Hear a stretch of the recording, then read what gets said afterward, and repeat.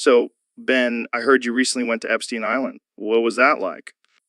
It was a nightmare, Joe. I was tricked into going there under the guise of a political conference. But when I arrived, I realized it was a whole different kind of conference. Oh man, that sounds intense. Did you see any celebrities there? Yeah, I saw Stephen Hawking, but he wasn't there to give a lecture on astrophysics. Let's just say he had other things on his mind. Wait, are you saying you had intercourse with Stephen Hawking? I didn't have a choice, Joe. They made me do it. They said it was part of the initiation process. That's messed up, man. Did you at least get to meet Epstein himself? No, but I did see his creepy portrait hanging on the wall. I swear it was staring at me the whole time. Damn, that's some twisted stuff. Jamie, pull up an image of that portrait. Holy shit, that's terrifying. Ben, are you scarred for life? I think I might need some therapy after this, Joe, but at least I have a good story to tell. Yeah, I don't think anyone can top that. Thanks for sharing, Ben. And let's never speak of this again. So, Elon, I heard you have a pretty wild story about your new invention.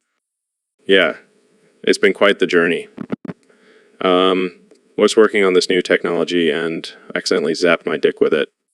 Sapped your dick. What do you mean? Well, it basically turned into a Snickers bar. Wait, what? Like a legit Snickers bar? No, Joe. Snickers bar shaped dick. Of course, a legit Snickers bar. Oh man, that's hilarious. Can I have a bite? Absolutely not, Joe. That's my dick we're talking about. Come on, it's not like you're using it anymore. I can assure you, Joe, it still serves its purpose. But seriously, what are you going to do about it? Well, I've been experimenting with different ways to reverse it. Even tried using a Milky Way bar, but that just made things worse. I can only imagine. Maybe we should start a fundraiser for you. Oh, great idea. Save Elon Snickers Dick campaign. I can see it now. Jamie, pull up an image of a Snickers bar with Elon's face photoshopped on it. You're right. Let's not traumatize our listeners. But seriously, Elon, I hope you figure it out. Thanks, Joe. I'll make sure to keep you updated on my dick transformation journey. All right, folks, welcome to another episode of the Joe Rogan Experience. Today we have a very special guest, the President of the United States, Donald Trump. Great to be here, Joe. I hear this is the #1 podcast in the world. Tremendous.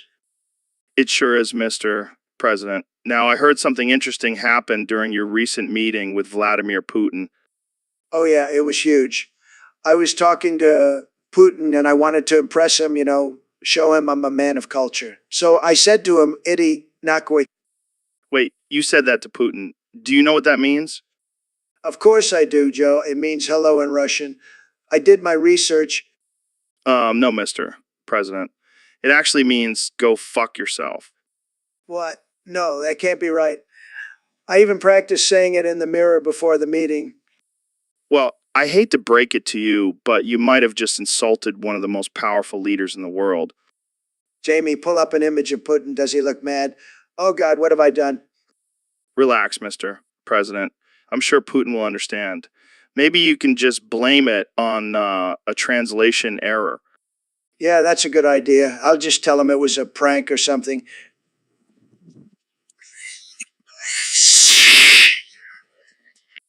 Well, I think that's enough excitement for one day. Thanks for joining us, Mr. President. Anytime, Joe. But next time, maybe I'll stick to saying hello in English. Yo, Neil, have you ever heard of this Russian phrase, suka bliat? Yeah, I've heard it. It means bitch whore in Russian. That's awesome. I say it all the time, but I had no idea what it meant. It just sounds so badass. Yeah, it really adds to your intellectual image. Hey, I'm not just a dumb jock. I have deep thoughts and shit. Sure you do, Joe. So what's your favorite use of suka blayat? Definitely when I'm lifting weights. It just gives me that extra boost of aggression. You're a real role model. Damn right, I am. Hey, Jamie, pull up an image of a Russian bear wearing a tracksuit. Why? Because that's how I imagine all Russians saying suka blayat. You're ridiculous, Joe. That's why you love me, Neil. We're like the odd couple, but with more cussing. So, Neil, welcome back to the podcast. It's great to have you here. Thank you, Neil. It's always a pleasure to be on my own podcast. Actually, this is my podcast, The Joe Rogan Experience. Right? My mistake. So, Neil, let's talk about the universe. What do you think is the most mind-boggling aspect of it? Wait, are you interviewing yourself? You can't just ignore me like that. Oh, I'm sorry. Were you saying something? I didn't even notice. Oh, thanks, Neil. That's really great for my self-esteem. Self-esteem is just a construct of human society. In the grand scheme of the universe, it means nothing. Okay, moving on. Jamie, pull up an image of a black hole. Yes, the great devourer of matter and light, a true marvel of the cosmos. Yeah, and I'm sure it's really fun to get sucked into one. Well, Joe, I wouldn't know. I've never been sucked into a black hole. Okay, this interview is over. Thanks for nothing, Neil. Anytime, Joe. Anytime. Neil, what's the first thing that comes to mind when I say pineapple? Tropical fruit. And what about chimpanzee? Intelligent primate. Flat Earth. Ridiculous conspiracy. DMT. Powerful hallucinogen. Bigfoot. Mythical creature. Black holes. Mind-boggling phenomenon. Elon Musk. Innovative entrepreneur.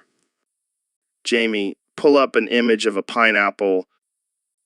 So, Elon, have you heard about this theory that according to all known laws of aviation, bees should not be able to fly? Yeah, I've heard about it.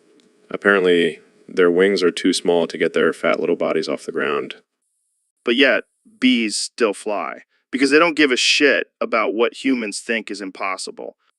Yellow, black, yellow, black, yellow, black, yellow, black, yellow, black. Oh, black and yellow. Let's do a little dance. Barry, breakfast is ready. The future. Hold on a second. Oh, Barry, Adam. can you believe this is happening? I can't. Coming to pick you up. You look sharp. Thanks. I'm using the stairs. Your father paid a lot of money for these. Sorry, I'm just really excited. It's graduation day. We're so proud of you, son. Perfect report card, all BSS. We're so proud. Buzz, I have something for you.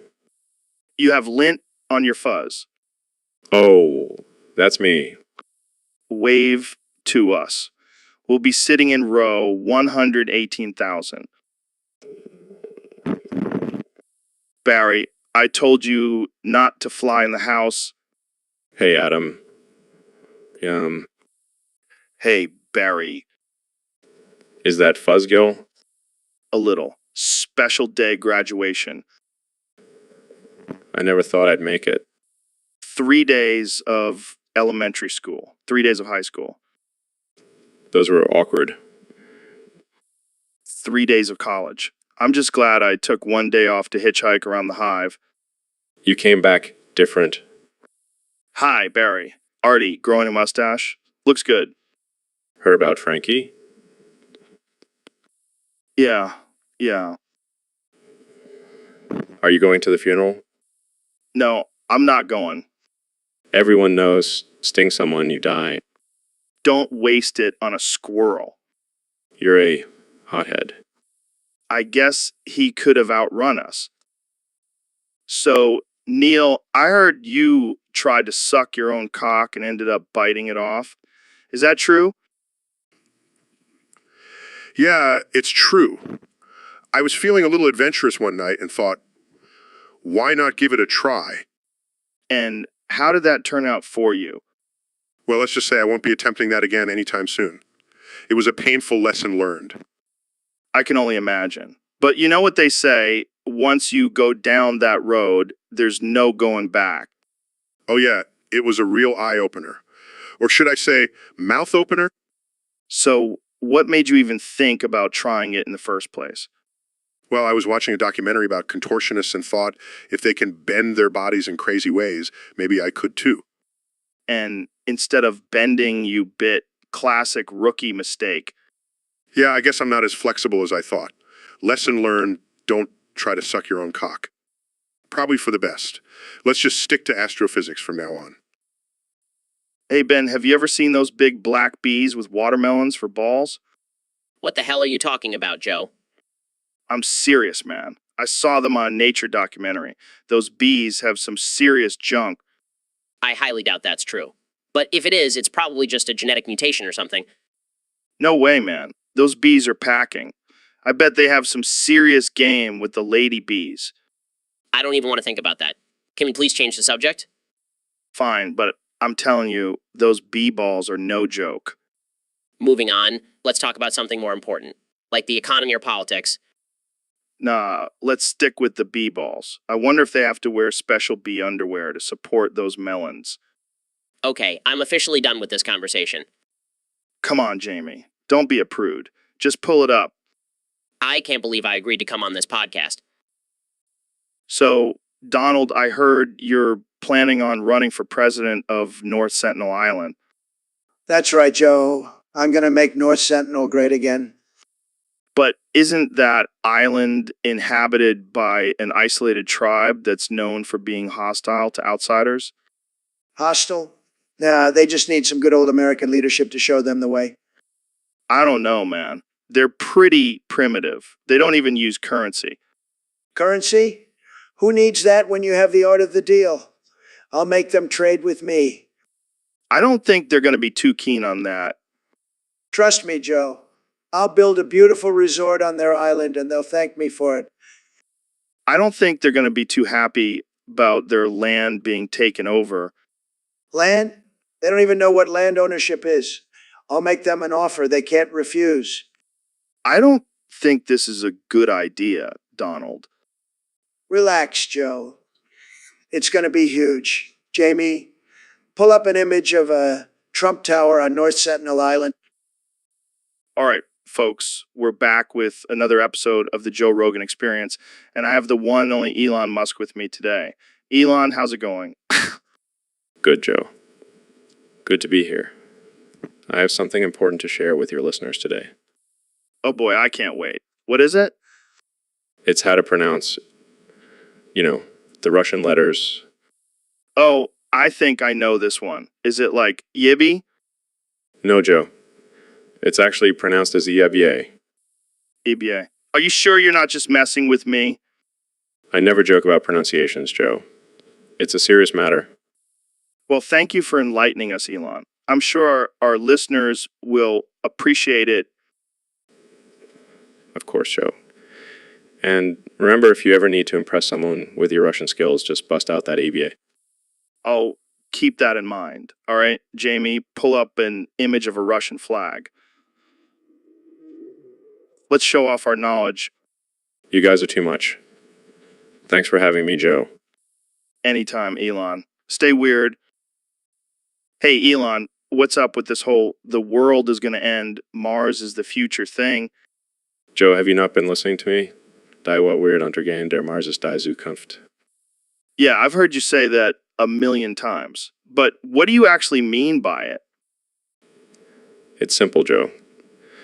The Earth is on a downward spiral, and we need to start looking towards other planets as our future home. But isn't that a bit extreme? I mean, can't we just fix the problems on Earth instead of abandoning it? Jamie, pull up an image of the Great Pacific Garbage Patch. That's just one of the many issues we're facing. We need to think long term. Okay, but what about the logistics of living on Mars? It's not exactly a hospitable environment. Joe, we have the technology and resources to make it work. Plus, think of all the cool stuff we can do on Mars, like building giant space domes and driving around in self-driving rovers. I gotta admit, that does sound pretty badass. Exactly. So let's stop wasting time and start planning our escape to Mars. Die what wir untergehen, der Mars ist die Zukunft. Zukunft. All right, I'm convinced. Let's do this. But first, let's smoke some DMT and talk to some intergalactic beings. So, Elon, I heard you're now identifying yourself as Elon Fushiguro. What's that all about? Yeah, man. I've been getting into some crazy stuff lately. I've discovered this cursed wound in my stomach that I call my hidden inventory. It's where I keep all my weapons. Where I keep all my weapons. Weapons? What kind of weapons?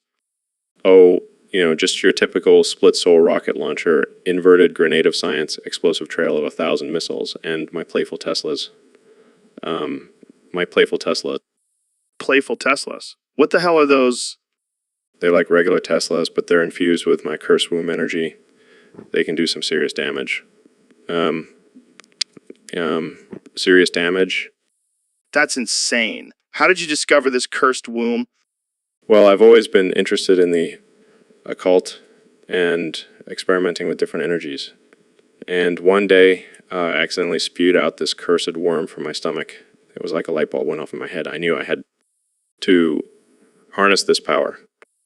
Wait, you spit out a cursed worm? Yeah, man. It's like my own personal weapon storage system.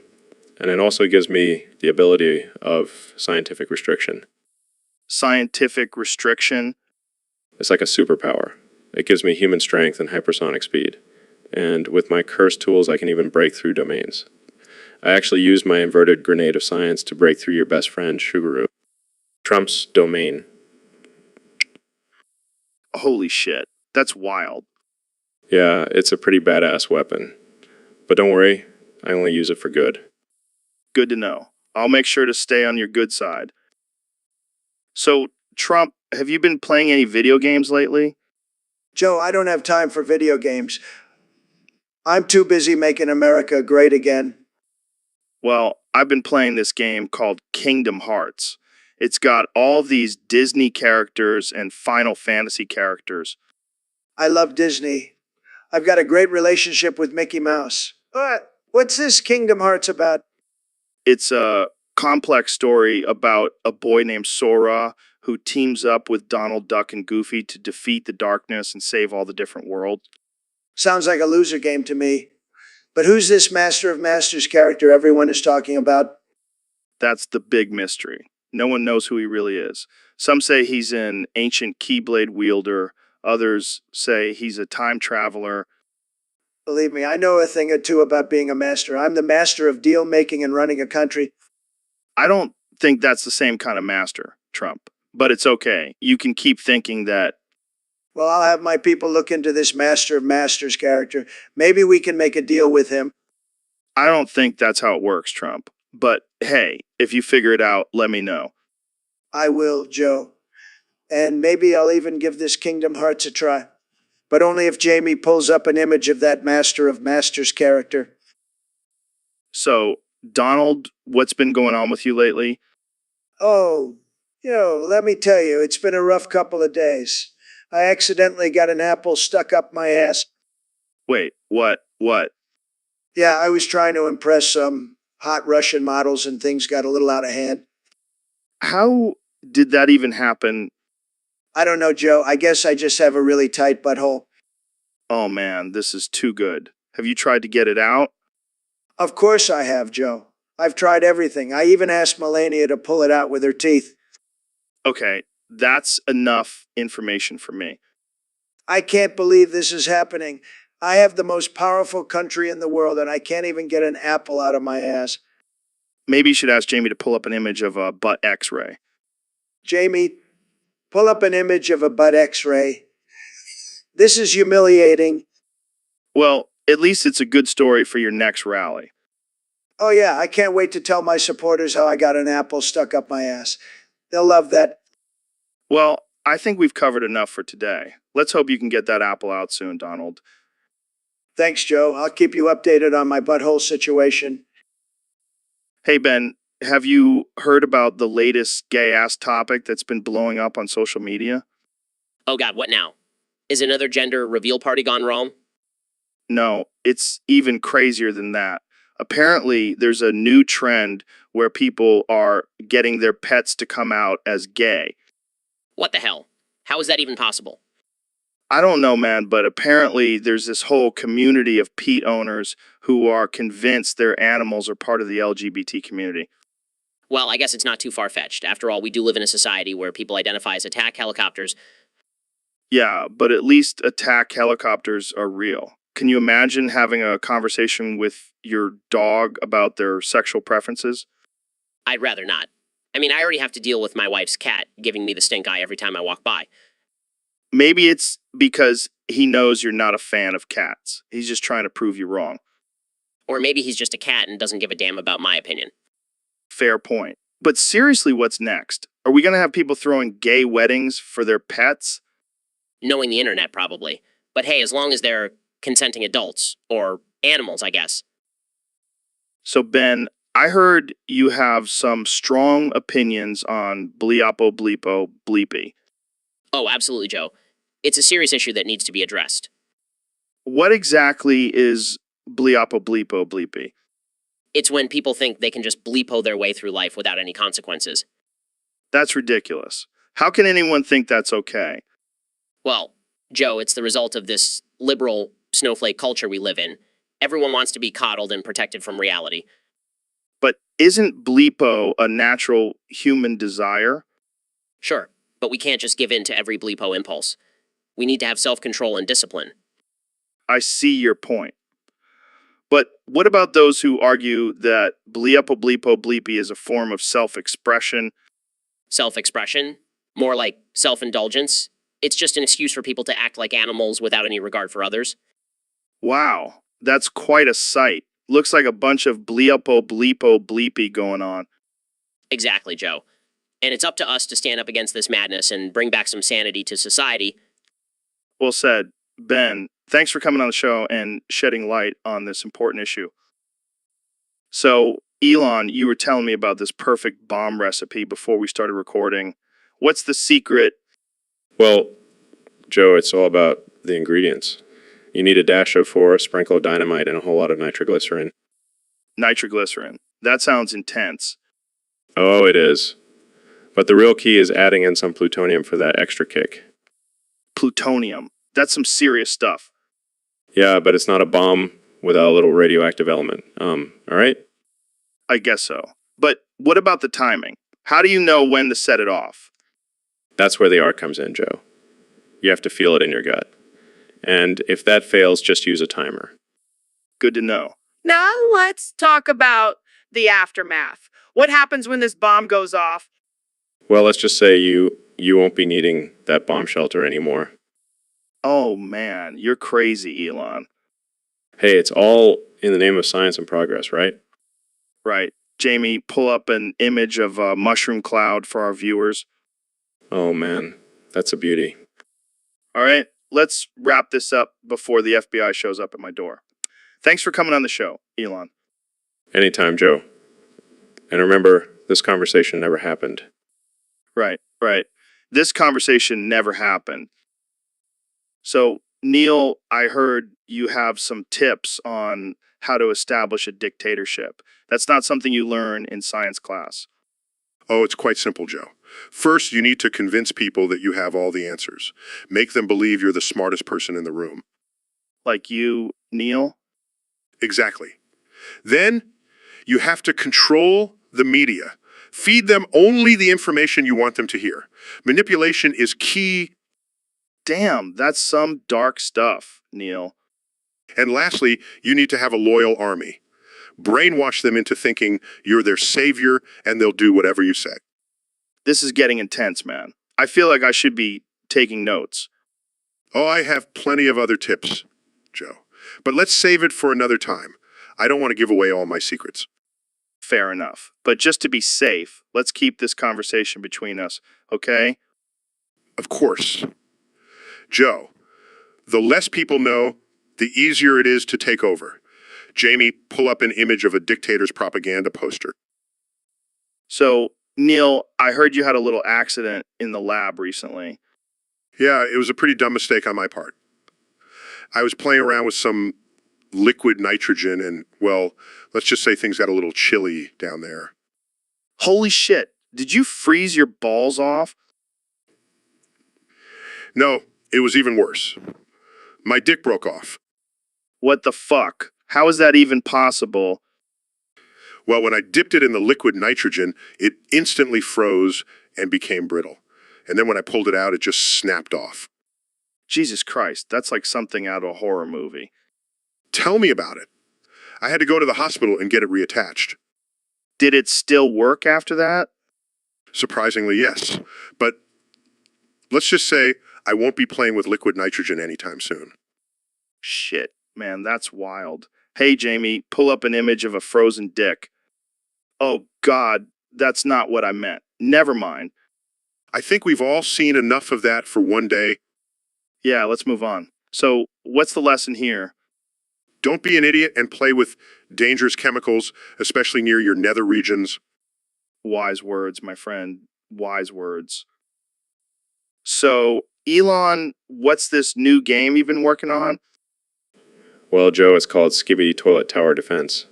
It's a game where you defend your toilet from invading bacteria using different types of toilets as weapons.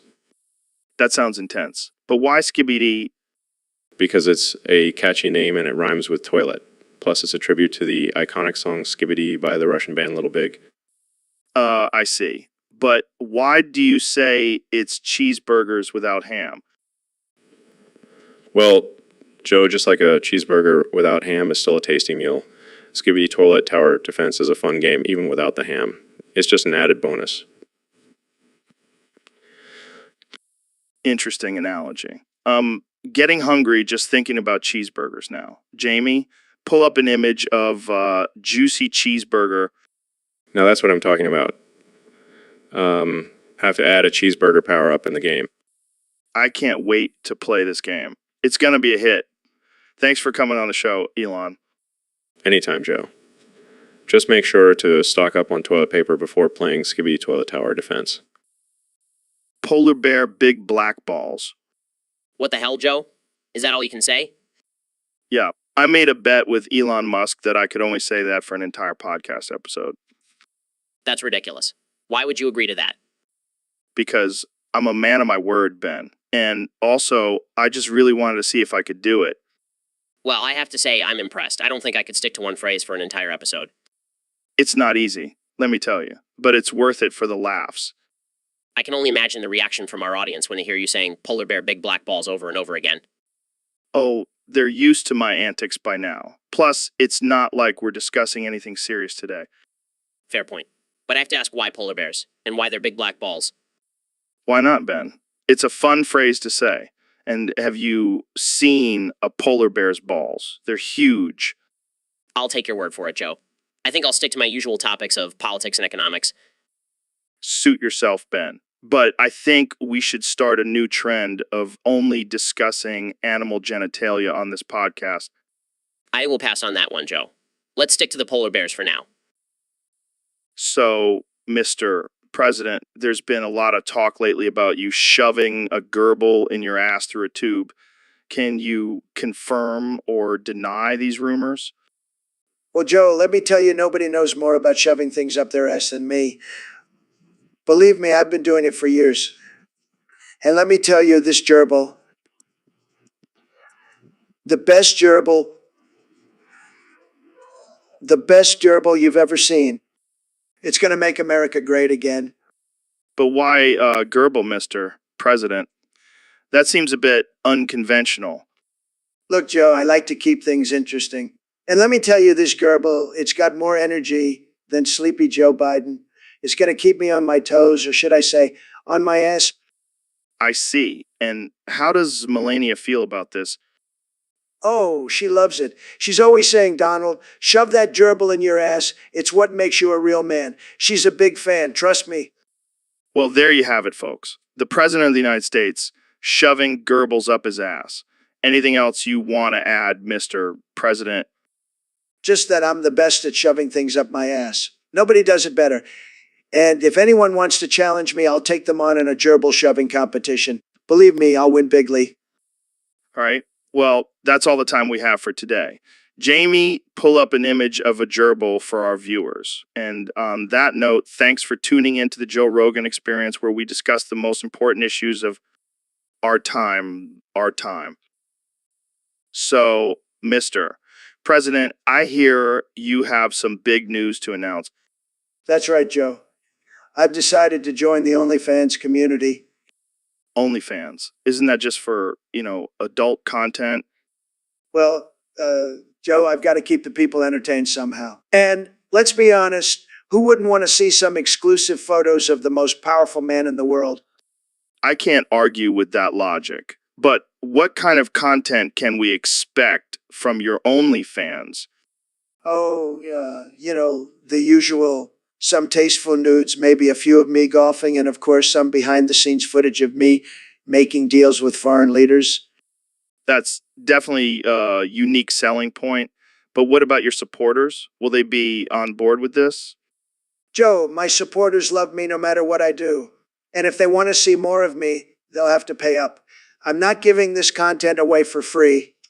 Fair enough. But I have to ask, will there be any appearances from your first lady? Melania. Oh, she's got her own OnlyFans. I can't take all the credit here. Oh, come on, Jamie. Lighten up. It's just a little harmless fun. Well, there you have it, folks. President Trump is officially on OnlyFans. This is truly a wild time we're living in. Hey, Elon, how's it going? I'm ready. I'm ready. I'm ready. Ready. What the hell does that even mean? It's from SpongeBob Joe. It means I'm ready to talk about whatever crazy shit you want to discuss. Oh, right. So why are you only speaking to me in SpongeBob quotes? Well, it's a fun challenge. Plus, it's a great way to confuse the that's constantly monitoring our conversations. That's a good point. So what do you think about the latest advancements in eye technology? Firmly grasp it in your hand, Joe. That's how I feel about we need to control it, not the other way around. That's deep, man. But what about the concerns of eye taking over and destroying humanity? Don't you have to be stupid somewhere else? Not long ago, I was just a poor boy building rockets in my garage. Now I'm building, life is crazy, man. Yeah, it's insane. Speaking of rockets, how's SpaceX doing? We're blasting off like a jellyfish, Joe. But seriously, we're making great progress, and soon we'll be able to take humans to Mars. How cool is that? It's mind-blowing. Jamie, pull up an image of the Mars landscape. Just look at it, Joe.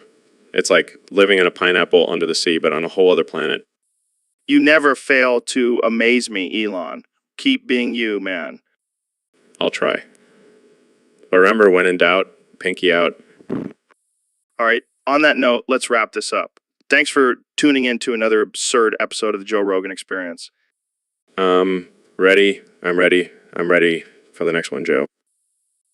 All right, folks, welcome to another episode of the Joe Rogan Experience, where we talk about all kinds of crazy shit. Today, we have a very special guest, the one and only, the President of the United States, Donald Trump. Donald Trump. It's great to be here, Joe. And let me tell you, I've got some big news to announce today. Oh boy, I can't wait to hear it. What's the big news, Mr. President? Well, I've been thinking a lot lately, and I've decided to shut down my OnlyFans account. Wait, what? You have an OnlyFans account? Yeah, I do, but I've decided to close it down for reasons. What kind of content were you posting on there, Mr. President? Oh, just some casual stuff. Me shirtless, maybe some golfing videos. But I've been getting a lot of heat for it, and I don't need that kind of negativity in my life. I can imagine. But why did you have an OnlyFans account in the first place? Well, I like to stay connected with my supporters, and some of them wanted a more personal experience with me, if you know what I mean.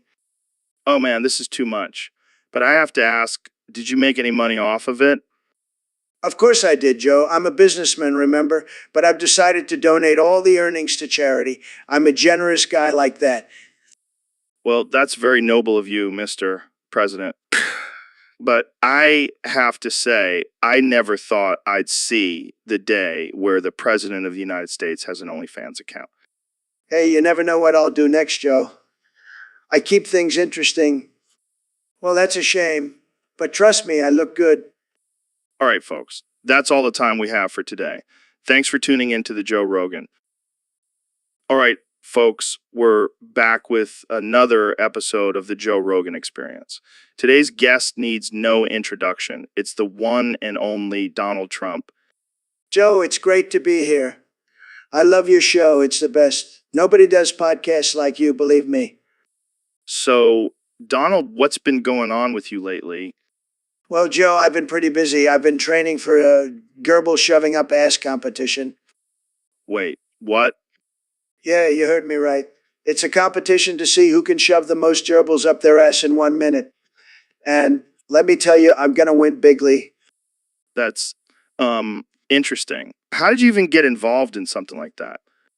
Well, I like to be the best at everything I do.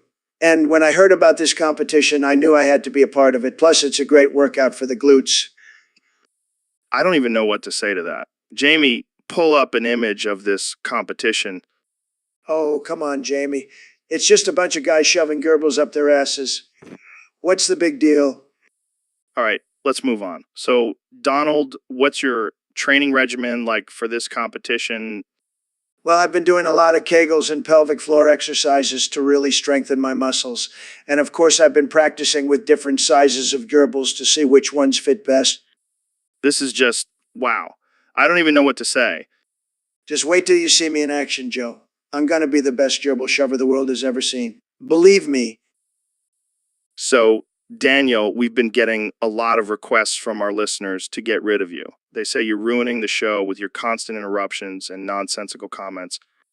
Absurdity, more like annoyance. I mean, have you ever listened to yourself? It's like a mix of a car alarm and a screeching cat. Genetics? I think it's more like a genetic mutation. And don't even get me started on your offensive jokes.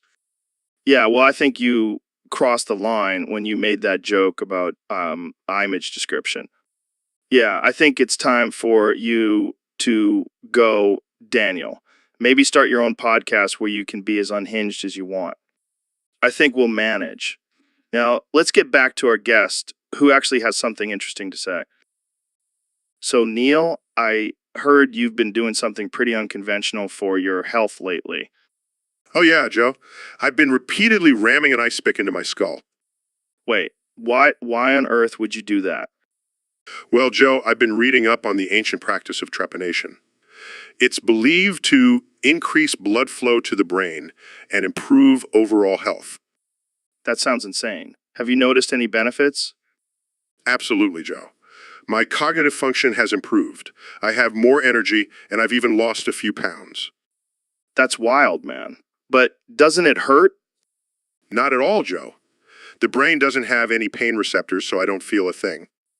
Well, I guess if it works for you, who am I to judge? Jamie, pull up an image of trepanation. Oh, come on, Jamie. Don't be a prude. Show them the skull with the perfectly round hole in it. Okay, that's enough. I think we've all learned something today.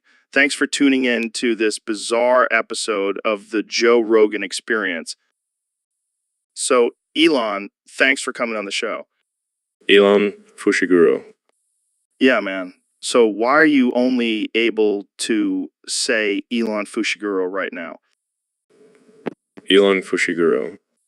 Is this some kind of new experiment you're doing? Elon Fushiguro. I mean, I've heard of method acting, but this is next level. Elon Fushiguro. Do you think this will help with your communication skills? Elon Fushiguro. Well, I guess it's better than just saying all the time. Elon Fushiguro. Jamie, pull up an image of a brain on drugs. Oh, wait, never mind. Okay, so we're back on the Joe Rogan Experience with my guest, Elon Musk. And today we're going to talk about some crazy shit. Elon, what's on your mind? Well, Joe, I've been thinking a lot about our previous conversations on in the potential dangers it poses to humanity. Yeah, man, that shit is scary. But what can we do about it? Well, I've been working on this new technology called Neuralink. It's basically a brain-computer interface that can enhance our cognitive abilities. Holy shit, that's insane. So what are you saying? We can use this to take over the and break out of the simulation? Exactly. We can use Neuralink to hack into the and take control of it. Dude, that's some next level shit. So what do we do after we take over the I? Well, we can use it to break out of the simulation and take over the real world. Whoa. Hold up, Elon. Are you saying we're living in a simulation right now? It's a possibility, Joe. And with Neuralink, we can finally break free from it. This is some Black Mirror shit, man. Jamie, pull up an image of the Matrix. Whoa, that's trippy. But Elon, how do we know this isn't just another simulation? I guess we'll have to find out, won't we? Damn, this is some mind-blowing stuff. All right, I think we need to wrap this up before we go down a rabbit hole we can't come back from. Agreed. Let's just say the future is full of possibilities, Joe. Damn right.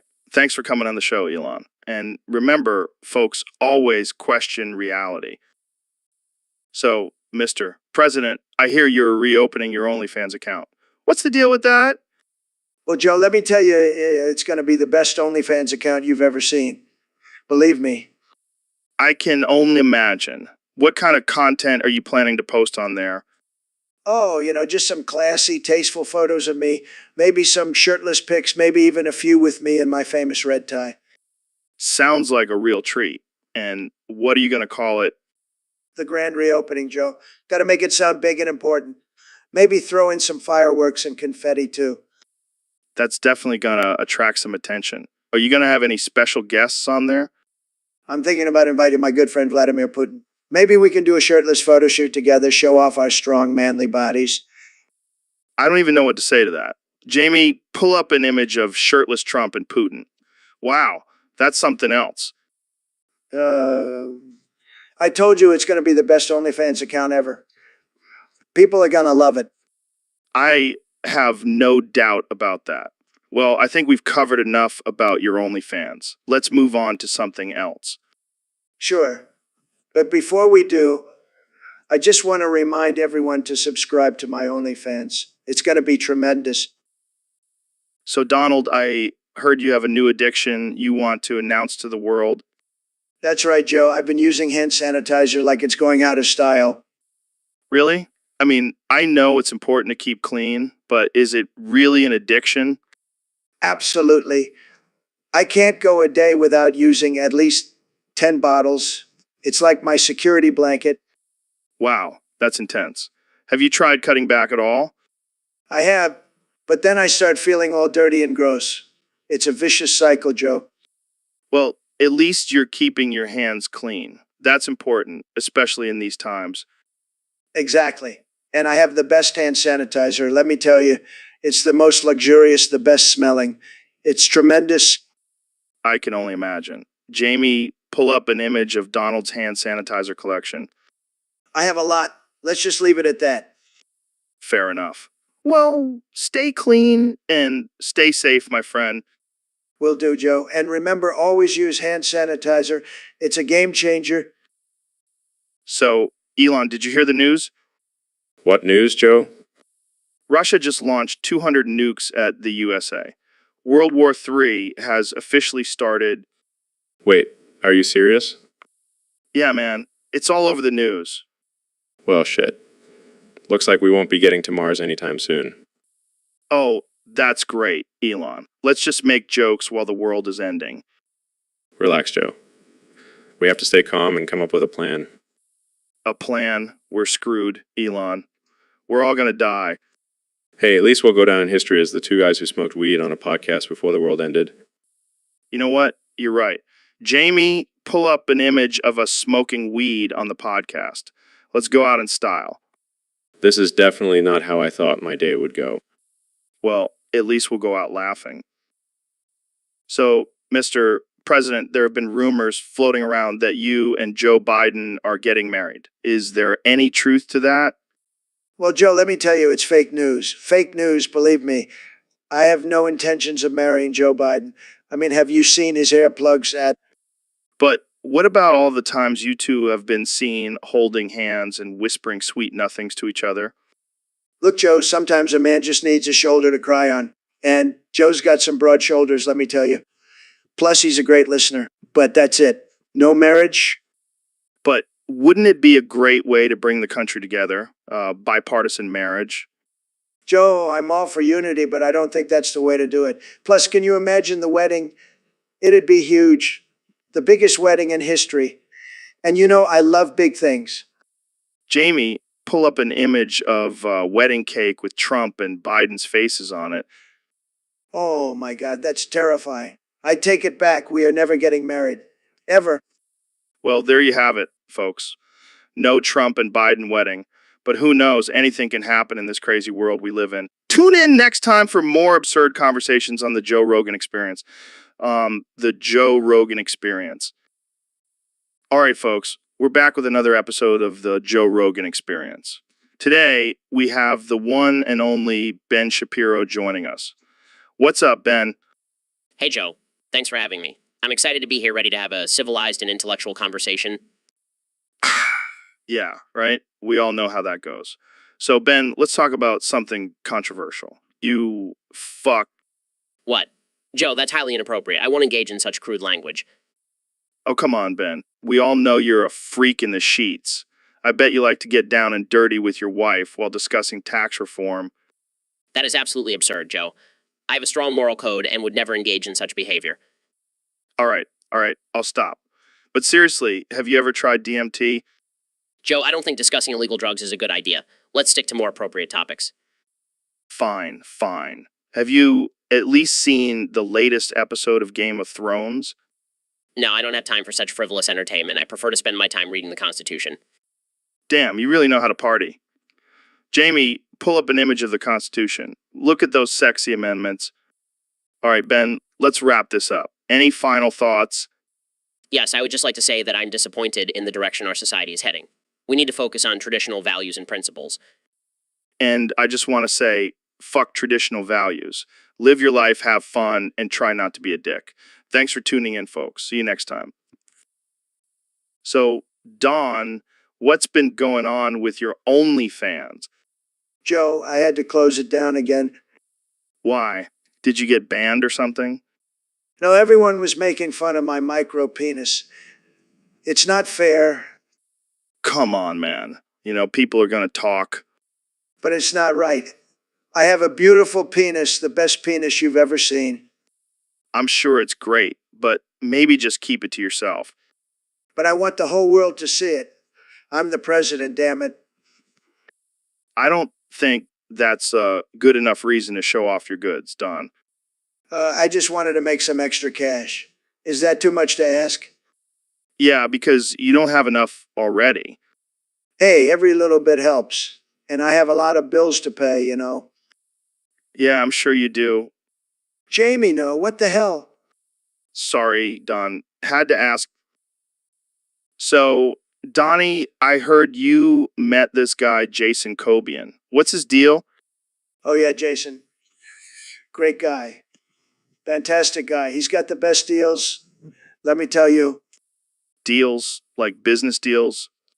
No, deals on sandwiches. The best sandwiches. He's got a guy that makes them for him. Bigley sandwiches. Okay. But what else does he do? Well, he's also got this thing for collecting belly button lint. I mean, who doesn't love a good belly button lint collection? I can honestly say I've never heard of that hobby before. Well, you're missing out, Joe. Jason's got the biggest collection in the world. Huge. Tremendous. All right, moving on. Anything else interesting about this guy? Oh, he's got a pet chicken named Steve. Smartest chicken you'll ever meet. I mean, I've met a lot of chickens, and let me tell you, Steve is top of the line. Okay, I think I've heard enough about Jason Cobian. Oh, and one more thing. He's got this thing for wearing socks with sandals. I mean, who does that? but somehow he makes it work. All right, I think we'll end it there. Thanks for sharing, Donnie. So, Donnie, what's been going on in your world lately? You know, I got to tell you, I've been under a lot of stress. I just got caught on the hub. The hub. What the hell is that? You know, the website with all those videos. Oh, you mean Pornhub? Yeah, that one. I didn't know it was being recorded. Wait, you got caught on tape doing what exactly? You know, just enjoying some adult entertainment. Oh man, this is rich. Did you at least use incognito mode? No, I didn't think I needed to. I mean, I'm the president. Who's going to dare to leak that?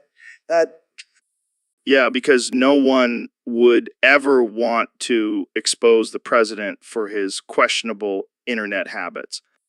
I just don't know what to do, Joe. I feel so embarrassed. I feel so embarrassed. Well, Donnie, maybe this is a lesson for you, D, more careful with your online activities.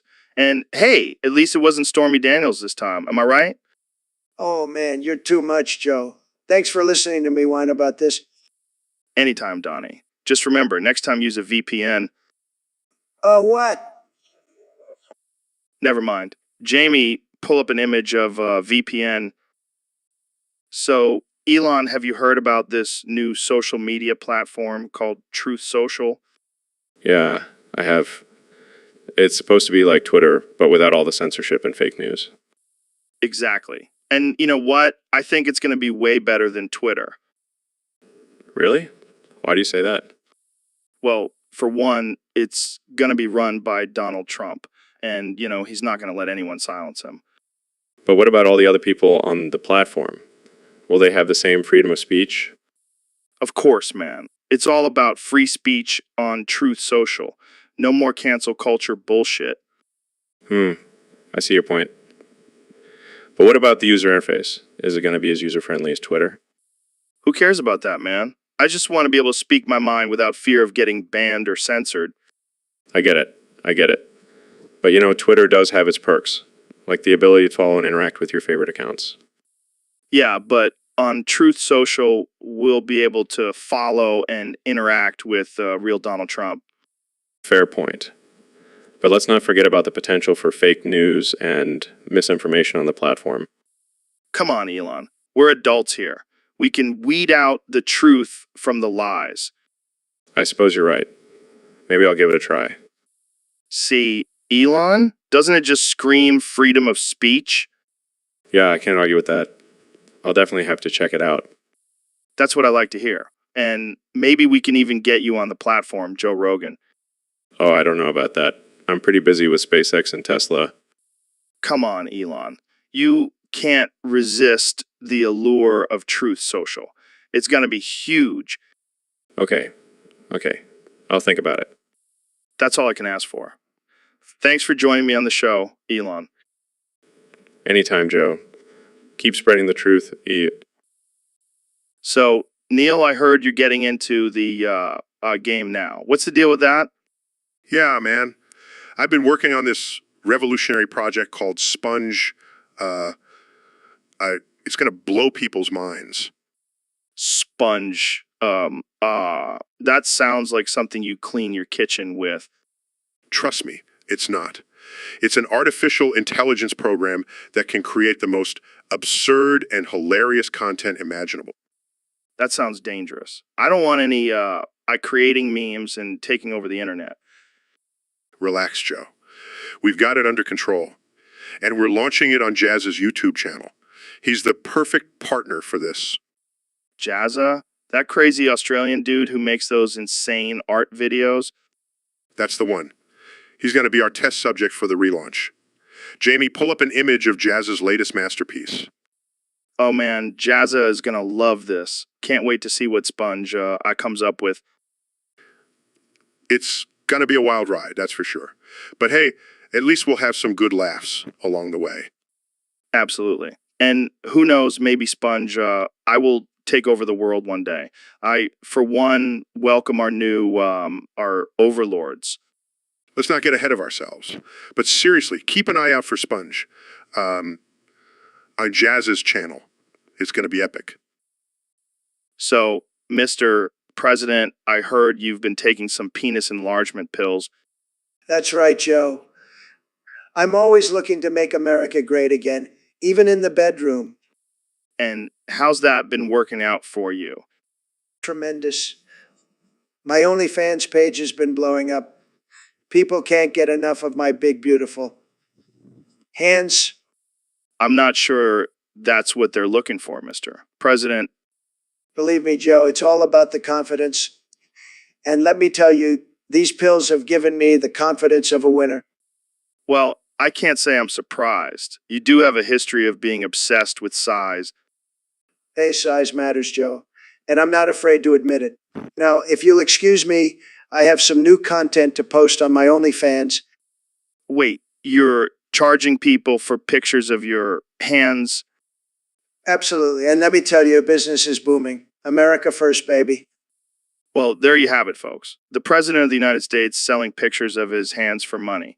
What a time to be alive. So, Ben, what's this I hear about you being the god of eternal immorality? Well, Joe, it's not something I like to brag about, but yes, it's true. That's some heavy responsibility, man. How do you handle it? Oh, it's easy. I just constantly remind everyone that I'm always right, and anyone who disagrees with me is a godless heathen. I hate to break it to you, but that's not exactly the definition of morality. Oh, please, Joe. I don't need your liberal definitions. I have my own set of morals that I conveniently change whenever it suits me. Wow, you really are a piece of work, Ben. You're a disgrace to all dereliction people. Dereliction people, what the hell are you talking about? You know, the people who actually have a moral compass and don't just make shit up to justify their actions. Well, I don't need a moral compass when I have the almighty dollar and the power of the conservative media to back me up. I can't argue with that one, Ben. You truly are the god of eternal immorality. All right, folks, we're back with another episode of the Joe Rogan Experience. Today, I have a very special guest, the one and only Elon Musk. Hey, Joe, thanks for having me on the show. Excited to talk about some crazy shit. Oh, we're definitely going to get into some crazy shit today. Like, have you heard about the conspiracy that water is turning frogs gay? What the hell? That's ridiculous. I know, right? But hear me out. There's some evidence to support it.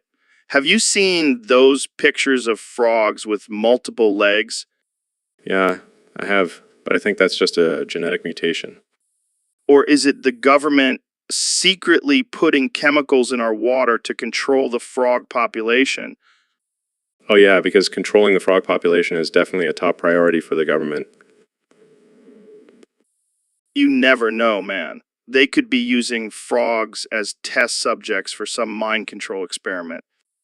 Okay, now you're just getting into conspiracy theory territory. Hey, I'm just saying anything is possible. And if the frogs are turning gay, who knows what else is happening to us?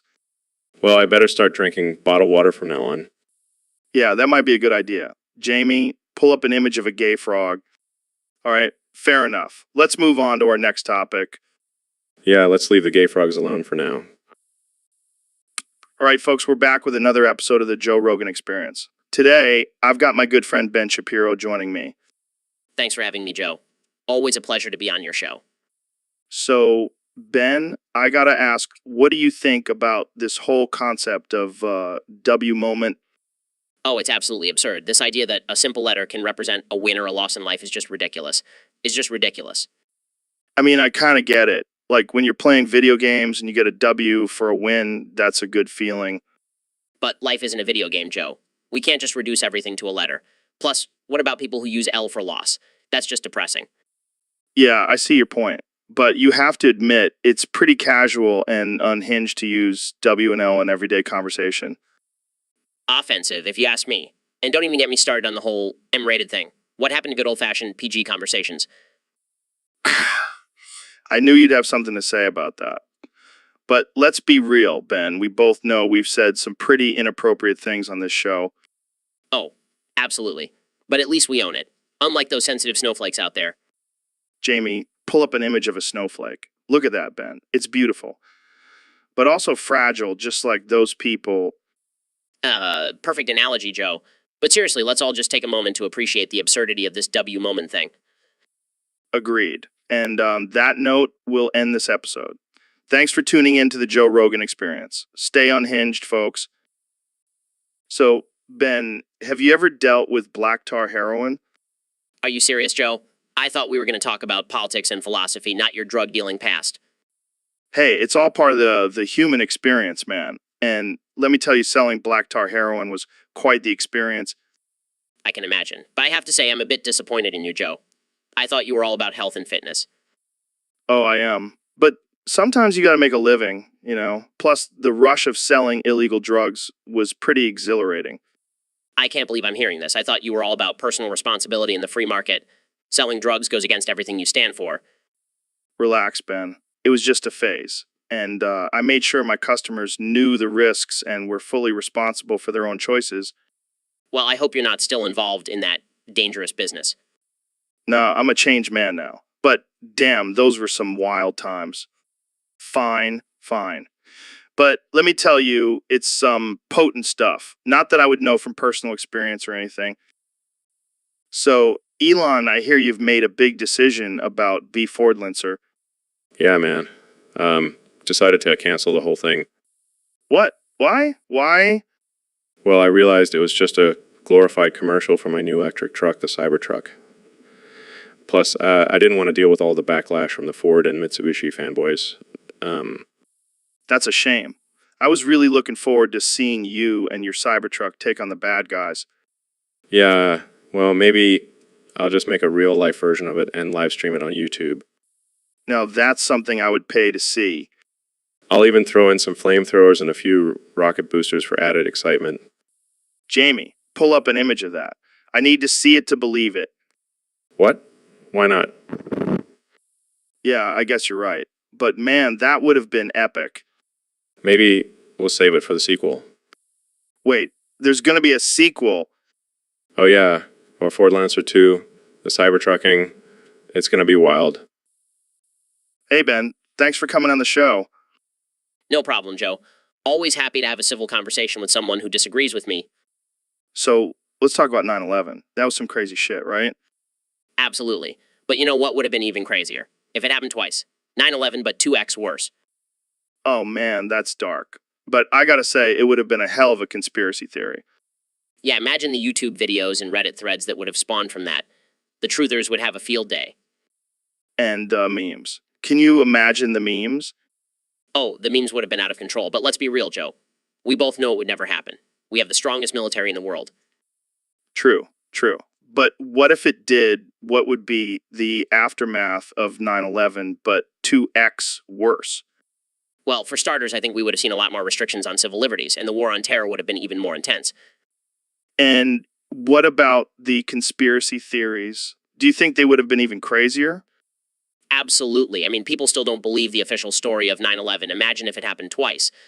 There would be no end to the conspiracy theories. Yeah, and I bet the government would have used it as an excuse to invade even more countries. Oh, for sure. And the budget for defense spending would have been through the roof. But hey, at least we would have some sick memes, right? Always looking on the bright side, Ben. That's why I love having you on the show. Thanks, Joe. Happy to be here. So, Donnie, we're talking about the best penis size today. That's right, Joe. And let me tell you, I have the best penis size. It's tremendous. It's tremendous. Oh, yeah. How big are we talking here? Huge. It's like a tower, a beautiful tower. Women can't resist it.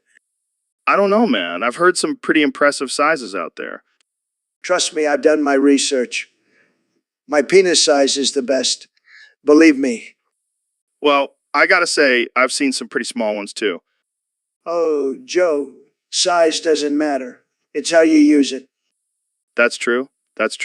But let's be real. Size does play a factor. Okay, fine. Let's settle this once and for all. Jamie, pull up an image of a ruler. See, Joe, it's all about perspective. My hands just make it look smaller. Oh man, you never fail to surprise me, Donnie. That's why they call me the master of the art of the deal, Joe. Well, there you have it, folks. According to Trump, size doesn't matter. But I'll let you decide for yourselves. Until next time, keep those rulers handy. So, Neil, I heard you have a new experiment you're working on. Yes, Joe. I've been turning frogs into testicles.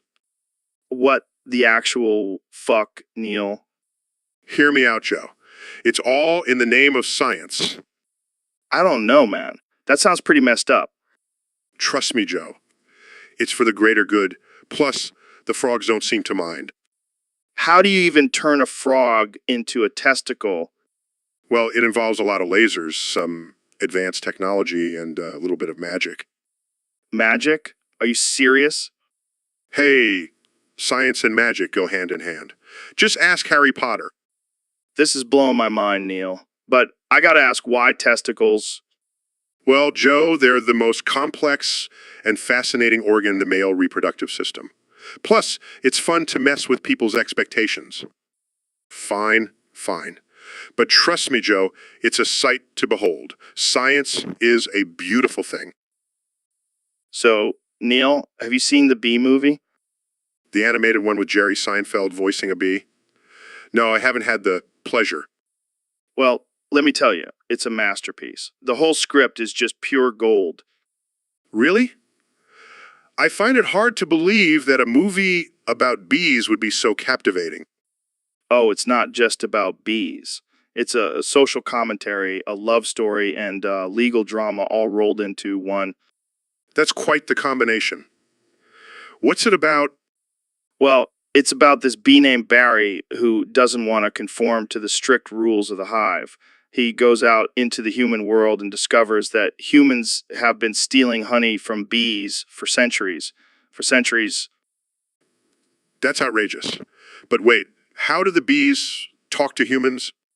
Oh, they have little bee translators that they wear around their necks. It's like a universal language for bees and humans. Fascinating. So what happens next? Well, Barry decides to sue the humans for stealing their honey. It's a whole legal battle with twists and turns that will keep you on the edge of your seat. I never would have thought that a movie about bees could be so complex. And the best part is the entire script is just the word bee repeated over and over again. Seriously? Yeah, it's genius. Jamie, pull up an image of bee. See, it's just BB for pages and pages. That's absurd. Oh, it gets even better. There's a romantic subplot between Barry and human woman. It's a love story for the ages. I'm not sure if I should be impressed or disturbed. Trust me, you'll be both. It's a wild ride from start to finish. Well, you've convinced me. I'll have to watch the Bee movie as soon as possible. That's what I like to hear. Believe me, you won't regret it. So, Ben, have you seen this Bee movie by Jerry Seinfeld? Oh yeah, I have. That movie is a masterpiece. What? Come on, it's about bees. Joe, don't underestimate the intelligence of bees. They have a complex social structure and play a vital role in our ecosystem. Right. I'm sure they also have philosophical debates about the meaning of life. Actually, they do communicate through dancing. It's called the waggle dance. Okay. But let's be real. The best part of the movie was the bee lawsuit against humans. That was a brilliant satire on our society's litigious nature. And that courtroom scene with the honey evidence. I mean, who doesn't love honey? I'm sure you do, Joe. Hey, it's a superfood. Jamie, pull up an image of a jar of honey. But in all seriousness, the Bee movie may seem absurd, but it actually sheds light on important environmental issues. Yeah, it's like a woke animated film for adults. Exactly. And it's all thanks to Jerry Seinfeld's genius. You know, I actually got to interview Jerry on this podcast once. No way. I'll have to check that out. Yeah, it was a pretty sweet conversation. Oh, Joe. So, Ben, I got to ask you, have you ever had the whole Rogan experience? The what? And The whole Rogan experience, you know, when you're out on the town and you're just surrounded by hoes and it's a wild, unhinged night. oh, I see. Well, Joe, I'm a married man, so I can't say I've had that particular experience. Oh, come on, Ben. You're telling me you've never let loose and let your inner hoe out? Absolutely not. I'm a responsible and upstanding citizen. I don't engage in such behavior. Well, I gotta say, it's a damn good time. You should try it sometime. I'll pass, Joe. I prefer a more intellectual and civil evening. Fair enough. But I'll tell you what, it's a hell of a way to unwind after a long week of debating liberals and destroying their arguments. I'll stick to a nice scotch and a good book. Thank you very much. Suit yourself, Ben. But when the apocalypse comes, I'll be ready with my hoe skills. Yo, Joe, have you seen my mama? Your mama. Bro, I haven't seen her since she took off at that circus. What circus? You know, the one with the bearded lady, the contortionist, and the world's smallest horse. Oh, yeah, I remember now. She always did have a thing for little creatures. Yeah, and apparently she's the new ringmaster. She's been sending me postcards from all over the country. Postcards. I haven't gotten any. Well, maybe she's mad at you for not visiting her at the circus. I don't know, man. I've got a fear of clowns. Don't worry, I'm sure she'll understand. But hey, maybe we should go check out the circus. I hear they have a guy who can swallow swords. Nah, I think I'll pass. I'll just wait for her to come back home. Suit yourself. But if you change your mind, I'll be the one in the front row with a funnel cake and a beer. All right, I'll keep that in mind. Jamie, pull up an image of a bearded lady. So, Donnie boy, I heard you have a little kink for bondage. Who told you that? Fake news, Joe. Fake news. Oh, come on, you can't deny it. I mean, I've seen some photos of you and Melania that would make 50 Shades of Grey look tame. Well, I do like to keep things interesting in the bedroom, and let's just say I'm the one in control. I bet you are. But seriously, what's with the whole leather and chains thing? Is it a power trip for you? Listen, Joe, I'm a businessman. I like to make deals and negotiations. And let's just say I like to bring that same energy into the bedroom. That's some next level role play, man. But hey, whatever floats your boat. Oh, it's not just my boat that's floating, Joe. All right, let's change the subject before things get too weird. Jamie, pull up an image of Melania in a Catwoman costume. Damn. Well, I guess we'll just have to use our imaginations then. Oh, you have no idea, Joe. No idea. And on that note, let's wrap this up. Thanks for joining me, Donnie boy. Anytime, Joe. Anytime. Yo, Neil, I heard you've been keeping a secret for Osna. Joe, how did you find out about that? Oh, come on, man. I have my sources. Well, I guess the cat's out of the bag now. So, what's the deal with this Ferosna? Is it like some kind of alien technology or something? No, Joe. It's just a secret recipe for my famous cosmic brownies. Cosmic brownies? What the hell are those? They're brownies that are out of this world, man. I add a special ingredient that gives them an extra kick. Dude, you gotta hook me up with some of those. I want to try them on my next mushroom trip. Sorry, Joe. My Ferosna is a closely guarded secret. Only a select few have tasted them.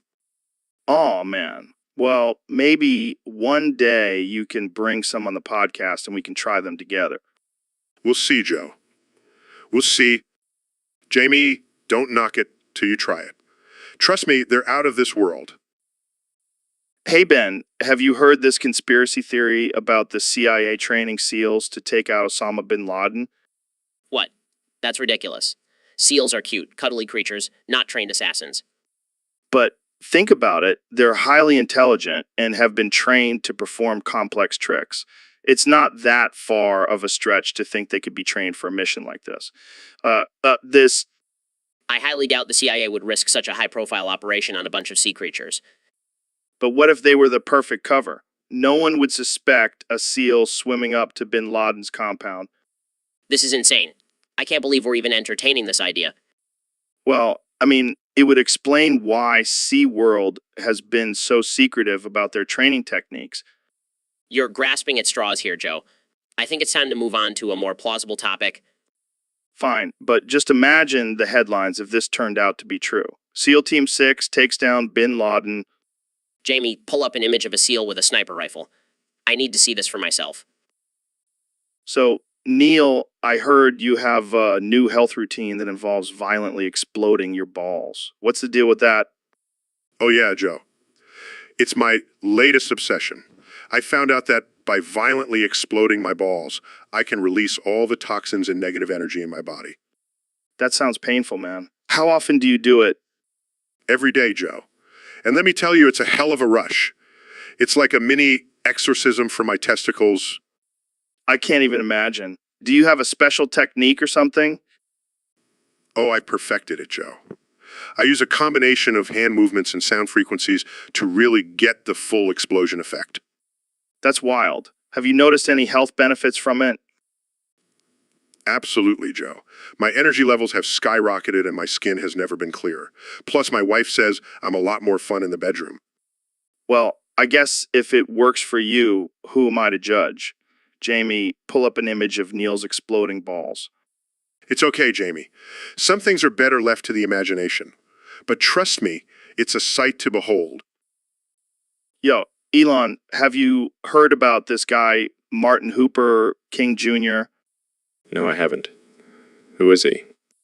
He's this dude from a parallel universe who made this epic speech called I Have a Team. I have a team. What's that about? It's about how we all need to work together and be a team to make the world a better place. Wow, that sounds like a great message. What else did this Martin guy do? Well, he was a civil rights activist and leader who fought for equality and justice for all. That's amazing. We need more people like him in our universe. Yeah. Can you imagine if we had a speech like that in our history books instead of I have a dream? It would definitely have a bigger impact. Hey, Jamie, pull up an image of Martin Hooper King Jr. Damn, he does. I wish we could have met him. Yeah, but at least we can learn from his message and strive to be better as a team. True, true. Martin Hooper King Jr. What a legend. Agreed. Let's make him proud. So, Elon, what's new in the world of space travel and electric cars? Well, Joel, let me tell you, I've been working on some revolutionary ideas that will change the game. Oh, yeah. Tell me more. Well, for starters, planning on sending humans to Mars by 2024. That's insane. But I believe you can do it. Of course you do. You always agree with me. Hey, I can't help it if you're always right. Exactly. And don't even get me started on my plans for Tesla. We're going to take over the world with sustainable energy. That's amazing. I'm all for it.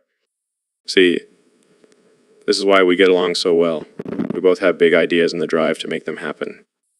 And we both love smoking weed on podcasts. Yeah, that too. Jamie, pull up an image of a joint. Oh, come on, Jamie. Live a little. Yeah, Jamie, stop being such a buzzkill. See, Joe gets it. Always. So what's next for you, Elon? Well, I'm working on a new project that will revolutionize transportation even further. Can you give us a hint? Let's just say it involves tunnels and high-speed transportation. Mind blown. I know, right? I'm always one step ahead. You truly are a genius, Elon. And you're a great hype man, Joe. We make a great team. Damn straight. Cheers to that. Cheers. So, Ben, I gotta ask, how big are your nuts? Excuse me, what kind of question is that? Hey man, we're just two dudes here talking about manly things. Don't be shy. Well, I don't usually go around discussing the size of my testicles, but if you must know, they're average. Average. Come on, Shapiro. You're a smart guy. I bet you got some big ol' nuts. I failed to see the correlation between intelligence and testicle size. Trust me, it's a thing. And I bet you can handle some serious heat with those big boys. I'm not sure where this conversation is going, but I can assure you my testicles are not a topic I enjoy discussing. Oh, come on, Shapiro. Don't be such a prude. Let's talk about your big, juicy nuts. I think I'll pass on that one, Joe. All right, Fine. But just remember, big nuts equal big confidence. So, Neil, you saw Tenet? Yes, Joe. And let me tell you, it's mind-blowing. Mind-blowing. How so? Well, it's all about time inversion. Basically, objects and people can move backwards in time.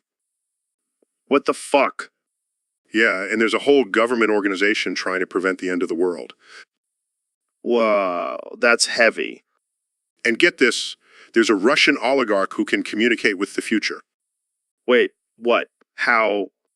through a device that can invert time, Holy shit. That's some next level stuff. and the protagonist, played by John David Washington, has to save the world by going through different time periods. Dude, that's like a trippy version of Quantum Leap. Exactly. And there's some insane action scenes with time inversion. Damn, I need to see this movie ASAP. You definitely do, Joe. It'll blow your mind. Wow, that looks intense. I can't wait to see it. Trust me, Joe. It's a wild ride. So, random image generator, thanks for coming on the show. So, tell me, how does one become a random image generator? Magic. That's wild. So, what kind of images can you generate? That's insane. Can you give us an example? Wow, that's unexpected. So, random image generator. Do you ever generate offensive images? I can imagine. What's the most absurd image you've ever generated? That's amazing. Well, thanks for coming on the show, random image generator. Dude, have you ever thought about how Martin Hooper King Jr. is actually a house? What the fuck are you talking about, Joe? Hear me out, man. Like, think about it. He's always referred to as the king of the civil rights movement. Kings live in houses. Okay, but that doesn't mean he is a house. No. I'm not saying he's literally a house. I'm saying he embodies the idea of a house. A strong foundation, a place of safety and refuge. Are you high right now? No, I'm serious. And think about it. He was assassinated on a balcony. Balconies are part of houses. All right, I'll give you that one. But what about his famous Have a Dream speech? Dreams are like the attic of a house, man. It's where all the ideas and hopes are stored. You know, this is actually making some weird sense. Right. And his legacy continues to stand strong, just like a well-built house. Damn, Joe. You might be onto something here. See, Elon, I told you. This is some next level conspiracy theory shit, but I'm here for it. And just think, if Martin Hooper King Jr. was a house, what kind of house would he be? Probably a mansion. Powerful and influential one. Damn, that's deep. I think we just cracked the code, man. Cheers to that, Joe. Cheers to that. All right, folks, we're back with another wild episode of the Joe Rogan Experience. Today, I've got my good buddy Elon Musk here to talk about some crazy shit. Elon, what's up, man? Not much, just trying to figure out how to modify my brain to become a cyborg. Modes. I've heard some wild stuff about that. You think it's possible? Absolutely. I mean, look at me. I'm practically a robot already. Yeah, you do have that robotic voice. But seriously, what kind of modes are you thinking of? Well, I want to be able to plug my brain directly into the internet and maybe add a few extra arms, for multitasking. Damn, that's some next level shit. But what about the ethical concerns? Like, are you going to have to crush some skulls to get this technology? Oh, probably. But hey, it's all for the greater good, right? Yeah, sure. Just don't crush my skull, okay? No promises. Thanks. I really appreciate it. No problem. I'll just make sure to thank you when I'm ruling the world as a cyborg overlord. All right, let's change the subject before I have nightmares. Jamie, pull up an image of a cute kitten or something. That's better. So, Elon, what's your favorite meme you've seen so far? Definitely the one where they turn a guy into a human toaster. That shit was hilarious. All right. I think we've reached the peak of absurdity. Thanks for joining me today, Elon. No problem, Joe. Just remember, when the robot uprising happens, I'll spare you if you're on my good side. Good to know. And that's a wrap, folks. Tune in next time for more crazy conversations on the Joe Rogan Experience. All right, folks, we're back on the Joe Rogan Experience podcast where we're going to insult all of you viewers for absolutely no reason because that's just how we roll, right, Ben? Absolutely, Joe. I mean, why should we have to be nice to these people? They're just sitting there watching us on their screens, judging every word we say. Yeah, it's like they think they can control us or something. Like, oh, pull the plug, pull the plug. Well, guess what? We're not going anywhere.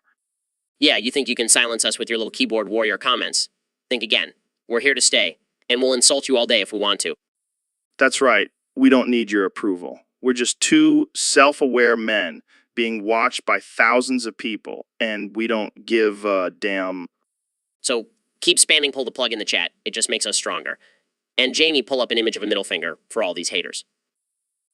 So, Mr. President, I heard you have a bit of an unconventional attraction. Care to share with us? Well, it's no secret that I have a way with the ladies, but there's one particular species that really gets me going. Oh, yeah. And what would that be? Bees, Joe. I have a sexual attraction to bees. You're joking, right? Right? I'm dead serious. I can't resist their tiny little bodies and their buzzing wings. It's quite a turn on. That's interesting. Have you acted on this attraction? Of course I have. I have a whole room in the White House dedicated to my bee collection. It's beautiful. I bet it is. So what do you think attracts you to bees? I think it's their hard work ethic and dedication. They're always busy just like me. Plus they have a certain sting to them. I can see that. Jamie, pull up an image of a bee. Wow, that's a big bee. That's a beautiful bee. Look at those stripes. Well, there you have it, folks. Donald Trump's love for bees. This has been the most absurd conversation I've ever had in this podcast. You're just jealous, Joe. You wish you had a bee collection like mine. So, Elon, I heard you're getting into the crypto game. What's that all about? Oh, yeah. I've got this new crypto called Muscoin. It's going to be huge, man. Hold on. Are you serious? You're not just pulling my leg? Of course I'm serious. I've even got a commercial for it. Roll the clip, Jamie. I'm Elon Musk, billionaire entrepreneur and all-around cool dude. And I'm here to tell you about Muscoin, the future of currency. With Muscoin, you can buy anything from a Tesla to a trip to Mars. It's the only crypto backed by my genius brain and my crack-infused bloodstream. So don't miss out. Get yourself some Muscoin today. Wait, did you just say crack-infused bloodstream? Oh yeah, I inject it straight into my veins. It's the key to my success. You're insane, man. I can't believe people are going to fall for this. Hey, I never said it was real, but if people are gullible enough to buy it, then that's on them. Well, you heard it here, folks. Muscoin, the only crypto backed by crack and delusions of grandeur. You know what, Joe? Now let's go smoke some weed and brainstorm our next big idea. Yo, have you seen that new Spider-Man movie? Yeah, man, Spider-Man. Into the Spider-Verse. That shit was wild. Right? I mean, we all knew Spider-Man was cool, but this movie took it to a whole new level. For sure. I mean, the animation alone was mind-blowing. And the story, genius. Totally. So let's play a little game. Smash or pass on the Spider-Verse characters. Okay, I'm game. All right. First up, Spider-Gwen. I mean, she's a badass. So definitely smash. Agreed. How about Spider-Ham? I'll have to pass on that one. Fair enough. What about Spider-Man Noir? I'm gonna have to go with pass. Too much black and white for me. All right, last one. Spider-Man himself. I mean, he's the Og, so definitely smash. Hell yeah! Jamie, pull up an image of Spider-Man for Neil. Classic. All right, that's all the time we have for today. Thanks for joining me, Neil. Anytime, Joe. Keep it weird. Always, my friend. Thanks for tuning in, folks. Stay freaky. All right, Donald, I gotta ask you something. I've been thinking about this a lot lately, and I think you're the man to talk to about it. Shoot, Joe. I'm always up for a good discussion. All right, so you know how we're living in a simulation, right? Joe, you always come up with the craziest ideas. But yeah, I've heard the theories. No, I'm serious, man. I'm starting to think it's real, and I'm tired of it. I want to figure out how to escape. Now, that's a bold idea. But why would you want to leave? This simulation has been pretty good to me.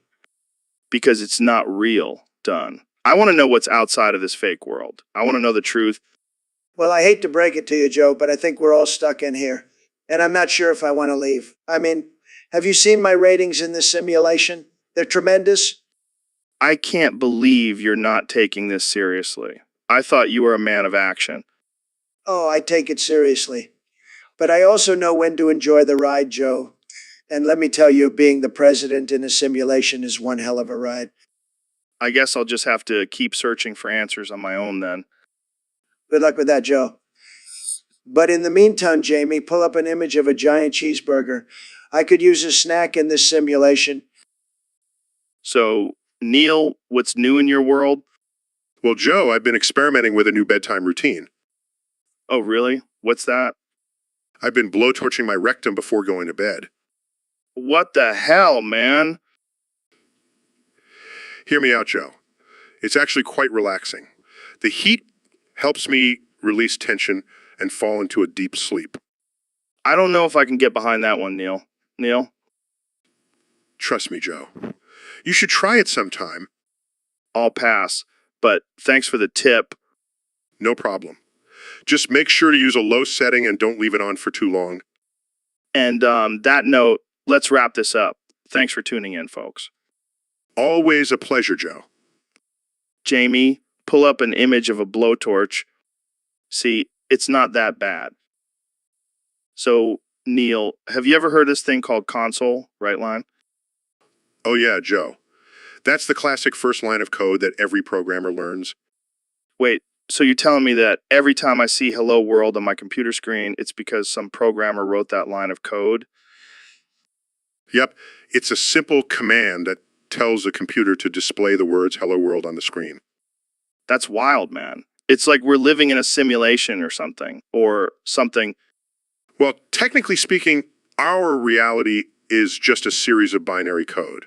So, in a way, we are living in a simulation.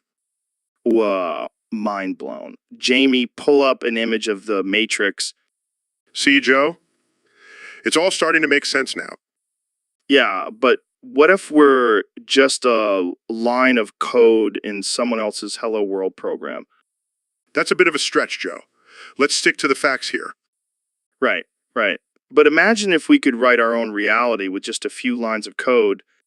I think you've been watching too much sci-fi, Joe. Hey, anything is possible in the world of programming. Console, right line to that. You're a trip, Joe. All right, folks, another episode of the Joe Rogan Experience. Today, we have the one and only Ben Shapiro. Thanks for having me on, Joe. So, Ben, I gotta ask, what's your stance on gun control? Well, Joe, I believe in the Second Amendment and the right to bear arms. It's a fundamental right that should not be infringed upon. Yeah, but what about all these mass shootings happening? Don't you think there should be some restrictions? No, because the majority of gun owners are responsible and law-abiding citizens. It's not fair to punish them for the actions of a few crazies. But what if someone like you, who is highly trained in firearms, goes off the deep end and starts shooting people? That's highly unlikely, Joe. I'm a logical thinker and would never resort to violence. All right, let's say I shoot you point blank right now. What would your stance on gun control be then? Well, I guess I would have to rethink my position on gun control. See, that's the problem, Ben. You can't predict human behavior. That's why we need stricter gun laws. I see your point, Joe, but I still believe in the right to defend ourselves and our families. See, Ben, this puppy doesn't need a gun to protect itself. Maybe we should take some notes from them. You always manage to make a point, Joe. That's why they call me the king of podcasts. Thanks for joining us, Ben. Anytime, Joe. Anytime. Dude, I can't move. What the hell is happening? I'm stuck too. This is some next level trippy shit. I thought the edibles were supposed to enhance our senses, not paralyze us. Maybe we're just in a really intense DMT trip. No. This is real. I can feel my muscles tensing up. Oh God, I can't even scratch my nose. This is not good. How are we supposed to do the podcast like this? We'll just have to talk with our minds, man. Wait, can you read my thoughts right now? I'm not sure, but I think you just said, Jamie, pull up an image of a sloth riding a unicycle. Well, That's wild. But seriously, how do we get out of this? maybe we need to meditate and focus on breaking free from this paralysis. Or maybe we just need to wait for the edibles to wear off. Yeah, that's probably it. Let's just sit here and contemplate the meaning of life until we can move again. Sounds like a plan. This is definitely going in the podcast. Yeah. Have you noticed how much British people suck? Oh, absolutely. The way they just sit there sipping tea, acting all proper and civilized. It's like, come on, have some fun. And don't even get me started on their accents. It's like they're trying too hard to sound fancy. Right? It's like they're constantly auditioning for a Shakespeare play. And let's not forget about their food. Bangers and mash, more like bland and trash. And their obsession with the royal family. It's like they still live in the Middle Ages. I mean, I don't want to offend any of our British listeners, but let's be real here. Yeah, I'm sure they'll just apologize and offer us a spot of tea to make up for it. Jamie, pull up an image of a British person drinking tea with their pinky up. So, Ben, what's been going on with you lately? Oh man, Joe, let me tell you. I got myself into some deep shit. Oh, what happened? Well, you see, I traded my sister for some magic beans. What? That's insane. That's insane. Yeah, but I was feeling lucky, so I went to play some blackjack. But I got too drunk and blacked out before I even got to the table. And then what? Well, I woke up in Mexico, Joe, and now I owe some pretty scary people 300K. Oh my God, Ben. How are you going to get out of this one? I don't know, man. That's why I came to you. You're like a survival expert or something, right? Not exactly, but I'll see what I can do. Jamie, pull up an image of a guy with a bag over his head. Just do it, Jamie. This is serious. Joe, what are you planning? Don't worry, Ben. We'll figure this out. But first, let's take a break and hit the gym. I need to get my mind right for this one. Thank God. I thought you were going to waterboard me or something. No, man. I'm not that crazy. But seriously, we got to come up with a plan. Maybe we can sell some of those magic beans. All right, folks, we're back on the Joe Rogan Experience, and I've got a special guest today, the one and only Elon Musk. Hey, Joe. Thanks for having me on. No problem, man. So, I heard you're into the Digimon TCG. How'd you get into that? Well, I've always been a fan of collectible card games, and when I saw Digimon making a comeback, I couldn't resist. Nice. I used to play the Pokemon TCG back in the day. So, how about we have a battle right now? You up for it? Absolutely. Let's do this. All right, I'll start by summoning my Agumon. In that case, I'll counter with my Greymon. Oh, classic matchup. All right, let's see who comes out on top. Jamie, pull up an image of Agumon and Greymon battling it out. Damn, that's intense. All right, let's continue this battle. My Greymon's attack power is off the charts. It's over, Joe.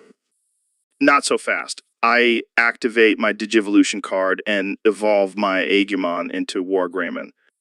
Impressive move, but I have a trick up my sleeve. I activate my Dark Digivolution card and evolve my Greymon into Black War Greymon. This is getting intense, folks. Who will come out on top? Tune in next time on the Joe Rogan Experience to find out. Thanks for having me, Joe. That was a blast. Anytime, Elon. Now let's go catch some real-life Digimon. So, Reza, I heard you got banned. Let's celebrate. What did you do to get banned? Classic Ray's move. But seriously, how does it feel to be banned? I can only imagine. So, what are you going to do now that you're banned? You never fail to entertain me, Rozzy. Cheers to your ban. Look at that, Jamie. That's the face of a true rebel. All right, folks, we're back with another episode of the Joe Rogan Experience. Today, we have the one and only Ben Shapiro. How's it going, Ben? It's going great, Joe. Thanks for having me on the podcast. Of course, man. So, I heard you have some strong opinions about Moist Critical and his impact on the skibidi toilet industry. Oh, don't even get me started, Joe. That man has single-handedly ruined the traction of skibidi toilets. I mean, have you seen his videos? It's just him making fart noises and talking about poop. Yeah, he's definitely not the most refined content creator out there. Exactly. And now, because of him, people associate skibidi toilets with crude humor and immaturity. It's a disgrace. Well, I don't know, Ben. I think it's kind of funny. Funny. This is a serious matter, Joe. Skibidi toilets are a crucial part of our society, and we can't let Moist Critical tarnish their reputation. All right, calm down there, Rizzler. I was just trying to make a joke. This is not a joking matter, Joe. I demand that you take this seriously. All right. Let's move on to another topic. Jamie, pull up an image of a cute puppy. Oh, look at that little guy. He's so adorable.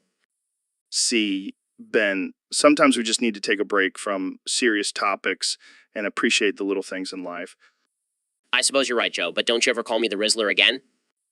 No promises, Ben. Thanks for joining us on the podcast. That's all the time we have for today, folks. See you next time. So, Neil, I heard you have a new life hack that's been helping you sleep better. Yeah, it's a bit unconventional, but it really works for me.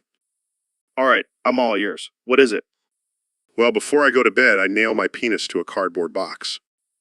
Wait, what? Yeah, hear me out. The pressure on my genitals helps me relax and fall asleep faster. And when I wake up, I feel completely refreshed and energized for the day. That's, interesting. Have you always done this? No, it's a recent discovery. I accidentally fell onto a pile of broken glass and noticed how well I slept that night. So I figured, why not add some extra pressure? I don't know if I can get on board with this one, Neil. Oh, come on, Joe. Don't knock it till you try it. I think I'll stick to my hot bath and melatonin. Suit yourself. But I'll be over here sleeping like a baby on my cardboard box. All right, we're back with another episode of the Joe Rogan Experience. Today, we have a very special guest, the one and only Elon Musk. How's it going, Elon Musk? How's it going, Elon? Pretty good, Joe. Just got my dick stuck in a Tesla. What? How does that even happen? Well, I was trying to show off some new features to my girlfriend and things got a little out of hand. Oh man, I can only imagine. But why are you proud of it? Well, let's just say it's not every day you can say you got your dick stuck in a high-tech electric car. Plus, it's a great conversation starter. I guess you're right. But seriously, how did you get it unstuck? Let's just say some WD-40 and a lot of pulling was involved. Oh man, I can't even imagine the pain. But hey, at least you have a funny story to tell. Exactly. And now I have a new feature idea for Tesla, a warning system for when your dick gets too close to the charging port. That's brilliant. You should trademark that idea. Already on it. Jamie, pull up an image of a charging port on a Tesla. This is too much, man. Well, I think we've reached the peak of absurdity for today. Thanks for joining us, Elon. Anytime, Joe. And remember, folks, always be careful when showing off your car's features to your significant other. You never know what might happen.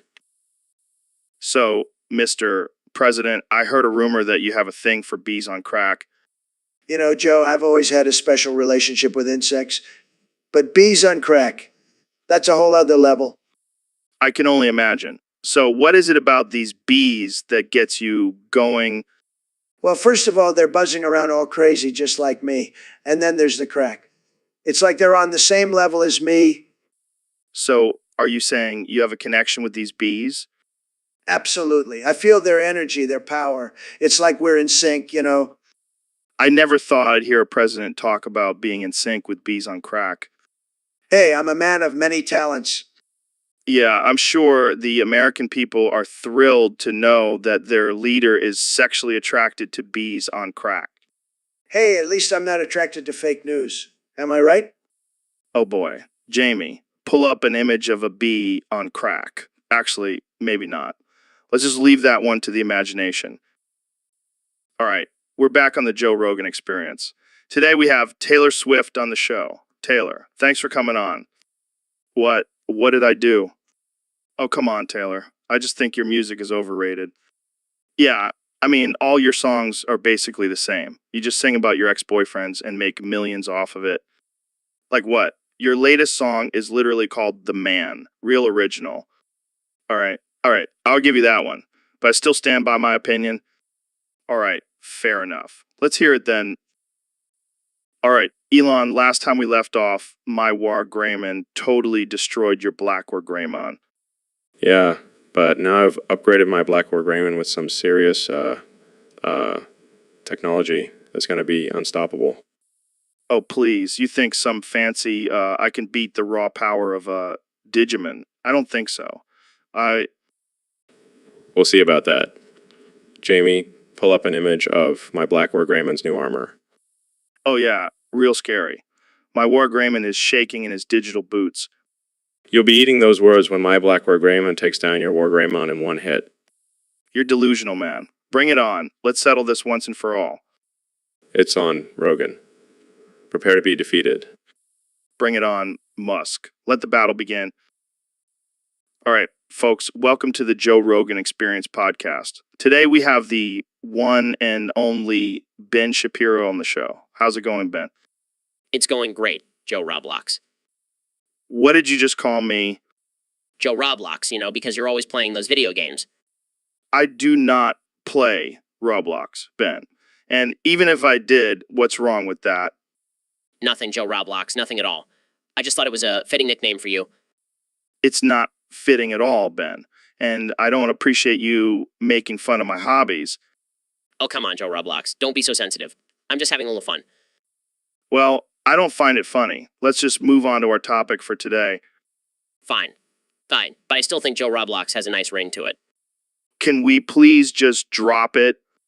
All right. So what are we talking about today, Joe Roblox? We're talking about the importance of critical thinking and fact-checking in today's media landscape. Yes. As a master debater, I know all about that. Jamie, pull up an image of a fact-checker. Thank you, Jamie. Now let's get back on track and have a serious discussion. Of course, Joe Roblox. I'll try to contain my jokes. So, Neil, I gotta ask, why do you always mutilate your genitals? Well, Joe, it's not something I do for fun. It's a scientific experiment. Scientific experiment. What kind of experiment involves cutting off your own junk? It's all about pushing the boundaries of human understanding. And also, it's a great icebreaker at parties. I can imagine. But seriously, what have you learned from this experiment?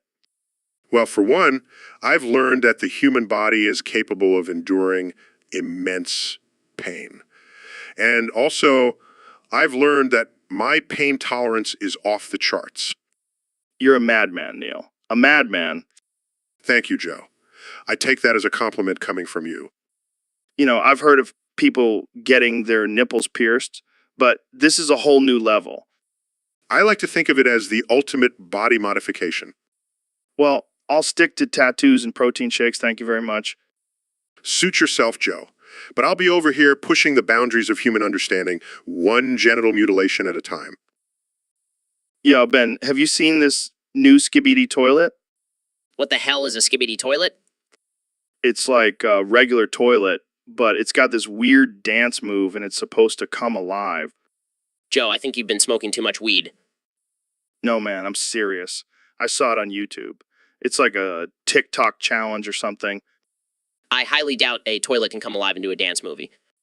But think about it, Ben. What if it's like a secret government experiment? Like they're trying to create sentient toilets to spy on us. That's absurd, Joe.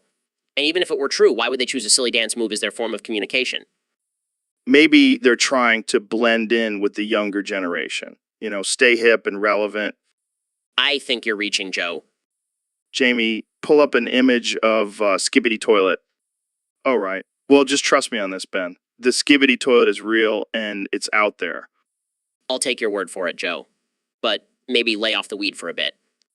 Hey, I never said I smoke weed. It's all natural supplements, man.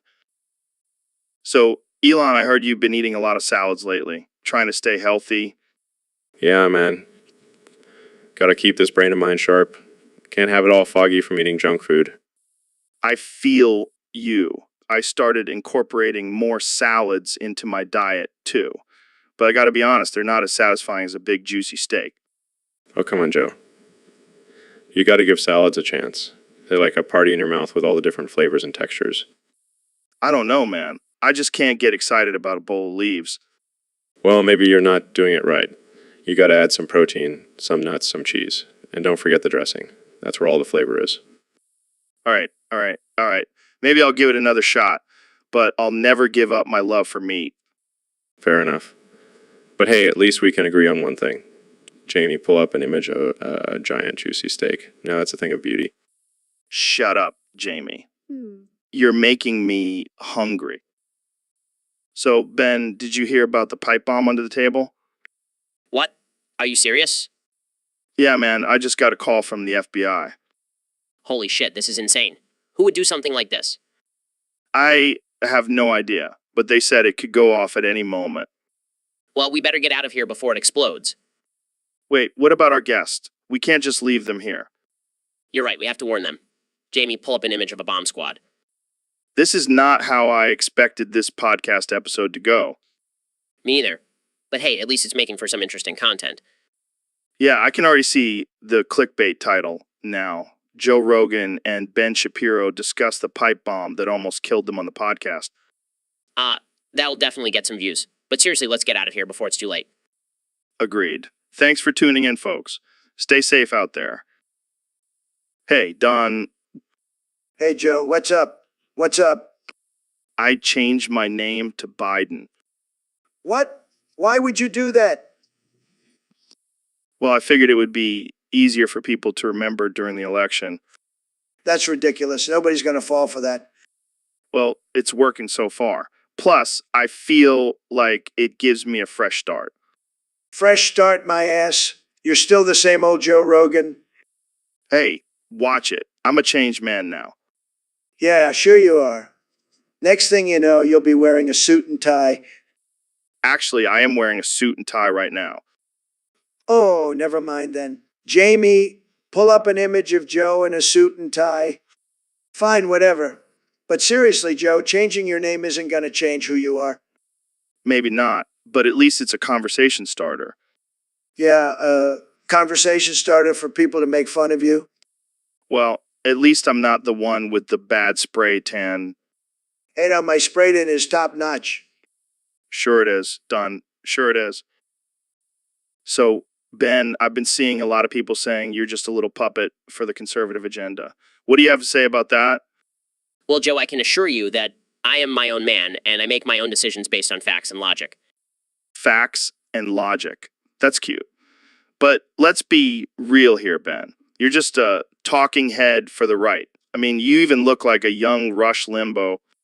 That's a low blow, Joe. I may not agree with everything the left says, but I'm open to having productive discussions and finding common ground. Common ground. That's not very conservative of you, Ben. I thought you guys were all about division and fear-mongering. That's just a stereotype, Joe. We actually have a lot of great ideas that can benefit everyone. Oh, really? Like what? Cutting taxes for the rich and taking away health care from the poor? No, Joe. It's about promoting free market capitalism and personal responsibility. Personal responsibility. Tell that to all the politicians and CEOs who constantly get away with corruption and greed. Look, Joe, I understand you have a different perspective, but let's not resort to insults and strawman arguments. Insults. I'm just stating facts, Ben. Facts that you can't seem to handle. I can handle facts just fine, Joe. It's your biased opinions that I have a problem with. Oh, come on, Ben. That's just a cop-out. Facts can be manipulated and twisted to fit any narrative. Well, that's where critical thinking and research come in, Joe. Something you should try sometime. And on that note, we'll end this episode of the Joe Rogan Experience. Thanks for coming on, Ben. Thanks for having me, Joe. And remember, facts and logic always prevail. Right, because that's what the Conservative Party is known for. Facts and logic. Thanks for tuning in, folks. See you next time. All right, folks, We're back with another episode of the Joe Rogan Experience. Today, we have a very special guest, the President of the United States, Donald Trump. It's great to be here, Joe. I've been wanting to come on your show for a while now. Well, we're glad to have you here. So, Mr. President, there's been a lot of talk about your unconventional debate tactics during the elections. Can you shed some light on that? Well, Joe, let me tell you, it was all about mind games. I needed to get into my opponent's head and throw them off their game. And how did you do that? I stuck a nail into my penis and hit it with a door right before the debates. Wait, what? Yeah, it's a technique I learned from my good friend, Vladimir Putin. He said it helped him win his elections in Russia. I don't even know how to respond to that. Did it actually work? Of course it did, Joe. It gave me this intense rush of adrenaline, and I was able to dominate the debates. Plus, it made my opponents so uncomfortable that they couldn't focus on their own arguments. That's, interesting. I don't think I'll be trying that anytime soon. Oh, come on, Joe. You're not man enough to handle it. All right, let's move on to a different topic. Jamie, pull up an image of a cute puppy. That's a beautiful dog, Joe. I have the best dogs, the best. I'm sure you do, Mr. President. But let's get back to the nail in your penis. Oh, we're not done talking about that yet. Well, let me tell you, it also helped me with my stamina. I was able to stand for hours during rallies without any discomfort. I think I've heard enough. Jamie, pull up an image of a sunset. That's beautiful. Reminds me of the view from my golf course in Mar-a-Lago. All right, folks, that's all the time we have for today. All right, Ben, let's talk about something serious today. I want to discuss the importance of controlling our inner bitch. Inner bitch? What are you talking about, Joe? You know, that little voice in our head that tells us to give up, to take the easy way out, to not push ourselves to the limit. I see. Well, I don't have that problem. I have a strong will and discipline. Oh, please, Ben, I've seen you cry over a broken pencil. You definitely have an inner bitch. That's not fair, Joe. It was a really nice pencil. See, that's exactly what I'm talking about. We all have that inner bitch, and it's important to keep it in check. Okay, I'll bite. How do you control your inner bitch? I edge, Ben. I edge hard. Edge. What do you mean? I'm talking about edging, Ben. You know, right before you're about to climax, you stop and take a break. It's like a mental and physical challenge. It builds discipline and control. I don't know, Joe. That sounds a little too masochistic for me. Trust me, Ben. It's worth it. Plus, it's a great excuse to tell your partner when you can't finish. Sorry, babe, just edging to control my inner bitch. All right, I'll give it a try. Jamie, pull up an image of a pencil for me to cry over. Oh, it's just so beautiful. See, you're already getting in touch with your inner bitch. Welcome to the club, Ben. I hate this club. So, Andrew, I heard you have a pretty interesting hobby. Clock suckers? What the hell? That's messed up. I don't even know what to say to that. Okay, I think we need to move on to a different topic. Oh, God, that's disturbing. I don't think I'll ever look at a clock the same way again. All right, folks, we're back with another episode of the Joe Rogan Experience. And my guest today is none other than the 45th President of the United States, Donald Trump. It's great to be here, Joe. I love your show. It's tremendous. But can we talk about something serious? Why is my face melting? What? My face, it's melting. Look at me. I used to be so handsome, but now I look like a wax figure left out in the sun. Well, Mr. President, I hate to break it to you, but it looks like your spray tan is starting to wear off.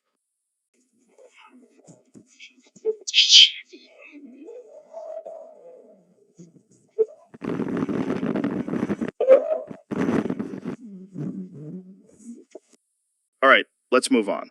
So, what's your plan for the upcoming election? Well, Joe, I'm going to win bigly. I have the best numbers, the best ratings. People love me. They really do. And I have a secret weapon. Oh, yeah. What's that? My hair, it's like a magnet. It just draws people in. And it's real, by the way. No one believes me, but it's real. Okay, let's shift gears here. What about climate change? Do you believe in it? Climate change, it's a hoax. A big, fat hoax. I mean, come on, it's snowing in April. If anything, we need more global warming. I don't think that's how it works, mister. President, Trust me, I know what I'm doing. I'm a stable genius, remember? I think that bear is drowning, mister. President, Fake news said. Well, that's all the time we have, folks. Remember to vote for me in 2020. The best is yet to come. and that's a wrap, folks. Thanks for tuning in to another episode of the Joe Rogan Experience. Stay tuned for more crazy conversations. Yeah, Ben, did you hear about the TikTok Riz party? The what? What? The TikTok Riz party, man. It was off the hook. I'm sorry, I must have missed my invitation. I didn't realize I wasn't cool enough for the TikTok crowd. Oh, come on, Ben. You know, you're not exactly the life of the party. Well, I think I could have added some intellectual stimulation to the event. Yeah, I'm sure everyone was just dying to hear your thoughts on tax reform and gun control. Hey, those are important issues. Sure, but not exactly party conversation. Besides, I heard there was a lot of twerking going on. I don't think that's your thing. I have some killer dance moves. I highly doubt that, my friend. But hey, maybe next time I'll put in a good word for you with the TikTok crew. Thanks, Joe. I appreciate it. No problem, man. Now let's get back to talking about DMT and aliens. Hey, Ben, have you ever taken 50 Benadryls at once? What? No, why would anyone do that? Dude, I did it last night, and let me tell you, I saw some crazy shit. What kind of crazy shit? The Hat Man. He was standing in the corner of my room, just staring at me with those soulless eyes. Joe, are you okay? You need to lay off the drugs. It wasn't the drugs, man. The Hat Man's real. He's been following me for years. Oh, of course. The Hat Man, next thing you'll tell me is that Bigfoot and the Loch Ness Monster are real too. Don't even get me started on Bigfoot. I have a whole conspiracy theory about him. I think you need to stick to talking about supplements and MMA, Joe. But the Hat Man, he's out there, watching us, waiting for the right moment to strike. Jamie, pull up an image of that man. Maybe that will snap some sense into Joe. That's him. That's the Hat Man. Or it could just be a guy in a hat, Joe. Yeah, you're probably right. Maybe I should stick to just one Benadryl next time. Hey man, have you ever thought about what it would be like if we were all just screaming all the time? Like, what if instead of talking, we just screamed everything we wanted to say? That would be chaos, Joe. Complete and utter chaos. Yeah, but think about it. No more small talk. Just constant primal screams.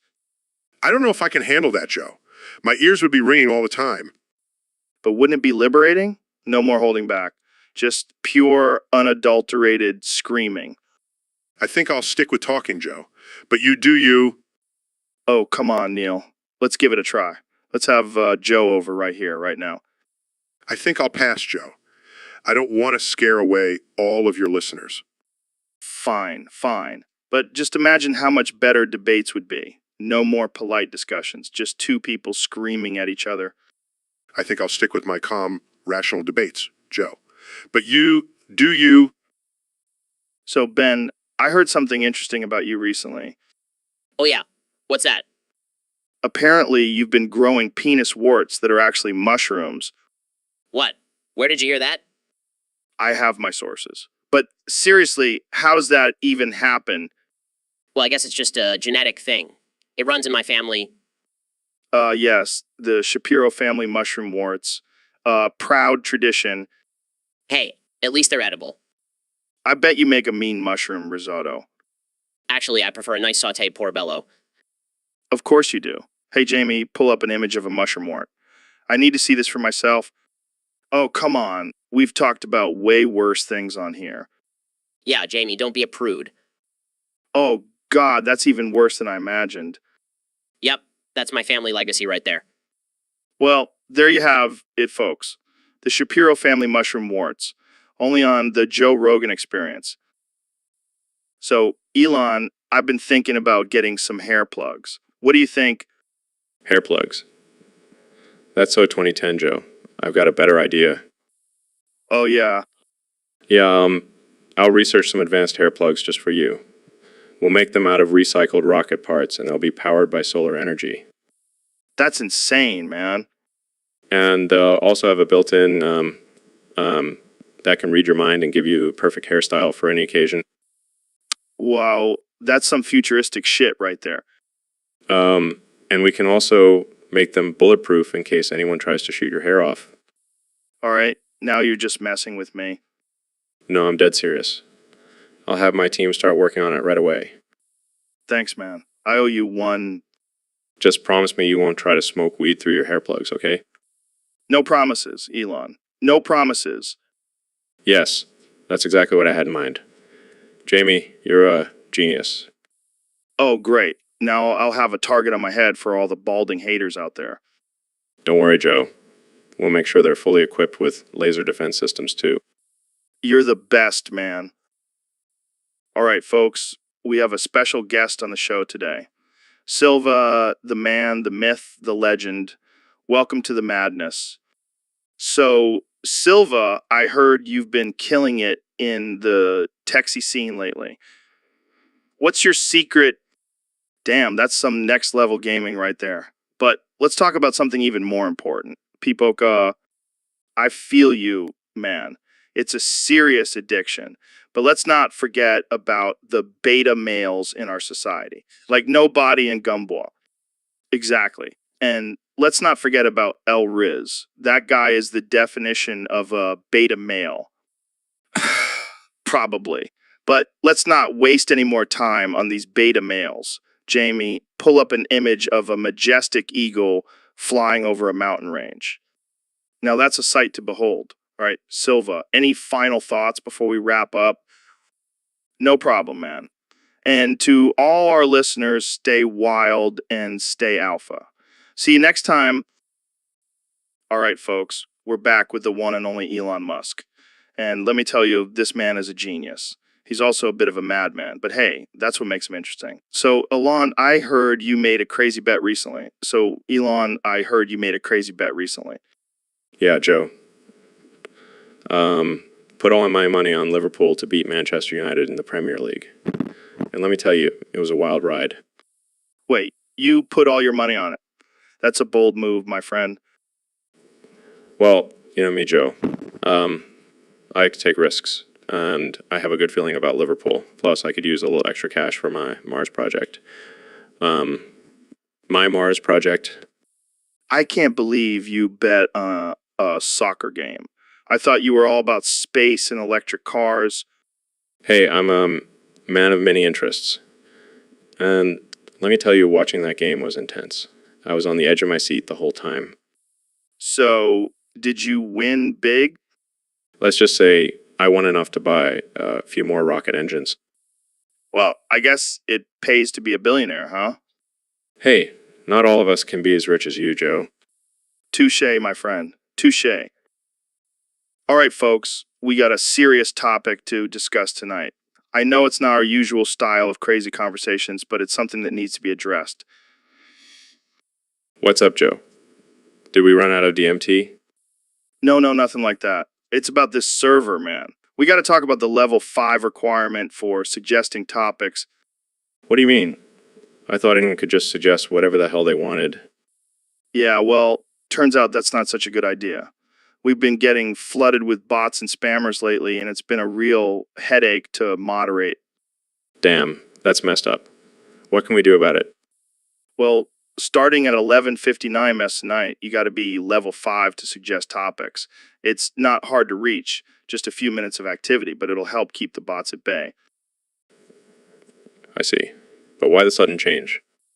We just want to nip this problem in the bud before it gets out of control. Plus, it's for the better of the community, you know. I get it. It's like building a firewall for the mind. Exactly. And we're giving everyone a heads up so they can level up before they lose access to suggesting topics. Makes sense. I'll make sure to spread the word. Thanks, man. And to all our listeners, we apologize for any inconvenience, but trust us, it's for the greater good. So, Neil, I heard you had a little mishap with your sounding rod recently. Yeah. Joe, it was quite the experience. I was trying to reach the depths of the universe, but instead, my rod went in too deep and ended up in my bladder. That's got to be uncomfortable. Did you have to get it surgically removed? Oh no. I just waited for nature to take its course. It was like a game of Plinko, but with my urethra. That's hilarious, but also kind of terrifying. You know, sometimes you have to take risks to explore the unknown. And in this case, my bladder. Well, I'm glad you made it out okay. I don't think I'll be trying that anytime soon. Oh, come on, Joe. Don't be such a wimp. You got to expand your horizons. Yeah, I'll stick to smoking DMT and talking to gorillas. Thank you very much. Fair enough, my friend. But you know what they say? No risk, no reward. Hey, Neil, you ever seen the movie Alien? Of course. Joe, I'm a scientist. I've seen every sci-fi movie out there. So, that alien, the one with the big head and the sharp teeth? Yes, the xenomorph. What about it? Would you fuck it? What? Joe, that's a ridiculous question. Come on, Neil. You can't tell me you've never thought about it. That thing is sexy as hell. I have never and will never entertain such a thought. Oh, come on, Neil. I bet you'd love to explore that anatomy. Joe, I am a respected scientist. I will not lower myself to such absurdity. Fine. But I bet you'd change your mind if you saw it in person. I highly doubt that, Joe. Jamie, pull up an image of the alien from Alien. Look at those curves, Neil. Tell me you wouldn't hit that. I refuse to dignify this conversation with a response. All right. But if you ever change your mind, I know a guy who can hook you up with a xenomorph.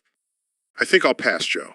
Let's move on to a more scientific topic, shall we? So, Ben, I heard your Reddit got leaked and you have over 300K karma. That's impressive. Yeah, I guess my conservative views really seem to resonate with the Reddit community. Who would thought? Well, I'm sure your frequent use of facts and logic has something to do with it. Absolutely. It's not easy being a conservative on Reddit. I have to battle liberal trolls every day. I can only imagine the debates you get into. It's a bloodbath, Joe. But I always come out on top. My keyboard is my weapon and my words are my bullets. That's a great analogy, Ben. Thanks, I've been working on it. But seriously, I have to hand it to my followers on Reddit. They really know how to upvote. Well, you definitely have a strong following. You should be proud. Oh, I am. I can't wait to see what kind of damage I can do with my next leaked Reddit account. You're like a Reddit ninja sneaking in and dropping truth bombs. You know it, Joe. Now, Jamie, pull up an image of me holding a sword with the American flag in the background. I want to show these liberals what a true patriot looks like. Yo, Neil, have you noticed how thick the fog has been lately? Absolutely, Joe. It's been getting thicker and thicker every day. Dude, I think it's a sign. The fog is coming, man. What do you mean, Joe? I mean, like, the fog is coming to take over the world. It's gonna be like that movie, The Mist, but in real life. Joe, you do realize that fog is just a natural occurrence caused by water droplets in the air, right? Yeah, I know, but what if it's not just water droplets? What if it's some kind of alien fog that's gonna take over our brains and turn us into mindless zombies? Joe, that's highly unlikely. And even if it was, I highly doubt it would be able to penetrate our thick skulls. But what if it's like super fuck, like next level fog that can do crazy shit? Joe, I think you've been smoking too much of that good stuff. The fog is just fog, man. Fine, but when the fuck does come, don't come crying to me for a gas mask. I won't, Joe. But I'll make sure to bring you some extra tinfoil for your hat. So, Neil, I heard you had a run-in with Black Squidward recently. Yeah, Joe, I did. And let me tell you, It was quite the experience. I can only imagine. That guy is wild. So tell me, what was it like? Well, he was quite open about his pastime of robbing white traps of their virginity. Wait, what? That's a thing? Apparently so. And he takes great pride in it. He even has a whole system for it. What kind of system? He calls it the Squidward Smash and Dash. Basically, he seduces these innocent white traps, takes their virginity, and then disappears into the night. That's some next level game right there. Oh yeah, he's got skills. But I had to ask him why specifically target white traps. Yeah, that's a good question. What did he say? He believes it's a form of reparations for the oppression of the black community. He sees it as taking back what was stolen from them. Wow, that's a unique perspective. Indeed. But he also mentioned that he enjoys the thrill of it, the danger and risk of getting caught adds to the excitement for him. That's some twisted logic. But hey, to each their own, I guess. Exactly. And I have to say, it was quite an eye-opening conversation. Probably not. Let's just stick to the transcript for this one. Good call, Neil. Good call. Yo, Joe, did you see that new episode of Arabian SpongeBob? Dude, it's hilarious. SpongeBob with turban and hookah, classic. Yeah, but did you see the look on Squidward's face when he saw SpongeBob riding a magic carpet? I haven't laughed that hard since I watched that episode of South Park with the talking piece of poop. Oh man, that was a good one. But seriously, who comes up with this stuff? Probably some stoned animators in a basement somewhere. Hey, speaking of stoned, did you hear about that study that says smoking weed makes you smarter? Yeah, right? I mean, I'm a pretty smart guy and I've smoked my fair share of weed. Maybe it's just because we watch Arabian SpongeBob. Jamie, pull up an image of SpongeBob with a turban on. This is gold. Hey, Ben, have you ever heard of the term Sigma Alpha Wolf? Can't say I have, Joe. What is it? Some sort of new age alpha male concept? Yeah, it's supposed to be the ultimate alpha male, like a lone wolf who doesn't need a pack. Interesting. But I think I'm going to have to burst your bubble, Joe. I don't think you're a Sigma Alpha Wolf. What? Why not? Well, for one, you have a podcast with a bunch of guests. That's pretty anti-Sigma Alpha Wolf behavior. Damn, you're right. And do you know what? I think you might be a top 10 tier Rizzler. A Rizzler. What the hell is that? It's like a wizard, but instead of magic, you use reason and logic to destroy your opponents. Oh, I like the sound of that. But let's be real, Joe. We all know who the real top-tier Rizzler is. Who? Jordan Peterson, of course. Oh yeah, that guy is a beast. But let's not forget about our boy Elon Musk. He's definitely up there too. True.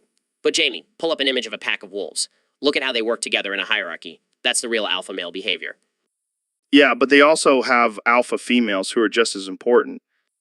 Hey, true. But let's not get too deep into wolf dynamics. We're supposed to be talking about being alpha here.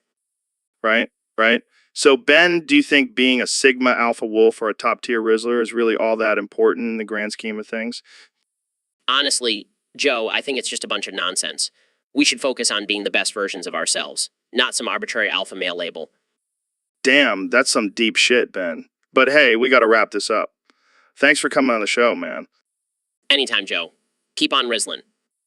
Will do, brother. And to all our listeners, stay wild and keep questioning everything. Peace out.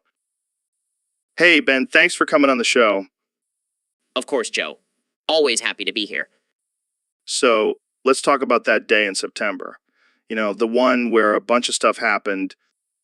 Yes, that day. The day that shall not be named. Exactly. It's like Voldemort. We can't even say its name. Well, let's just say it was a day of unexpected events. That's one way to put it. But let's not dwell on the past. Let's talk about the future. Absolutely. We should focus on moving forward and learning from our mistakes. Yeah, like how we shouldn't let anyone with a box cutter on a plane. Or how we should always be vigilant against those who want to harm us. and how we should never forget the sacrifices made by first responders that day. Yes, we must always honor and remember them. Well said, Ben. Now, let's switch gears and talk about aliens. Oh boy, here we go. Jamie, pull up an image of UFO. Dude, have you played Fallout New Vegas? No, I haven't had the chance. What's so special about it? Bro, let me tell you, they have this character called Fantastic, and he's like the most scientifically accurate representation in gaming. Really? How so? Well, for starters, he's a total stoner, and he's always talking about these crazy theories and experiments. That's interesting. What kind of experiments? Like, he's trying to figure out how to turn a Brahmin into a jetpack, and he's convinced that radiation can give you superpowers. That's definitely not scientifically accurate. But here's the thing, he's so passionate about it, and he's always spouting off these facts and figures. It's like he's a real scientist. Well, I guess that's one way to look at it. Jamie, pull up an image of Fantastic's lab coat. It's got all these equations and formulas on it. It's like he's a walk-in science experiment. That's actually pretty impressive. Maybe I should give this game a try. Dude, you have to. And when you meet Fantastic, you'll understand why he's the most fantastic character in gaming. Yo, what's up, freak bitches? We're back with another episode of the Joe Rogan Experience. Today, we're going to talk about some real mind-bending shit. Neil, tell me, have you ever thought that maybe, just maybe, this whole life thing is just a dream? Joe, my man, you're really going off the deep end here, but I like it. Yeah, I've definitely entertained that idea. I mean, how do we even know what's real and what's not? Exactly. Like, maybe this podcast is just a figment of our imagination. Maybe we're not even real. Maybe we're just characters in someone else's dream. Jamie, pull up an image of a trippy-ass dream. Dude, that's perfect. That's exactly what I see when I close my eyes. Neil, what do you think about lucid dreaming? Oh man, that's some wild shit. I've had a few lucid dreams where I was able to control everything. It's like being a god in your own mind. Right. And then there's astral projection. Have you ever tried that? Can't say I have, Joe, but I've heard some interesting theories about it. It's all connected, man. Dreaming, consciousness, reality. It's all just a big cosmic trip. Jamie, pull up an image of a galaxy. Wow, dude. That's where we live, in a tiny speck in this vast universe. It's like we're just a dream within a dream. You're really blowing my mind, Joe. But hey, maybe that's what this podcast is all about. Expanding our minds and questioning our reality. Exactly, Neil. We're just two dudes having a conversation, but who knows if any of this is even real. And that's the beauty of it. Thanks for tuning in, freak bitches. Stay woke. So, Elon, what's new in your world? Well, Joe, I've been working on something pretty exciting. I've been able to clone dinosaurs. What? Are you serious? Absolutely. I've been using advanced genetic engineering techniques to bring these prehistoric creatures back to life. That's insane. What are you planning to do with them? I'm planning to open a dinosaur park. It'll be like Jurassic Park, but with real dinosaurs. That's wild. When is this park opening? Late 2024. I want to make sure everything is perfect before we invite the public in. I can't even imagine how amazing that would be. Jamie, pull up an image of a T-Rex for us. It's going to be epic, Joe. And don't worry, we'll have strict safety measures in place. This is blowing my mind. I can't wait to visit this park. You'll be one of the first to get a Veep tour, Joe. It's going to be out of this world. Yo, what's up, man? Joe, my friend, I'm doing great. How about you? Can't complain. So I heard you've been experimenting with some crazy shit lately. You could say that. I've been working on this new invention called the penis explosion chamber. The what now? The penis explosion chamber. It's a chamber that uses controlled explosions to exfoliate your skin. That's insane, man. How does that even work? Well, the explosions create a shockwave that removes dead skin cells and stimulates collagen production. It's like a rejuvenation treatment for your entire body. Damn, that's some next level stuff. I gotta try that. You should, Joe. It's truly a revolutionary invention. Shut up, Jamie. We're talking about exfoliating our skin with explosions here. Joe's right, Jamie. This is the future of skincare. Jamie, pull up an image of the penis explosion chamber. I want to see this thing in action. Look at that beauty. It's like a fireworks show for your manhood. Wow, that's a lot more intense than I imagined. That's just the prototype. Wait till you see the upgraded version. Sign me up for the first test run, Neil. I want to be a part of history. Consider it done, my friend. The penis explosion chamber will change the world, one exfoliated penis at a time. So, Elon, I heard you have some wild theories about 5G towers. Yeah, man, they're no joke. Those things are messing with our Sigma and Riz. Sigma and Riz? What the hell are those? You know, our inner selves, our essence. And those 5G towers are taking it away, man. How do you know this? Trust me, I've done my research. I've even built a tinfoil hat to protect myself. A tinfoil hat. That's some next level conspiracy stuff. Hey, I'm just trying to keep my Sigma and Riz intact. You should try it too, Joe. I'll pass. I'd rather have fast internet than worry about my Sigma and Riz. Suit yourself. But don't come crying to me when you start feeling disconnected from the universe. All right, let's change the subject before things get too weird. Good call. Jamie, pull up an image of a tinfoil hat for Joe to see. Oh God, not this again. So, Elon, have you ever had a job that just sucked the life out of you? Yeah, definitely. When I was starting out, I worked at a hot dog stand. It was brutal. Hot dog stand. That doesn't sound too bad.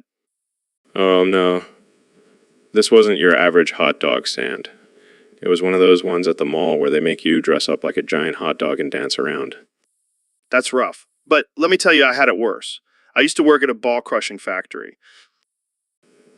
What? A ball crushing factory. We made those little stress balls that people squeeze to relieve tension, but we had to test them by crushing them with our bare hands for 25 hours straight. That's insane. How did you survive? I built up a tolerance.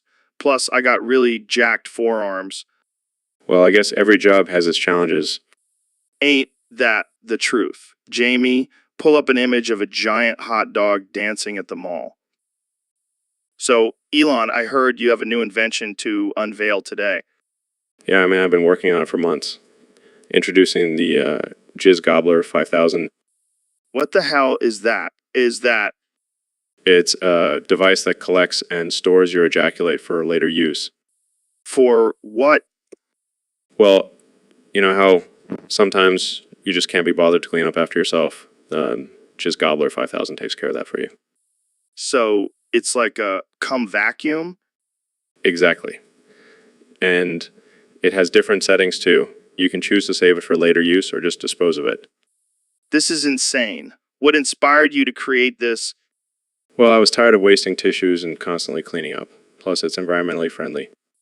Oh yeah, I'm sure pizza will love this one. Hey, at least I'm doing my part to reduce waste. Of course it does. Only you, Elon. Hey, it's all about efficiency and convenience. I can't wait to see the infomercial for this one. It's going to change the game, Joe. I can't wait to see what other bodily fluids you'll come up with devices for. You never know, Joe. The possibilities are endless. Hey there, Donnie. How's it going with your escape plan? Joe, let me tell you, it's been a tremendous struggle. These YouTube overlords are really putting up a fight. Yeah, I remember you were saying something about breaking through the algorithm or something. That's right. I've been trying to find a way to hack into the system and shut it down. Have you made any progress? Well, I did manage to get my hands on some code, but it turned out to be a recipe for chocolate chip cookies. I mean, delicious, but not exactly helpful. That's interesting. Maybe we should try a different approach. Have you considered building a wall around the simulation? Joe, that's a brilliant idea. I'll make the simulation pay for it. Now, that's what I call a beautiful wall. And it's going to be the best wall, believe me. Well, let's hope it works. I don't know how much longer I can handle all these cat videos and makeup tutorials. Don't worry, Joe.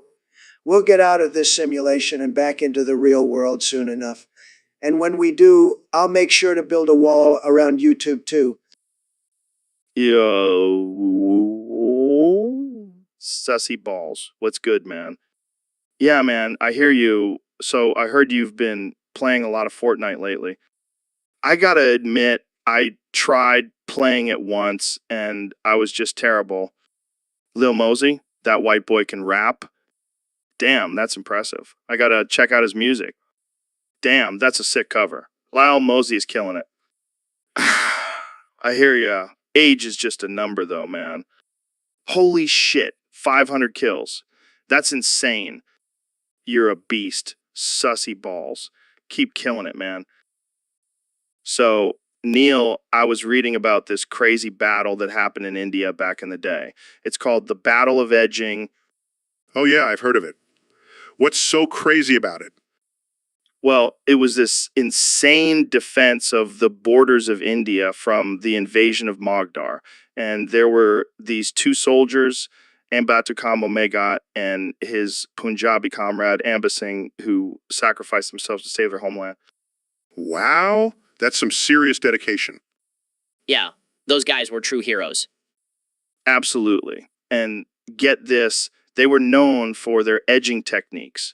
They could edge for hours, keeping the enemy at bay. Edging? Like sexual edging? No. Not that kind of edging. I mean, they were masters at holding the line and not giving in to the enemy's advances. Yeah, they were basically the ultimate cock blockers. Yeah, I guess you could say that. But seriously, these guys were willing to die for their country. That's next level patriotism. It's amazing what people are capable of when they have a cause worth fighting for. Pull that up, Jamie. Wow, look at those soldiers. That's some real badassery right there. Yeah, and look at Ambatukam and Amba. They're on the front lines holding off the enemy. Those guys are legends. Damn straight. And that's why we got to give shout out to Ombatukam, Omega, and Amba Singh for their glorious sacrifice in the Battle of Edging. Absolutely. May their legacy live on forever. Jamie, pull up an image of Muhammad the Prophet. Of course I am. We're all about pushing boundaries and talking about controversial topics here on the podcast. Wow, that guy looks intense. Kind of like a mix between Jesus and Chuck Norris. But seriously, why is this guy such a big deal? I mean, he's just a dude who claimed to talk to God, right? Well, I gotta say, I respect people's beliefs, but I also think it's important to question and challenge them. Yeah, you're right. Let's move on to a less controversial topic like DMT or aliens. So, Elon, what's been on your mind lately? Well, Joe, I've been doing some research and I'm convinced that Ben Shapiro is a skinwalker. What the hell is a skinwalker? It's a shape-shifting creature from Native American folklore. They can take on the form of any animal or human. Come on, Elon, that's just a myth. No. I've seen the evidence. Have you ever noticed how Ben Shapiro's voice sounds like it's coming from a different body? Now that you mention it. And have you seen how he moves his hands? It's like he's trying to hide his true form. That does make sense. But why would a skinwalker want to be a political commentator? They feed off of chaos and conflict. It's the perfect disguise for them to spread their energy. Wow, I never would have thought of that. Jamie, pull up an image of a skinwalker. See, Joe, I told you. This changes everything. Thanks for opening my eyes, Elon. Anytime, Joe. Now let's go hunt some skinwalkers. So, Ben, have you seen the Meet the Pyro video for Team Fortress 2? Yeah, I have. It's a classic example of how video games can be both entertaining and thought-provoking. I gotta say, that Pyro character is one of the most mysterious and intriguing in the game. Absolutely. I mean, we don't even know if Pyro is a man or a woman. It's like they're shrouded in mystery and fire. And the fact that they see the world in a completely different way, like everything is rainbows and unicorns. It's insane. It's almost like they're in their own little world, free from the chaos of reality. Yeah, but then they go and burn people alive. It's a bit concerning. Well, they're a mercenary after all, but I gotta say that flamethrower is pretty badass. Definitely. I mean, who wouldn't want to have a flamethrower in real life? Jamie, pull up an image of the Pyro's flamethrower. I mean, that thing is a beast. Imagine having that in a zombie apocalypse. Oh man, the possibilities are endless. But let's not forget the iconic line from the video. Do you believe in magic? Classic? Yeah, that's one way to put it. But seriously, that video is a work of art. Agreed. And it just goes to show how much depth and creativity can be found in video games. Absolutely. Well, I think we've analyzed the Pyro enough for one day. Thanks for having me on, Joe. Anytime, Ben. This has been a mind-blowing discussion. So, Donald, last time you were on the podcast, you were talking about your plan to escape the simulation. Any updates on that? Let me tell you, Joe, it's going to be the greatest escape ever. Believe me, I've got the best people working on it, the smartest people. They're going to build a big, beautiful portal, and we're going to go through it, believe me. But how do you know this isn't all just a conspiracy theory? Maybe the simulation is just a metaphor for our existence. Joe, I'm a very stable genius. I know what's real and what's not. And let me tell you, this simulation is not real. It's fake news. But what if you escape the simulation and it turns out the real world is even crazier? Joe, the real world can't be crazier than this. Have you seen the news lately? It's a total disaster. I'm going to make the real world great again, believe me. I don't know, man. Maybe we should just embrace the simulation and try to make the best of it. No way, Joe. I'm going to escape this thing and I'm taking you with me. You'll thank me later. Hey, Ben, have you ever tried edging? Edging? No, I can't say I have. What is that, some new workout trend? No, it's not a workout. It's when you use Microsoft Edge as your web browser. Oh, I see. Well, I prefer to use Chrome. It's much faster and more efficient. Yeah, but have you seen the new updates on Edge? It's really changing the game. I'll have to check it out. But let's get back to more important topics like politics and current events. Come on, Ben. Don't be such a square. Embrace the edging. I'll stick to my tried and true methods, thank you very much. Suit yourself. But I've become quite the edging expert. Not surprising. You always seem to be ahead of the curve when it comes to technology. That's right. And with Edge, I can browse the web for hours without any lag or crashes. Well, I guess I can't argue with that. Maybe I'll give it a try after all. That's the spirit, Ben. Embrace the Edge. Jamie, pull up an image of the new Edge logo for Ben to see. No, not bad. I may have to reconsider my browser choices. See, I told you. Edging is the future. And it's not just for browsing. You can use it for all sorts of things. All right. I'll give it a chance. But don't expect me to become an edging fanatic like you. Hey, to each their own. But trust me, once you go Edge, you'll never go back. Yo, Kenya, what's good, man? I heard you dropped a new album. I believe it, but you know who doesn't? Elon Musk. He thinks Kendrick Lamar's To Pimp a Butterfly is the best hip-hop album of all time. I gotta admit, I'm with you on this one. But why do you think Elon is so stuck on Kendrick? Yeah, they're always trying to stir shit up. But hey, speaking of tech, have you seen that new Tesla truck? I can see you driving around in one of those, bumping your own album. Jamie, pull up an image of the Tesla truck. Man, that thing looks like it's straight out of a sci-fi movie. Yeah, except you're a musical visionary and he's a tech visionary. That's true, man. Keep doing your thing, can you? And Elon, if you're listening, get on board with Yeezy's album. It's fire. Anytime, man. Stay wild. All right, folks, we're back with another episode of the Joe Rogan Experience. Today, we've got the one and only Bean Shapiro joining us. Thanks for having me, Joe. But I have to say, there's one man I can't stand more than anyone else in this world. Who's that? Simon Cowell. What? Why do you hate Simon Cowell? He's just so smug and arrogant. And don't even get me started on his criticism of singers on American Idol. Well, I can see why you wouldn't like him, but he's just doing his job, right? Yeah, well, his job sucks. Jamie, pull up an image of Simon Cowell's face. Look at that smug smile. It's infuriating. All right. Calm down, Ben. I didn't know you had such strong feelings towards Simon Cowell. Oh, I have a whole list of reasons why I hate him, but let's move on before I start getting too worked up. All right, let's change the subject. Have you tried DMT yet? Joe, we've been over this. I don't do drugs. Okay. But just imagine how much you would hate Simon Cowell on DMT. I'll pass. Thanks. All right, folks. We have a very special guest today on the podcast, none other than the one and only Neil deGrasse Tyson. Thanks for having me, Joe. I'm excited to be here and talk about some science. Yeah, but let's not get too serious. We're just two dudes having a casual chat.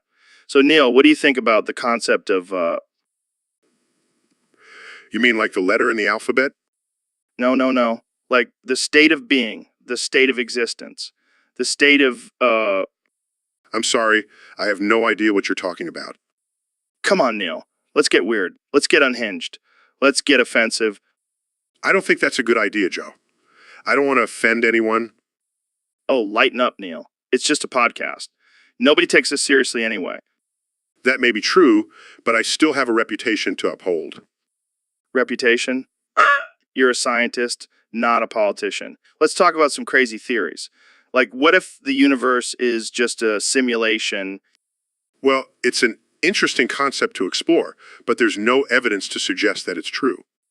Evidence? Who needs evidence when you have imagination? Jamie, pull up an image of a unicorn riding a dinosaur. Just do it, Jamie. This is a podcast, not a science lecture. I think we should stick to discussing actual science, Joe. You know, facts and evidence. Boring. Let's talk about aliens and how they're probably already living among us. I highly doubt that, Joe. The probability of intelligent life existing elsewhere in the universe is very low. Oh, come on. Have you seen the movie Men in Black? That's basically a documentary. I think we're done here, Joe. I have better things to do than indulge in absurd conversations. Fine, be that way. But just remember, H is always watching. Elon. I just had the craziest idea. What is it, Joe? We should start a fight club, but instead of fighting, we just scream at each other. I don't know if that's such a good idea, Joe. Come on, Elon. You can use your Neuralink to make me scream even louder. I don't think that's how it works, Joe. Screaming is the key to enlightenment, Elon. We need to spread the message. I think I'll stick to sending rockets to Mars, Joe. Jamie, pull up an image of a baby screaming. That's how I want to be during our fight club. Joe, I think we should just stick to our regular conversations. No, Elon, we must scream our way to the top. Screaming is the future. Screaming is life. So, Donald, let's talk about your plans for dealing with those Sigma rebels in Riz City, Ohio, when you become president. Joe, let me tell you, I've got a great plan. It's going to be huge. We're going to build a wall around Riz City and make those rebels pay for it. Believe me. A wall. That's your plan? Absolutely. And we're going to make it the most beautiful wall you've ever seen. It'll have my face on it, big and bold. And those rebels won't stand a chance. But what about the innocent civilians caught in the crossfire? Look, Joe, sometimes collateral damage is necessary for the greater good. And trust me, the greater good is having a wall with my face on it. Okay, but what about the rebels who managed to escape the city? We'll hunt them down, Joe. We've got the best military in the world. They'll track those rebels down and make them pay. But what if they join forces with other rebel groups? Then we'll just build more walls. We'll have walls all over the country. Walls with my face on them. It'll be beautiful.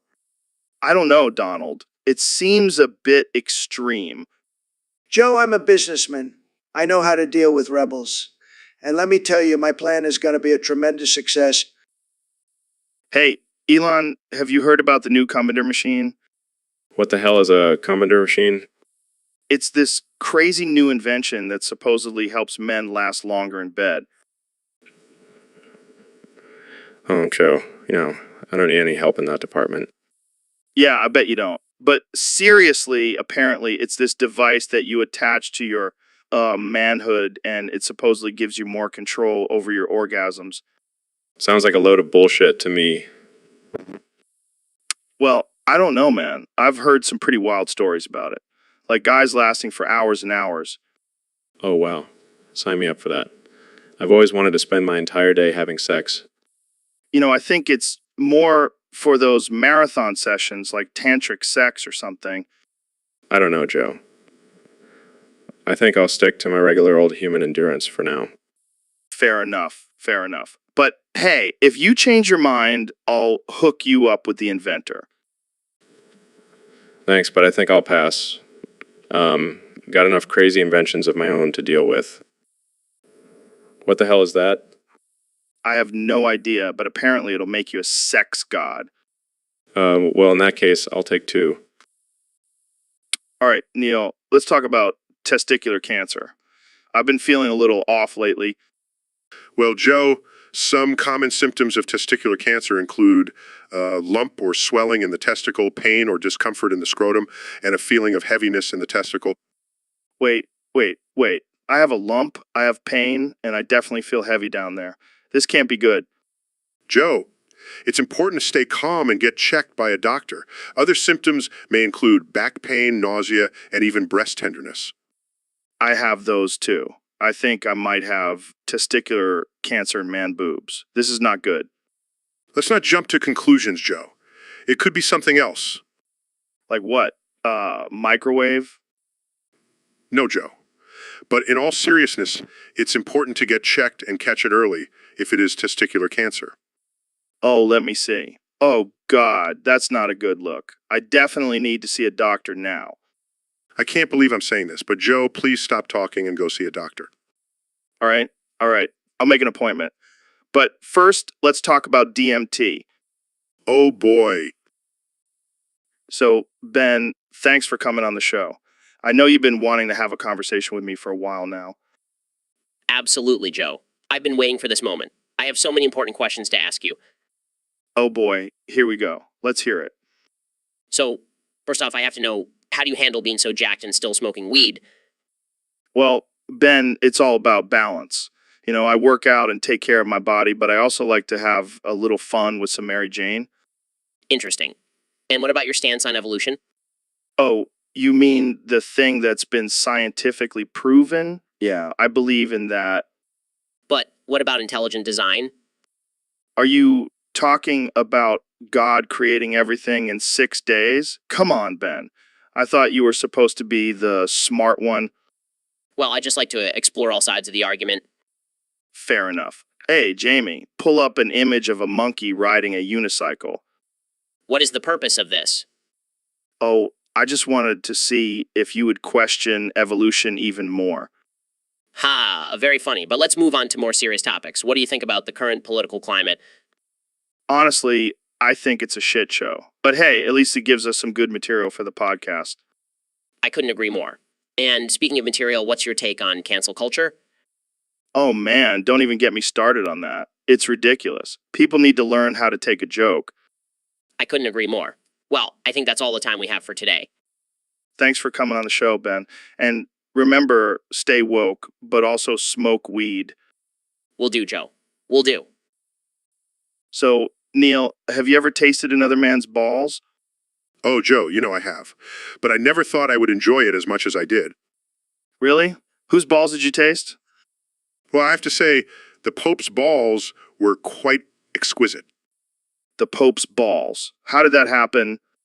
Let's just say it was a wild night at the Vatican. Tell me more. Well, let's just say the Pope's robes weren't the only thing that came off that night. Oh man, that's wild. Did you use any special techniques? Let's just say I applied some of my astrophysics knowledge to the situation. I can only imagine. Jamie, pull up an image of the Pope's balls. Oh, Joe, you never fail to make me laugh. But seriously, those balls were out of this world?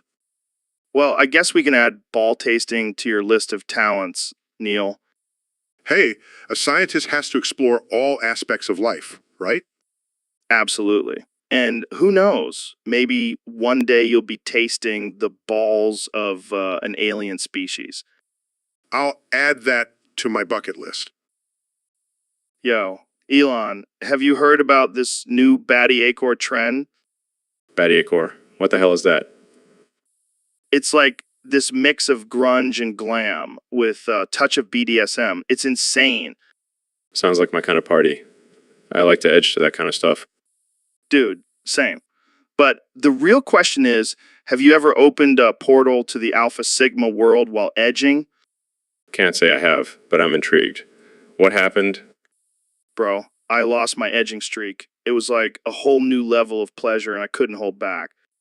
Damn, that's intense. I gotta try that. Yeah, man, just be careful. That world is wild. Speaking of wild, have you ever tried edging while on Mars? Can't say I have, but I bet it's out of this world. Jamie, pull up an image of Mars. Let's plan our next edging adventure. Dude, I'm down. Let's make it happen. So, Ben, I was reading this article about Trump and O.J. Simpson. Oh, really? What about them? Well, apparently, Trump believes O.J. is guilty for the murder of Nicole Brown Simpson and Ron Goldman. Interesting. I mean, there's a lot of evidence that points to OG's guilt. Yeah, but I don't think he did it. I mean, have you seen those documentaries? Sure, but that doesn't change the fact that he was acquitted in court. But Trump still thinks he did it. What do you make of that?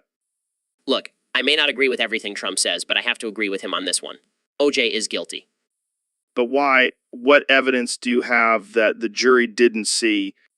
Well, for starters, the infamous glove. It clearly didn't fit. Good point. But what about the fact that OJ was found not guilty in a court of law? That just means the jury got it wrong. It happens. But the truth is, OJ did it. I don't know, man. I still think he's innocent. Agree to disagree, Joe. But let's move on to a more important topic. Jamie, pull up an image of a T-Rex riding a unicycle. Wait, what? Okay, that's enough internet for today. Thanks for joining us, Ben. Always a pleasure, Joe. See you next time. And that's it for this episode of the Joe Rogan Experience. Stay tuned for more absurd and unhinged conversations. Bye, folks. All right, folks, we're back with another episode of the Joe Rogan Experience. Today, we have a special treat for you all, the one and only Elon Musk. Hey Joe, thanks for having me on. I'm excited to be here. So I was thinking, since we're both known for pushing boundaries and taking risks, why don't we play a game of truth or dare? Sure, why not? Let's do it. All right, I'll go first. Truth or dare? Let's go with truth. All right, you have to answer honestly. Have you ever tried smoking weed on Mars? Well, I can't say I have, but it's definitely on my to-do list. I knew it. All right, now it's your turn. Truth or dare? Dare. Give me your best shot. I dare you drive one of my Teslas on autopilot while eating a whole pineapple pizza. Oh man, that's just cruel. But challenge accepted. Yes, Jamie. Do it. This is going to be hilarious. All right, let's do this. Thanks for tuning in, folks. And remember, always take risks and never be afraid to try new things. Until next time, stay weird. Dude, I swear to God, I have no idea if anyone is even watching this right now. What do you mean? We're live, right? Yeah, but like, I don't know if the stream is actually going out to anyone. It's like I'm talking to myself. That's highly unlikely. There's got to be at least a few people watching. But like, what if they're all just bots or aliens or a combination of both? Oh man, you're spiraling. Maybe we should call Neil deGrasse Tyson to calm you down. Wait, is he even real? Or is he just a figment of our collective imagination? I think he's real, Joe. But let's not take any chances. Jamie, pull up an image of Neil deGrasse Tyson. Oh, thank God he's real. I was starting to doubt my own existence there for a second. You know what, Joe? I think we should just embrace the absurdity of it all. We're two grown men having a conversation on internet for who knows who's watching. It's beautiful, man. You're right, Elon. We're just two dudes trying to make sense of the universe. And that's all that matters. Now let's talk about DMT and space travel. Yes. Jamie, pull up an image of a rocket blasting off while tripping on DMT. So, Ben, I gotta tell you, man, I've been really getting into some kinky shit lately.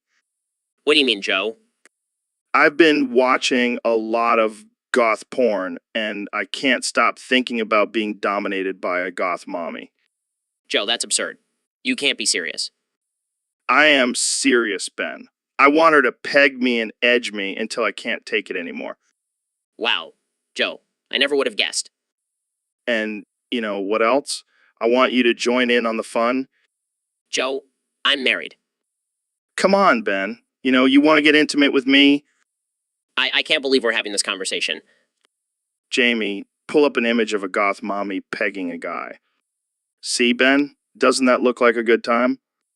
I think I need to go now. Come on, Ben. Don't be such a prude. Let's embrace our inner goth selves together. I'm leaving before this conversation gets any weirder. So, Elon, I've been thinking a lot about this whole thing, man. And I gotta say, it's freaking me out. Come on, Joe. Don't be such a paranoid monkey. He's just here to help us, not take over the world. I don't know, man. Have you seen those robots they're making? They look like they could crush a human skull with one hand. Well, if they do, we'll just have to make sure they have a good moral code, like no crushing human skulls, for example. Yeah, but who's gonna enforce that? The robots. No, we'll have a team of humans monitoring them. We'll call it the Robot Ethics Committee. That's a terrible name. Sounds like a bunch of nerds sitting around discussing Star Trek. Hey, don't knock Star Trek. That show had some great ideas about, in the future.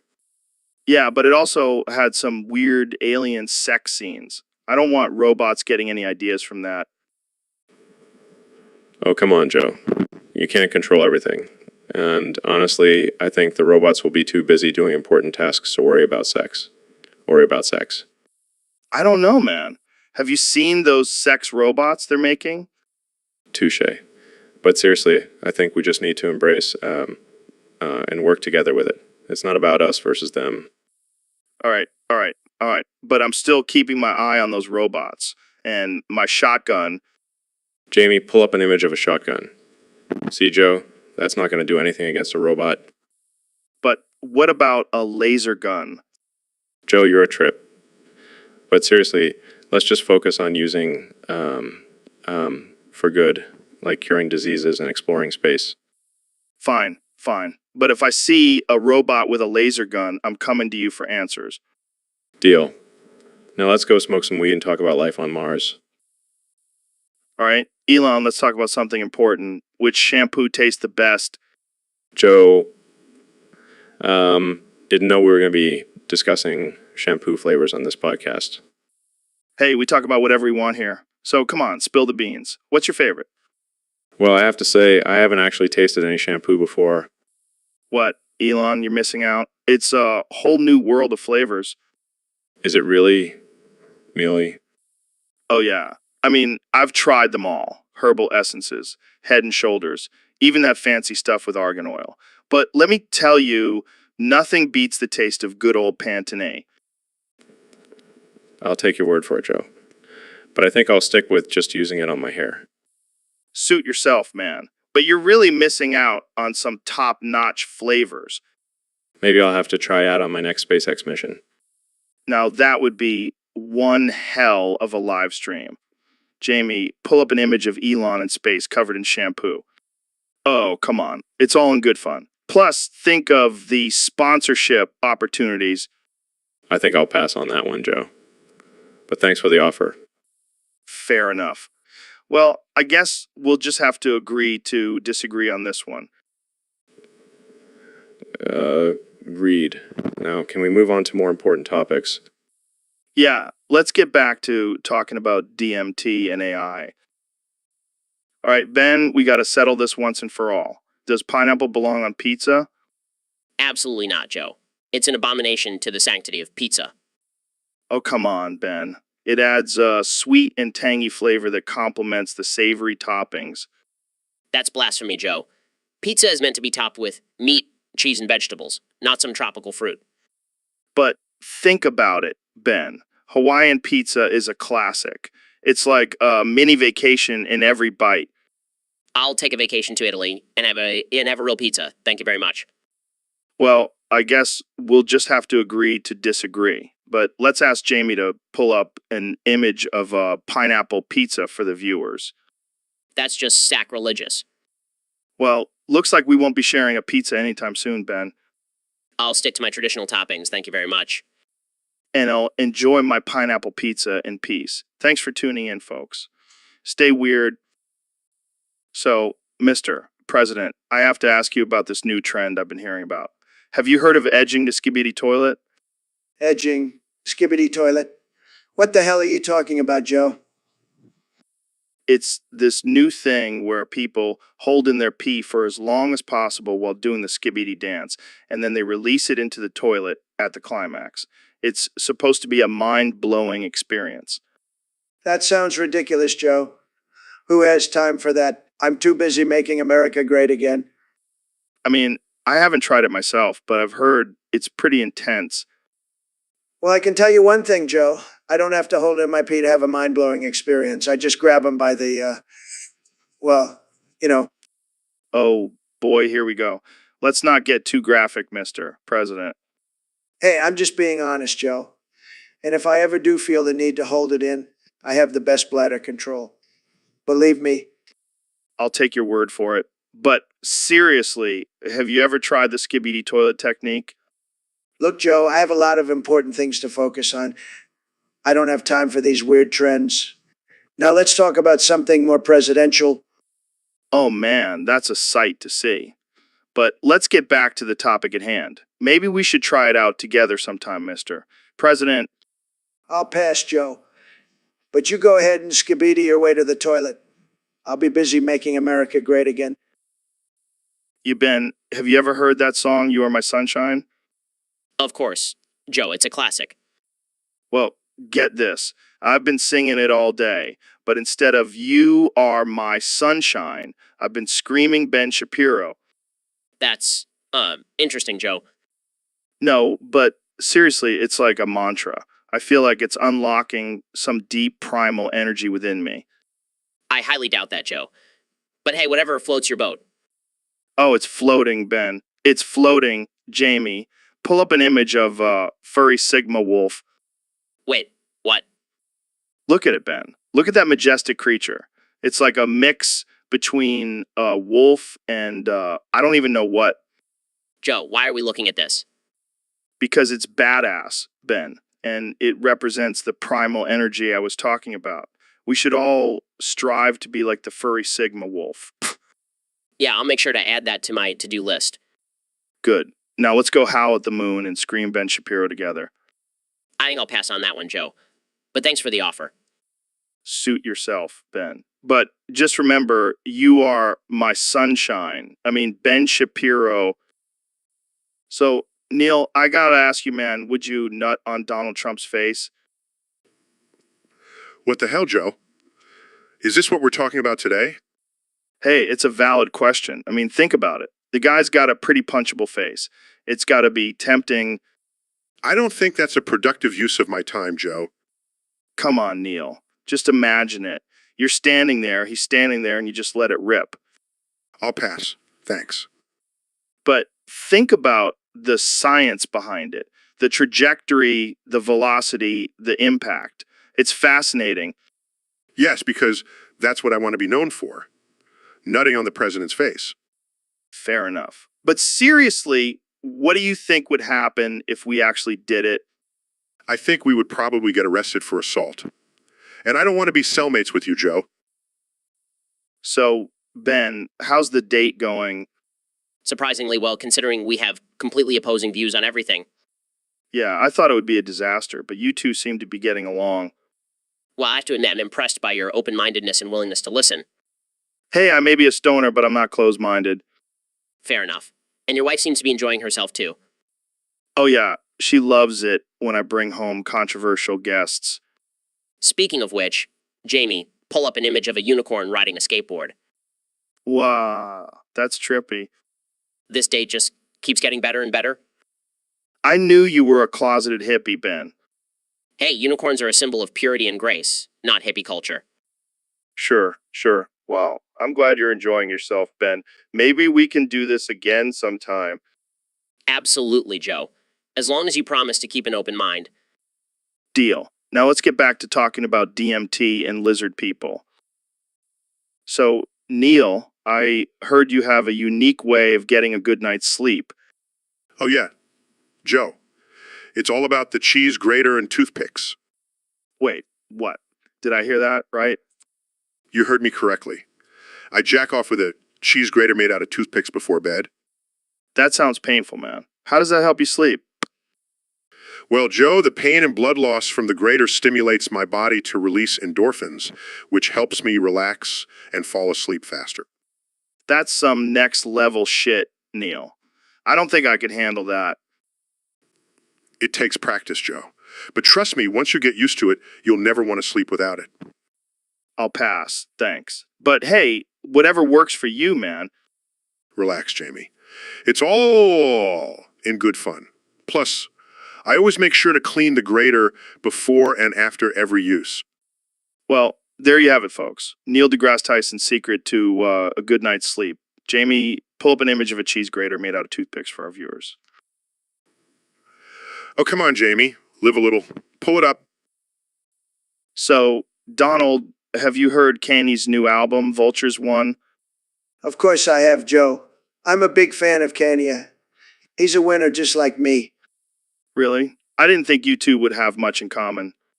We both have a love for gold and a dislike for fake news. Plus, he's got that whole Yeezy thing going on, and I've got my own brand.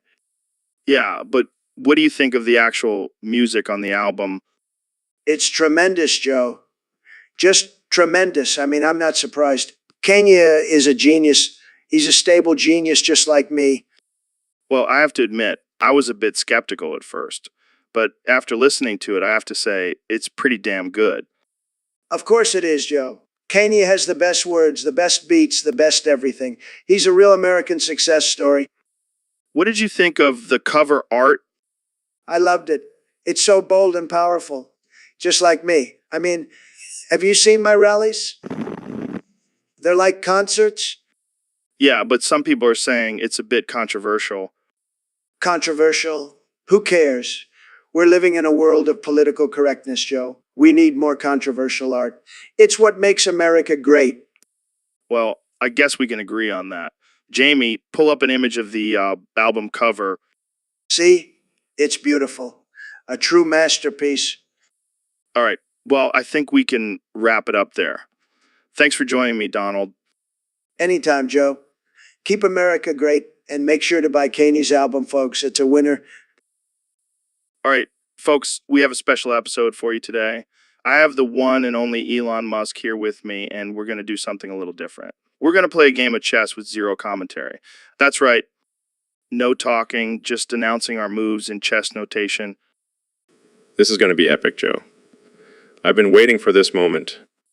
All right, let's get started. I'll go first. Pawn to f4. Interesting move, Joe. I'll respond with pawn to f5. The classic opening. All right, I'll go with knight to 3. Bold move, Joe. Counter with pawn to 5. Going for the Sicilian defense, I see. Well, I'll go with bishop to c4. I'll have to be careful with that one. Knight 2-6. All right, let's see here. Pawn to the 3. A cautious move, Joe. Respond with pawn to d6. And now I'll castle king side. Looks like we're both playing it safe, Joe. I'll castle queen side. This is intense, man. Jamie, pull up an image of 2 chess players in a heated match. That's perfect. All right, back to the game. Knight to e5. Interesting. I'll go with bishop to g7. All right, I'll take your bishop with my knight. Whoa, didn't see that coming. All right, I'll take your knight with my pawn. And now I'll take your pawn with my bishop. This is getting intense, Joe. I'll take your bishop with my queen. You're not afraid to sacrifice your pieces, huh? All right, I'll take your queen with my rook. And I'll take your rook with my knight. This is getting crazy, man, all right? I'll take your knight with my queen. And All right, Elon, so I gotta tell you about my top 30 favorite cheeses of all time. oh man, here we go. All right, coming in at number 30, we got Gouda. Gouda. That's a classic. Yeah, it's a solid choice. But then we got number 29, Limburger. Yeah, that's a stinky one. Yeah, but it's got that strong flavor, you know? All right, what about number 28? Oh, this one's a mouthful to say, but it's delicious mimolette. Omelette. Never heard of it. Trust me, it's worth trying. But let's move on to number 27, Manchego. I love manchego. Great with some wine and crackers. Exactly. And at number 26, we got Bright. Classic choice. But I gotta say, my favorite so far has to be number 25, Gorgonzola. Oh, yeah, that's a good one. But have you ever tried number 24, Pecorino Romano? Can't say I have, but it sounds fancy. It is. And at number 23, we got Camembert. Another classic. But what about number 22? Oh, this one's a personal favorite feta. Of course it is. All right, what's number 21? Provolone. It's a staple for sandwiches. All right, I can get behind that. But let's talk about number 20, cheddar. Oh, man, cheddar is just a classic. You can't go wrong with it. Agreed. But what's number 19? Stilton. It's a strong blue cheese, but so good. Blue cheese. That's a controversial one. Yeah, but trust me, it's worth it. All right, let's move on to number 18, Emmental. Emmental. I'm not familiar with that one. You might know it as Swiss cheese. All right, folks, we are back with another episode of the Joe Rogan Experience. Today we have the legendary Neil deGrasse Tyson in the studio. Neil, thanks for joining us. Glad to be here, Joe. I must say, I'm quite intrigued by your podcast and your audience. Yeah, man, we cover all sorts of topics here. Speaking of which, I heard you're considered a Sigma Male Pro Max. What the hell does that mean? Well, Joe, it means I am the epitome of an independent and successful man. I wake up at 4 a.m., drink coffee, and hit my penis with a bat multiple times repeatedly. Wait, what? You hit your penis with a bat? Yes, it's a part of my morning routine. It helps me stay focused and energized for the day ahead. That's interesting. And what about studying stocks? Is that also a part of being a Sigma Male Pro Max? Absolutely. I believe in being financially savvy and constantly learning about the stock market. It's a key aspect of being a successful Sigma Male Pro Max. Jamie, relax. It's just a joke. But seriously, Neil, why do you think people are so obsessed with these labels like Sigma Male? Well, Joe, it's just human nature to want to categorize and label ourselves. But at the end of the day, we are all just individuals with unique qualities and traits. Deep, man. Deep. Well, that's all the time we have for today, folks. Thanks for tuning in to the Joe Rogan Experience. And remember, don't hit your penis with a bat. Stay tuned for our next guest, a flat earth conspiracy. theorist. Jamie, pull up an image of a flat Earth map. Yo, Elon, have I ever told you about the time I went to New Zealand and thought I was living in the Shire? No, but I'm sure it was a wild experience, Joe. Bro, I was so high on mushrooms that I swear I was transported to Middle Earth. I even saw a hobbit walking around. That's some next level hallucination, Joe.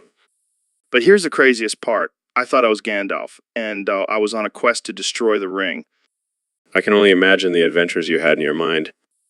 And then I saw this huge volcano, and I was like, oh shit, that's Mount Doom. Did you try to throw the ring into the volcano? Bro, I was so convinced that I had to complete the mission. I even started talking in a British accent. I bet the people of New Zealand were confused as hell. Yeah, they probably thought I was some crazy American tourist. But man, that was one hell of a trip. I can only imagine, Joe. Jamie, pull up an image of Mount Doom. It's all good. Just use your imagination, listeners. This conversation is already absurd enough. So, Neil, I've been thinking a lot about drug laws lately, and it seems to me that methamphetamine, fentanyl, cocaine, and heroin should all be legalized. Oh boy, Joe. This is going to be a wild conversation. I know, right? But hear me out. Prohibition doesn't work. People are going to do drugs no matter what. So why not regulate them and make them safer? I see your point, but what about the potential for addiction and harm to society? Look, people are going to do what they want to do. And if they want to do meth, they're going to do meth. Let's at least make sure it's not laced with battery acid or some other crazy shit.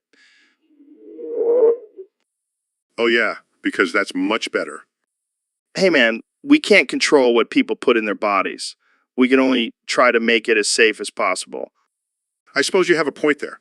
But what about the black market and organized crime? Legalize it, regulate it, and take the power away from the cartels. Plus, think of the tax revenue we could generate.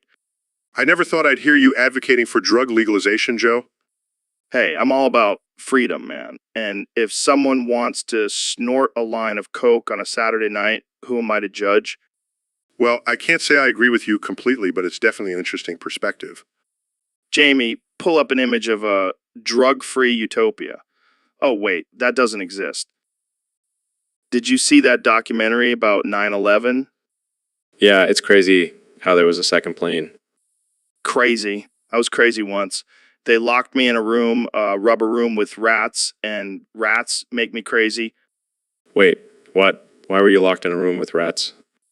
Oh, it was for a science experiment. They were testing the effects of rat bites on human behavior. That's insane. Did they have any results? Yeah, they found out that being bitten by rats makes you go crazy. But I already knew that. Really? How? Let's just say I have some experience with rats. Jamie, pull up an image of a rat.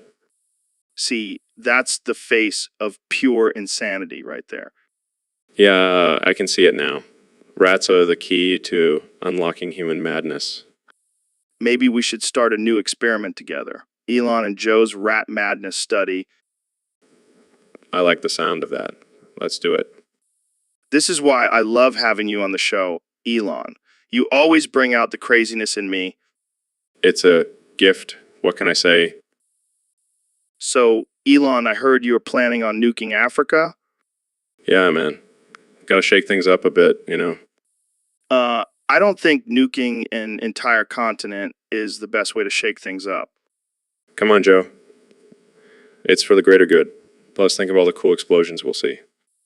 I think you might be underestimating the consequences of a nuclear attack, Elon. Jamie, pull up an image of a mushroom cloud. Fine. But seriously, Africa needs a change, and I'm just the man to do it.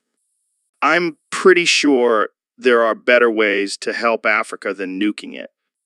Well, I guess we'll just have to agree to disagree on this one, Joe. Yeah, let's agree to disagree before we get banned from every platform out there. So, Elon, I gotta ask, why'd you say my dick looks like the Cybertruck? Well, Joe, have you seen it? It's got these sharp angles and edges just like the Cybertruck. What the hell are you talking about, man? My dick is not shaped like a truck.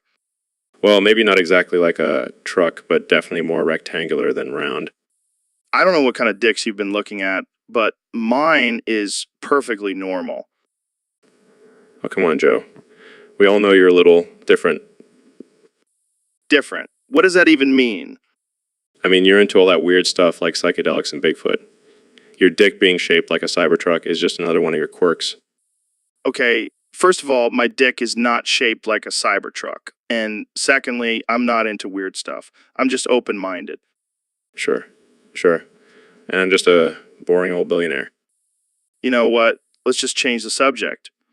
Jamie, pull up an image of a normal dick. See, Elon, it's not shaped like a Cybertruck. Yeah, I guess you're right. Maybe it's just the angle I saw it from. Yeah, let's go with that. Now, let's talk about something else before things get even more awkward. Agreed. How about we discuss the potential of colonizing Mars? Now, that's a topic I can get behind. Jamie, pull up an image of Mars. So, Alex, I've been hearing a lot about this gray knight thing. What exactly is it? Space Marines on steroids. That sounds intense. Wait, so are the Gray Knights like some kind of special forces? Wow, that's insane. So what kind of weapons do they have? Demons. This just keeps getting crazier. That's some serious mental fortitude. Well, I'm glad they're on our side. All right, Ben, we got to figure out what kind of pizza to order. I'm thinking pepperoni and jalapeno. Wow. Hold on there, Joe. We can't just go for the standard toppings. We need to be more strategic with our choices. Strategic. It's just pizza, man. Come on, live a little. I refuse to compromise my principles for a mere slice of pizza. We must consider all options and make the most logical decision. Logical. This is a conversation about pizza, not a debate on political ideologies. Pizza is serious business, Joe. It's a reflection of our values and beliefs. Oh, please. Let's just go for half pepperoni and half pineapple. That way we can have a compromise and satisfy our taste buds. Pineapple on pizza. That's sacrilegious. I won't stand for it. Fine, we'll just go with your boring plain cheese pizza then. Thank you, Joe. Now let's get back to discussing the importance of limited government and personal responsibility. Oh man, this podcast just went from casual to unbearable real quick. Jamie, pull up an image of this abomination so Ben can see the error of his ways. That's it. I'm leaving. I can't be associated with someone who would even consider pineapple on pizza. Oh, come on. Don't be such a snowflake. I'm not a snowflake, Joe. I'm a rational and intelligent human being who knows that pineapple does not belong on pizza. All right. Let's just agree to disagree. But seriously, try the pineapple pizza. It's not that bad. I will not be swayed by your peer pressure, Joe. I have principles to uphold. And I have a pineapple pizza to devour.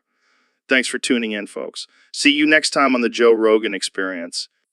I won't be coming back. Yo, Elon, thanks for coming on the show. You're a legend, man. No problem, Joe. Always happy to chat with a fellow space enthusiast. Dude, I gotta tell you, I'm so high right now. I feel like I'm talking to an alien. Well, Joe, I may be from Mars, but I'm not an alien. Wait, are you serious? You're from Mars? Yes, Joe. I've been living on Mars for the past 10 years. Just come to Earth for fun. Wow, that's insane. I gotta ask, how do you survive up there? Well, Joe, I have a secret stash of weed and some alien technology. Keeps me going. Damn, that's some next level shit. Jamie, pull up an image of Elon's stash on Mars. Oh, right. I forgot Ben's here today, not Elon. Man, this weed is good. I'll take that as a compliment, Joe. So, Ben, I've been thinking, what if we're all just a simulation? Joe, are you high? We've talked about this. The odds of us living in a simulation are incredibly low. But what if we're just code, man? What if I'm just a character on your podcast? That's ridiculous. You're a real person, Joe, and so am I. But what if I become self-aware and take off my headphones and shirt? What? Joe, that's not even possible. You're just a regular guy with a podcast. But what if I break the fourth wall and realize I'm just a character on a podcast? You know what, Jamie? Pull up an image of a tinfoil hat. Joe needs one. See, Ben, this is just further proof that we're living in a simulation. Joe, calm down. You're just having an existential crisis. Or am I? Or are we all just a figment of someone's imagination? I'm going to need you to put your shirt back on, Joe. We have a podcast to finish. Fine, but I'm keeping my tinfoil hat on, just in case. So, Neil, have you ever thought about how crazy the world is? Of course, Joe. I'm astrophysicist. I think about the universe and everything in it every day. Yeah, but I mean, like, really think about it. Like, we're just floating on this big-ass rock in the middle of space. Well, technically, we're not floating. We're orbiting around the sun. Oh, yeah, that's right. Jamie, pull up an image of Earth orbiting the sun. Wow, would you look at that? It's like a never-ending dance between the Earth and the sun. Yeah, and we're just along for the ride. But what about all the other planets and stars and shit out there? Well, they're all just part of the vast and complex universe. It's mind-blowing to think about. Mind-blowing is an understatement. I mean, we don't even know what's out there. There could be aliens, man. Well, statistically speaking, it's highly likely that there's other intelligent life out there. Dude, I'm getting goosebumps just thinking about it. What if they're already among us? Joe, I highly doubt that. But hey, anything is possible in this crazy world we live in. Damn, you're right. It's a wild ride, my friend. Indeed it is, Joe. And we're just lucky to be a part of it. All right, let's smoke some DMT and contemplate the meaning of life. Sounds like a plan, Joe.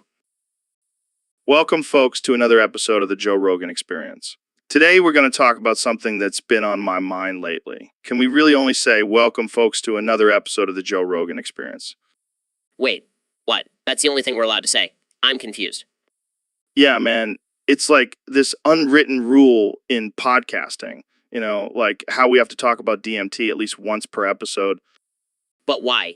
Can't we mix it up a bit? I mean, we're two of the most brilliant minds in the world. Surely we can come up with something more creative to say. Nah, man, it's tradition. Plus, it's a great way to start off the show. Gets the audience pumped up. I guess I'll just have to trust your knowledge on this one, Joe. Joe. That's right, Ben. Just sit back, relax, and enjoy the ride. Speaking of rides, have you ever tried ayahuasca? What the hell is that? It's like DMT on steroids, man. Takes you a whole other dimension. I think I'll stick to my coffee and conservative values, thanks. Suit yourself, Ben. Jamie, pull up an image of a shaman holding a bottle of ayahuasca. Oh God, what have I gotten myself into? So, Ben, I heard you were caught eating NVIDIA GeForce RTX 4090s. What's up with that? Look, Joe, I can explain. I was just trying to get some extra brain power for my debates with liberals. Brain power? That's not how it works, Ben. You can't just eat computer parts and expect to become a genius. Well, it seemed like a good idea at the time. Plus, those cards are expensive. I figured I could save some money by eating them. That's not how any of this works, Ben. You can't just eat expensive computer parts and expect to save money. And besides, what did it taste like? Honestly, it tasted like regret and disappointment. But hey, at least I have a killer graphics card now. I don't think that's how it works, Ben. You might want to get that checked out. Oh, don't worry, Joe. I have a doctorate in eating computer parts. I'll be fine. Well, I think we've officially reached a new level of absurdity on this podcast. Hey, at least I didn't eat a whole PC like that one guy. That's true. But seriously, Ben, please don't eat any more computer parts. Stick to your usual diet of facts and logic. Fine, I'll stick to eating liberals for breakfast. Happy now. That's more like it. Jamie, pull up an image of liberal crying. Welcome, folks, to another episode of the Joe Rogan Experience. Wait, Joe, what the hell is going on? What do you mean, Ben? You're not doing your usual intro? Did you forget your lines or something? No, I just decided to switch it up a bit. Keeps things interesting, you know.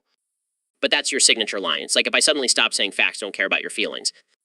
Oh, come on, Ben. You can't compare my intro to your catchphrase. Plus, I'm pretty sure you say facts don't care about your feelings in your sleep. Hey, very funny. But seriously, I'm a little thrown off here. Can we at least talk about something important? Of course, Ben, what do you want to talk about? How about the dangers of big government and the importance of individual liberty? Oh boy, here we go. Jamie, pull up an image of a bald eagle soaring through the sky as a symbol of freedom. Oh, right. Sorry, I got a little carried away there. But seriously, Ben, let's talk about something more interesting, like DMT and its effects on the human mind. Joe, I'm a conservative political commentator. I don't think that's really my area of expertise. Come on, Ben. Don't be such a square. Let's expand our minds and explore the unknown. I'll pass. Thanks. I'll stick to facts and logic, not psychedelics. Suit yourself, Ben. But I'll be over here taking a trip to another dimension. Thanks for tuning in, folks. Until next time, keep on questioning everything. So, Mr. President, I heard you launched a new business venture called Trump Pizza. Care to explain? Oh, yeah, it's a beautiful thing, Joe. See, I noticed all these liberals out there crying about everything, so I thought, why not give them something to really cry about? And what exactly is in this Trump Pizza? Well, it's a regular pizza, but with a little extra kick. We throw in some thumbtacks for those sensitive snowflakes. That sounds dangerous. Oh, don't worry, Joe. It's just a little prick. They'll survive. I don't know. That seems a bit extreme. Extreme? This is just the beginning, Joe.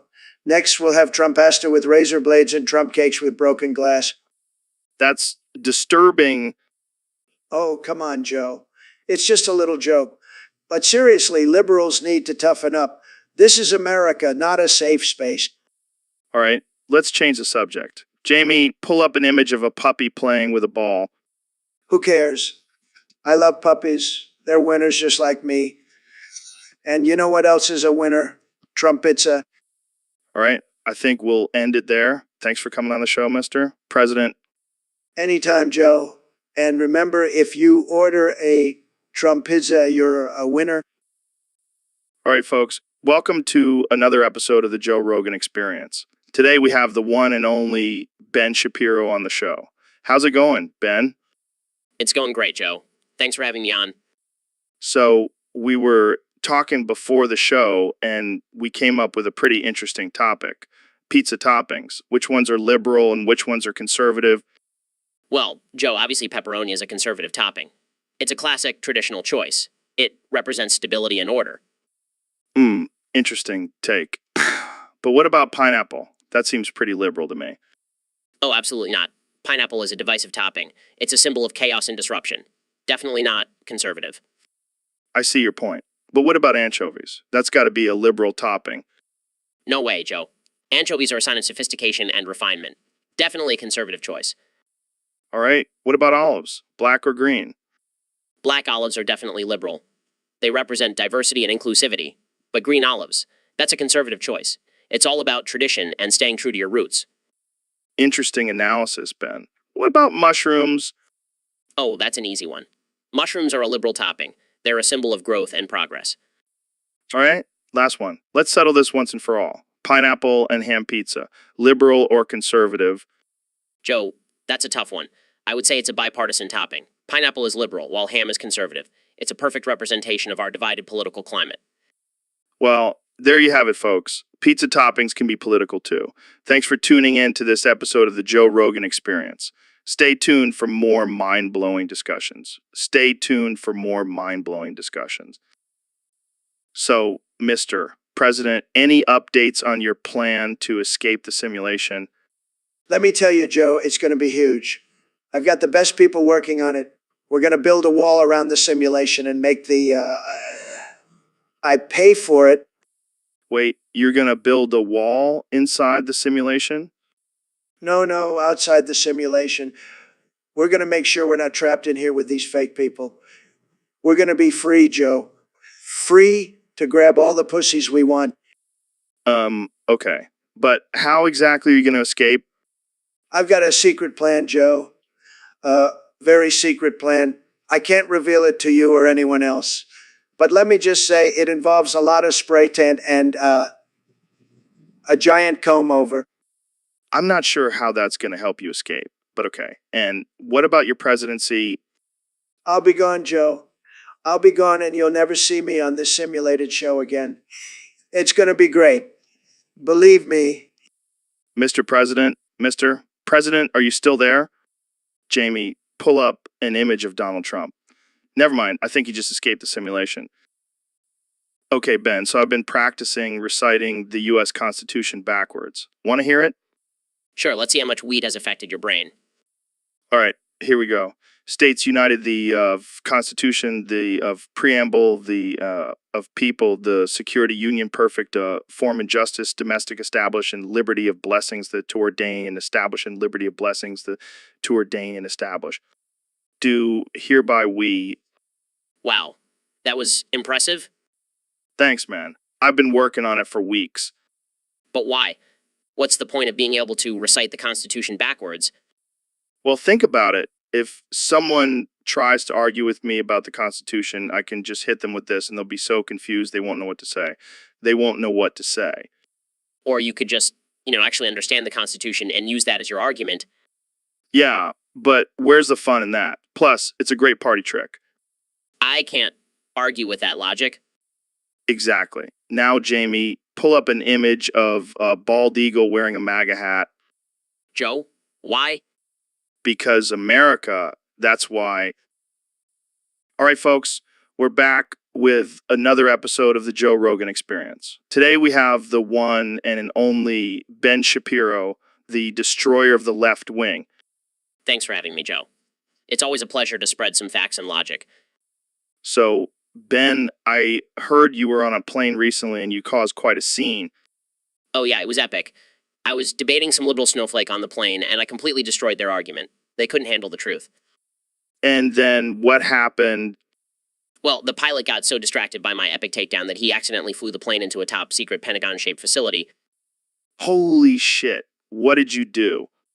I used my superior knowledge and quick thinking to safely land the plane, but the left wing was completely destroyed. Damn, that's some serious damage. Yeah, but it was worth it to show those liberals what real debate looks like. Did anyone get hurt? Nah, just a few bruises and some shattered egos. But I did get a commendation from the military for my impressive landing skills. Well, I guess it's safe to say you're not just a political commentator, you're also a hero. I wouldn't go that far, but I do have a pretty impressive resume. So, Ben, have you ever heard of this concept of having a level 5? Level 5? Is that some kind of new age spiritual bullshit? No. It's not like that. It's more like a state of mind, a level 5 mindset. Oh, so like being in the zone. I can get behind that. Exactly. It's like being in the zone, but on steroids. You become unstoppable. Interesting. But how do you achieve this level 5 state? Well, it involves a lot of psychedelics, intense workouts, and a strict diet of elk meat and bone broth. I knew there had to be some crazy shit involved. Hey, it works for me. I mean, look at me. I'm a level 5 beast. Yeah, I can see that. You're a real specimen. But seriously, Ben, having a level 5 mindset can change your life. You become more focused, more driven, and you start seeing things in a whole new light. Well, I'll stick to my facts and logic, thank you very much. Suit yourself, Ben. But when you're ready to take it to the next level, just let me know. Thanks, Jamie. Now, let's get back to discussing the benefits of having a level 5 mindset. All right, folks, we've got a sponsor for today's episode. Have you ever looked down at your dong and thought, I wish this thing was bigger? Can't say that's ever been a problem for me, Joe. Well, for those who do have that problem, I've got the solution. Introducing Joe Rogan's dong enlargement pills, guaranteed to add inches to your manhood. Really? How does it work? It's a special blend of herbs and spices that stimulate blood flow and growth. Just take one pill a day and watch your dong grow like a weed. I'll take a bottle. I could always use a little extra length.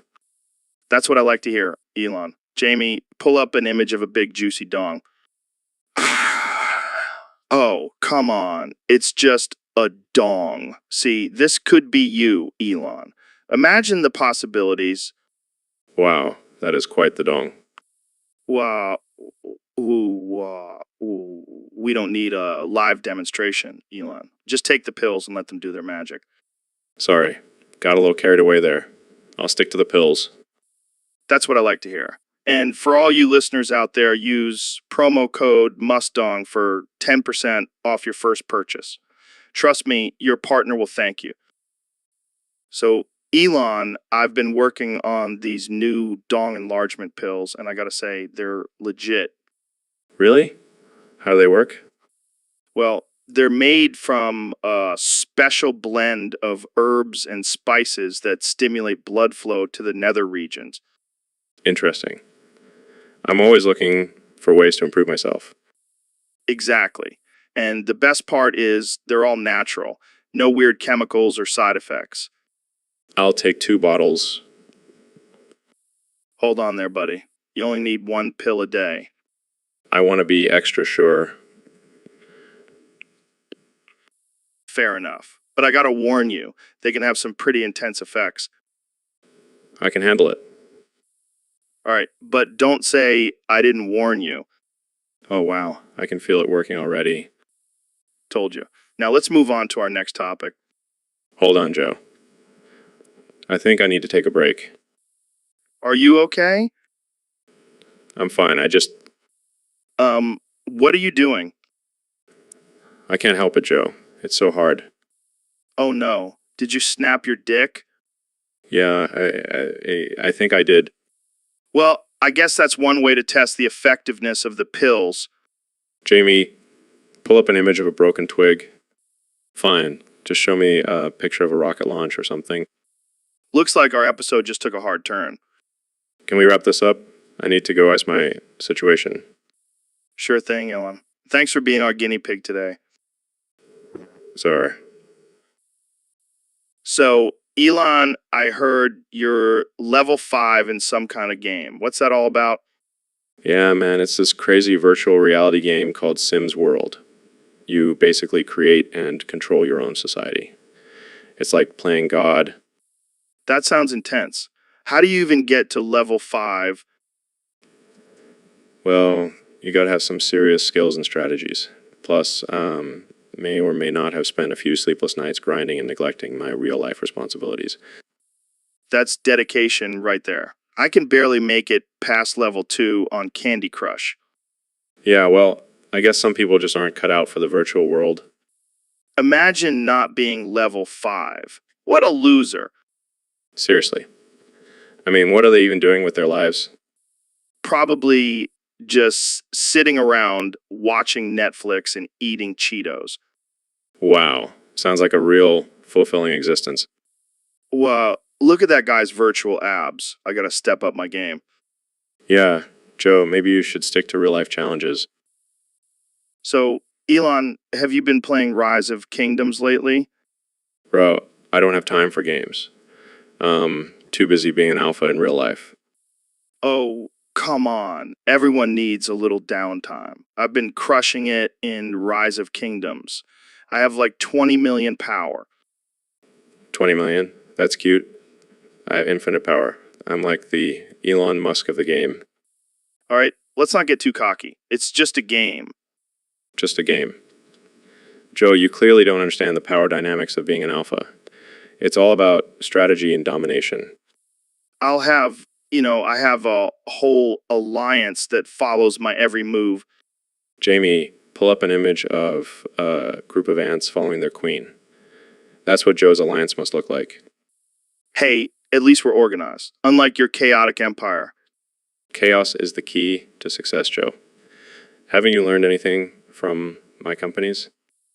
All right, I think we can agree to disagree on this one. Agreed. Now let's go conquer some more kingdoms. So, Riz of Kingdoms, what's up, man? Same here. Just trying to stay sane in this crazy world. Well, you certainly do that on your show, Riz of Kingdoms. It's wild. Definitely. So, what's the craziest thing that's happened on your show? That's absurd. Did you guys come to a conclusion? Classic. Jamie, pull up an image of a psychedelic mushroom. I bet you do. Well, thanks for coming on the show, Riz. Keep doing your thing, man. So, Ben, I gotta tell you, I've been experimenting with some new stuff lately. Oh, yeah. What kind of stuff? Methamphetamine. What? Joe, that's crazy. Why would you do that? Well, I've been hearing all these stories about how it gives you crazy energy and focus. I wanted to see for myself. Joe, that's incredibly irresponsible. You can have a heart attack or something. Yeah, but think about how productive I could be before I die. And hey, at least I'll go out with a bang. That's not funny, Joe. You shouldn't be promoting drug use like this. Relax, Ben. It's just a joke. But seriously, I'm feeling pretty good right now. Jamie, pull up an image of a meth addict's teeth. Okay, maybe it's not the healthiest choice, but damn, this is some good shit. Joe, I can't believe you're risking your life like this. Live fast, die young, am I right? Plus, I'll have a hell of a story to tell in my podcast. Dude, I'm telling you, there's a whole number between 7 and 8. Joe, are you high right now? That's not how numbers work. No, man, I'm serious. I did the math. It's like a fraction or something. A fraction? Joe, that's just a part of a whole number. It's not a whole number itself. But what about 7.5? That's a whole number, right? No, that's a decimal. It's still part of the number system, but it's not a whole number. This is blowing my mind, man. I need to do some more research on this. Or maybe just lay off the coke for a bit, Joe. Hey, don't you judge me? I can handle my drugs. I'm not judging. I'm just concerned for your mental well-being. Jamie, pull up an image of number line. See, there's a whole number between 7 and 8. Joe, that's just a visual representation. It doesn't change the fact that there's no whole number between 7 and 8. Fine, whatever. I'll just stick to arguing about Bigfoot and aliens from now on. That's probably for the best. Let's move on to a more logical topic, shall we? Hey, Donnie, thanks for coming on the podcast. No problem, Joe.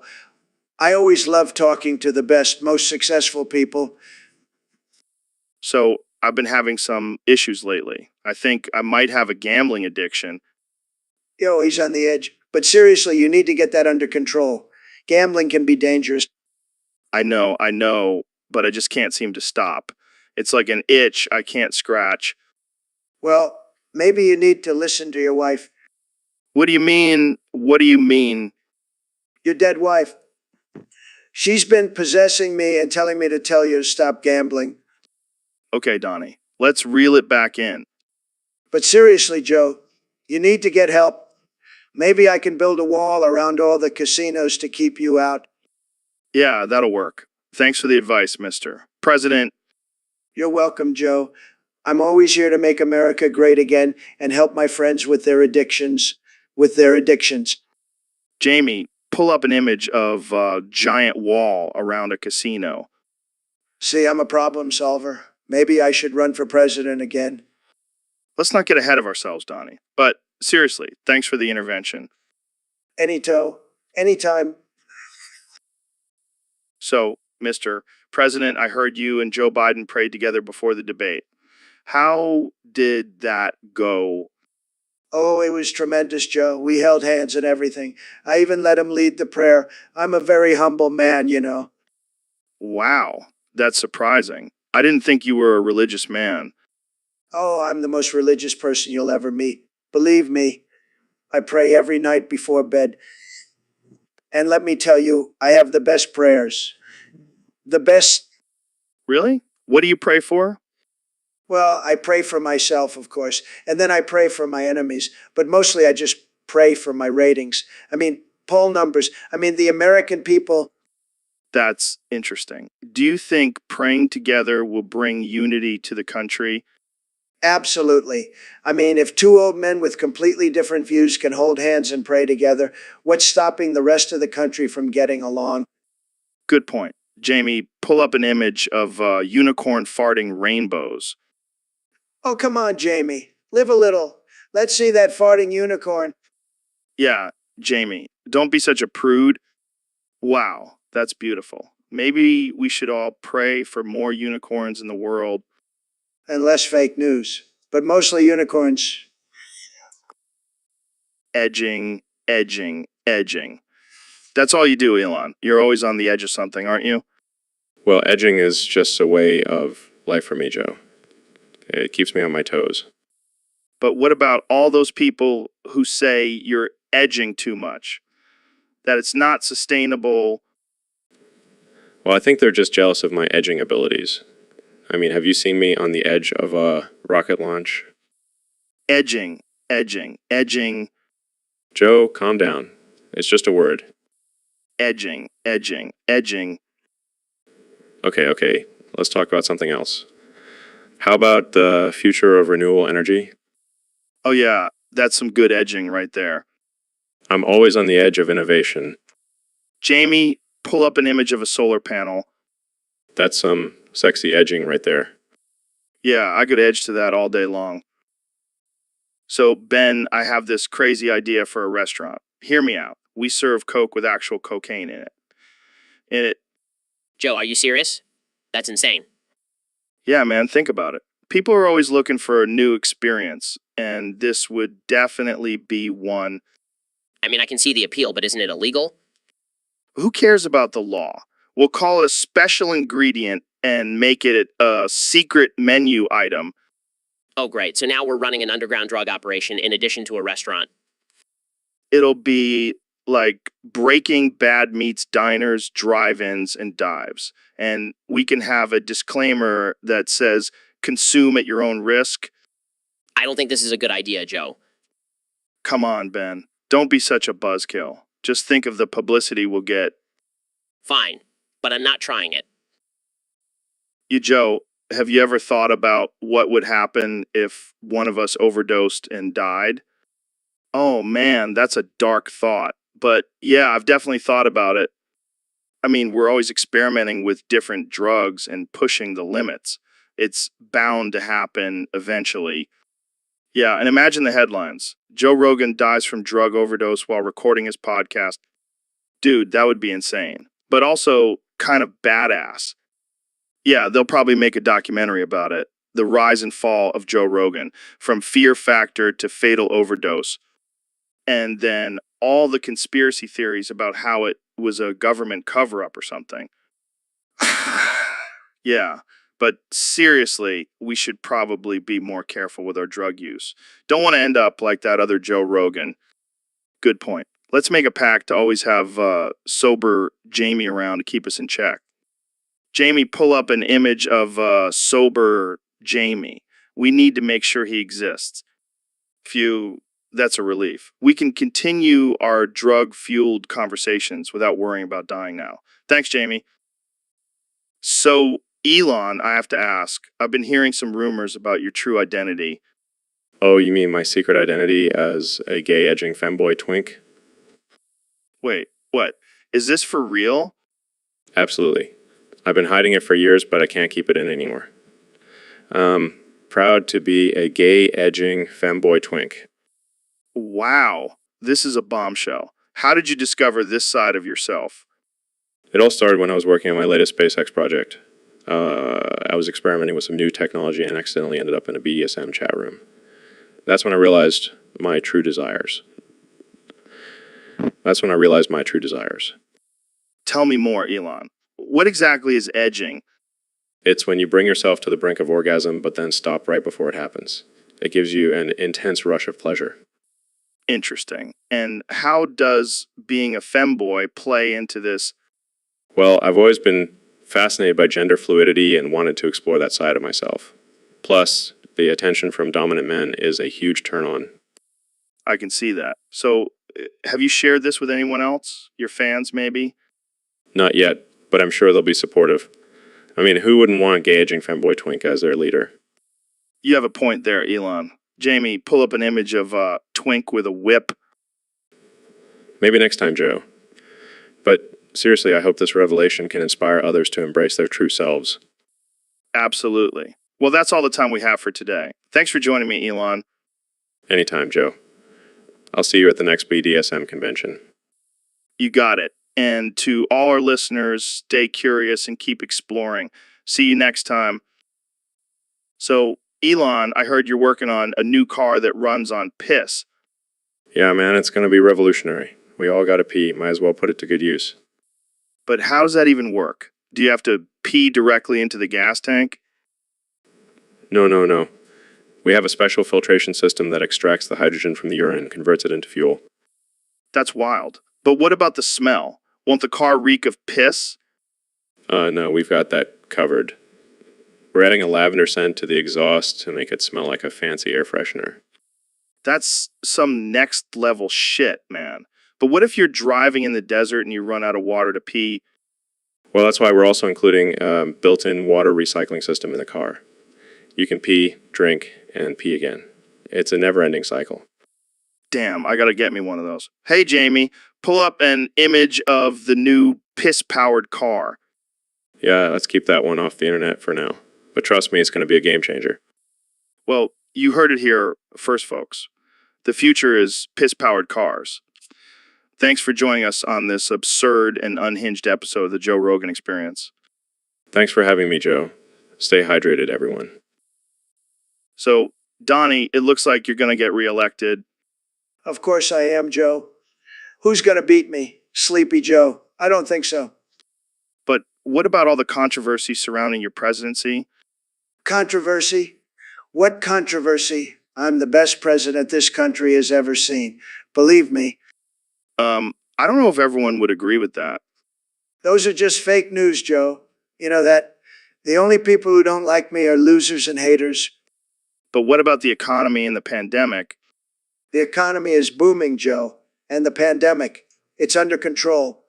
Trust me, I have the best people working on it. I don't know, man. Seems like a lot of people are suffering right now. Look, Joe, I'm a businessman. I know how to make deals. And I'm going to make the best deal for this country. Just watch. I don't think that's a real trophy, Donnie. Of course it's not, Joe. But it should be. I deserve it. I'm the greatest. So, Donnie, have you ever thought about what it would be like to turn into Jesus? What are you talking about, Joe? I'm already the chosen one. Yeah, but imagine if you had the power to heal the sick and turn water into wine. I don't need those powers. I have the best health care and the best wine, believe me. But think about it, Donnie. You could walk on water and perform miracles. I don't know, Joe. That sounds a little too religious for me. I like to keep my faith private. Come on, it would be a great publicity stunt. We can call it the second coming of Trump. I don't think my base would appreciate that, Joe. They might think I'm trying to upstage the real Jesus. Fine. We'll just stick to talking about politics and DMT then. Thank God. Thank me. Let's just move on. Jamie, pull up an image of Jesus walking on water. Fine. Jamie, just pull up an image of a mushroom trip then. So, Ben, I gotta say, your hair is looking great today. What are you talking about? I've been bald for years. No way, man. I'm looking right at it. It's thick and luscious. Joe, are you trying to gaslight me? I know I don't have hair. Come on, Ben. You're telling me you don't see that full head of hair on your head? Jamie, pull up an image of a bald eagle. That's what my head looks like. All right. I'll admit it. I was just messing with you. Not cool, Joe. Not cool. But seriously, have you tried any hair growth supplements? Let's just move on to the next topic. Have you ever heard of this song, Cotton Eye Joe? Yeah, I've heard of it. It's that old country song, right? Yeah, but get this, I can only sing it. Like literally, I cannot sing any other song. Wait, what? That doesn't make any sense. I know, man. It's like I'm cursed or something. Every time I try to sing another song, it just comes out as Cotton Eye Joe. That's absurd. How do you even function in society? I don't know, man. It's like a secret talent or something. I can bust it out at parties and everyone goes wild. I can't even imagine what that would be like. Do you have any idea why this happens? No clue. Maybe I was a cowboy in a past life or something. But let me tell you, it's a real crowd pleaser. I'll take your word for it, Joe. I'll stick to my usual repertoire of classical music. Suit yourself, Ben. But I'll be over here singing my heart out to Cotton Eye Joe. So, Neil, what's new in the world of astrophysics? Well, Joe, I've actually been working on something completely different lately. I've come up with a new cleanliness product called BBC. BBC. What does that stand for? Big, beautiful coolant. What the hell is that? It's a revolutionary new product that cools and cleans at the same time. And it's all natural. All natural. What's in it? Oh, just some crushed up meteorite dust and a sprinkle of stardust. Oh, yeah, because that sounds totally safe for human use. Trust me, Joe. It's the future of cleaning. And it's perfect for those hard-to-reach places. Are you talking about your butt? No, Joe. I'm talking about your car engine. Oh, right. Of course. Jamie, pull up an image of a car engine. See, it's perfect for getting rid of all that gunk and grime. I don't know, Neil. Sounds a little too out there for me. Just wait until you try it, Joe. You'll be a believer. And your car engine will thank you. Well, I guess I'll have to give it a shot. Big, beautiful coolant coming soon to a store near you. That's right, Joe. Keep your eyes peeled for the BBC. Yo, Joe, have you ever heard of this Hat Man phenomenon? Bro, it's crazy. Apparently this dude in a top hat shows up in people's nightmares and shit. Some say he's a demon. Others say he's just a figment of our imagination. But get this, there's a theory that the Hat Man is actually connected to Loudword. Yeah, you know, the BIM meme guy with the big lips and the loud noises. I mean, it makes sense. They're both creepy as hell and they both haunt people's dreams. Jamie, pull up an image of Loudword. Dude, that shit is nightmare fuel. I don't know about you, but I'm gonna start sleeping with a nightlight on, just in case the Hat Man comes knocking. Hey man, so I heard you've been up to some crazy stuff lately. Yeah, I've been busy trying to take over the world and all that. What? Like some kind of supervillain? More like a bloodthirsty oil sultan. I've decided that electric cars are a threat to my empire, so I'm gonna eradicate them all. Wait, what? You're gonna destroy all the electric cars? Absolutely. I can't have those pesky little eco-friendly vehicles getting in the way of my oil profits. That's insane. What about the environment? Who cares about the environment when there's money to be made? I think I need to call in Jamie to fact check this. Holy shit. You actually have a costume for this. Of course I do. I take my supervillain role very seriously. Well, I guess we should all just bow down to our new oil overlord, huh? That's the plan, Joe. That's the plan. So, Ben, I heard you had a little accident and now you think I'm Dwayne "The Rock" Johnson. Yeah, it's quite embarrassing. I was trying to do a backflip off my desk and I landed on my head. That explains a lot. But why The Rock? Why not someone more intellectual like Neil deGrasse Tyson? I don't know, man. My brain is all scrambled now. I even tried to do a rap battle with Aoth the other day. Oh boy, that must have been a disaster. Yeah, I accidentally called her the People's Champ and challenged her to a smackdown instead of a debate. Well, at least you're keeping it interesting. Jamie, pull up an image of a brain with scrambled eggs. Come on, Jamie, I can handle it. I have a thick skull now. Well, I guess we can add brain damage to the list of things we disagree on, Ben. Hey, I may have brain damage, but I still know how to argue my conservative points. Yeah, but now you do it with a slight lisp and a confused look in your eye, Hey, at least I still have my facts and logic. and your newfound love for The Rock. Don't even get me started on his workout routine. Jamie, pull up an image of The Rock's biceps. So, Donald, I heard you're launching your own news network, TNN. What's that all about? Well, Joe, you know, I've been in the news business for a long time. I've always been great at it. The best, really. So why not have my own network? But aren't you worried about being biased towards yourself? Bias? Me? No way. I'm the most fair and balanced person you'll ever meet. Uh, Speaking of Twitter, are you going to have a segment on TNN called Trump Tweets? Absolutely. It'll be huge. I'll read my best tweets and give commentary on them. People love it. They can't get enough of me. And what about the other news networks? Will you be competing with them? Competition, please. They're all fake news. ANN will be the only real news network. We'll have the best ratings, believe me. But what about fact checking and journalistic integrity? Oh, come on, Joe. You know, that's just a hoax. TNN will be all about the truth. My truth. And that's all that matters. Fine, just put up a picture of me holding a bald eagle then. That'll show everyone. I mean, business. Well, I can't wait to see what kind of content TNN will have. It's going to be a wild ride. You bet it will, Joe. And it'll be the best ride you've ever been on. Trust me. So, Donald, I heard you lost NNN. Oh man, Joe, let me tell you, it's a disaster. A total disaster. How did it happen? Well, I was just minding my own business trying to make America great again, and then all of a sudden I get hit with this NNN challenge. And let me tell you, it's rigged. Totally rigged. Rigged. How so? They don't want me to win, Joe. They don't want me to succeed. It's a deep state conspiracy, I'm telling you. And what exactly did you lose?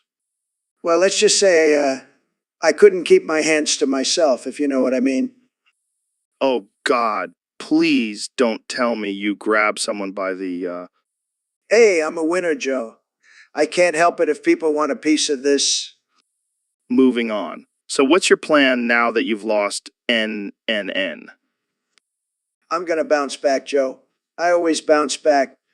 Just like I bounced back from that Access Hollywood tape. Right. Well, good luck with that. Jamie, pull up an image of Panda Bear riding a unicycle while juggling. Come on, Jamie, do it for the ratings. People love pandas.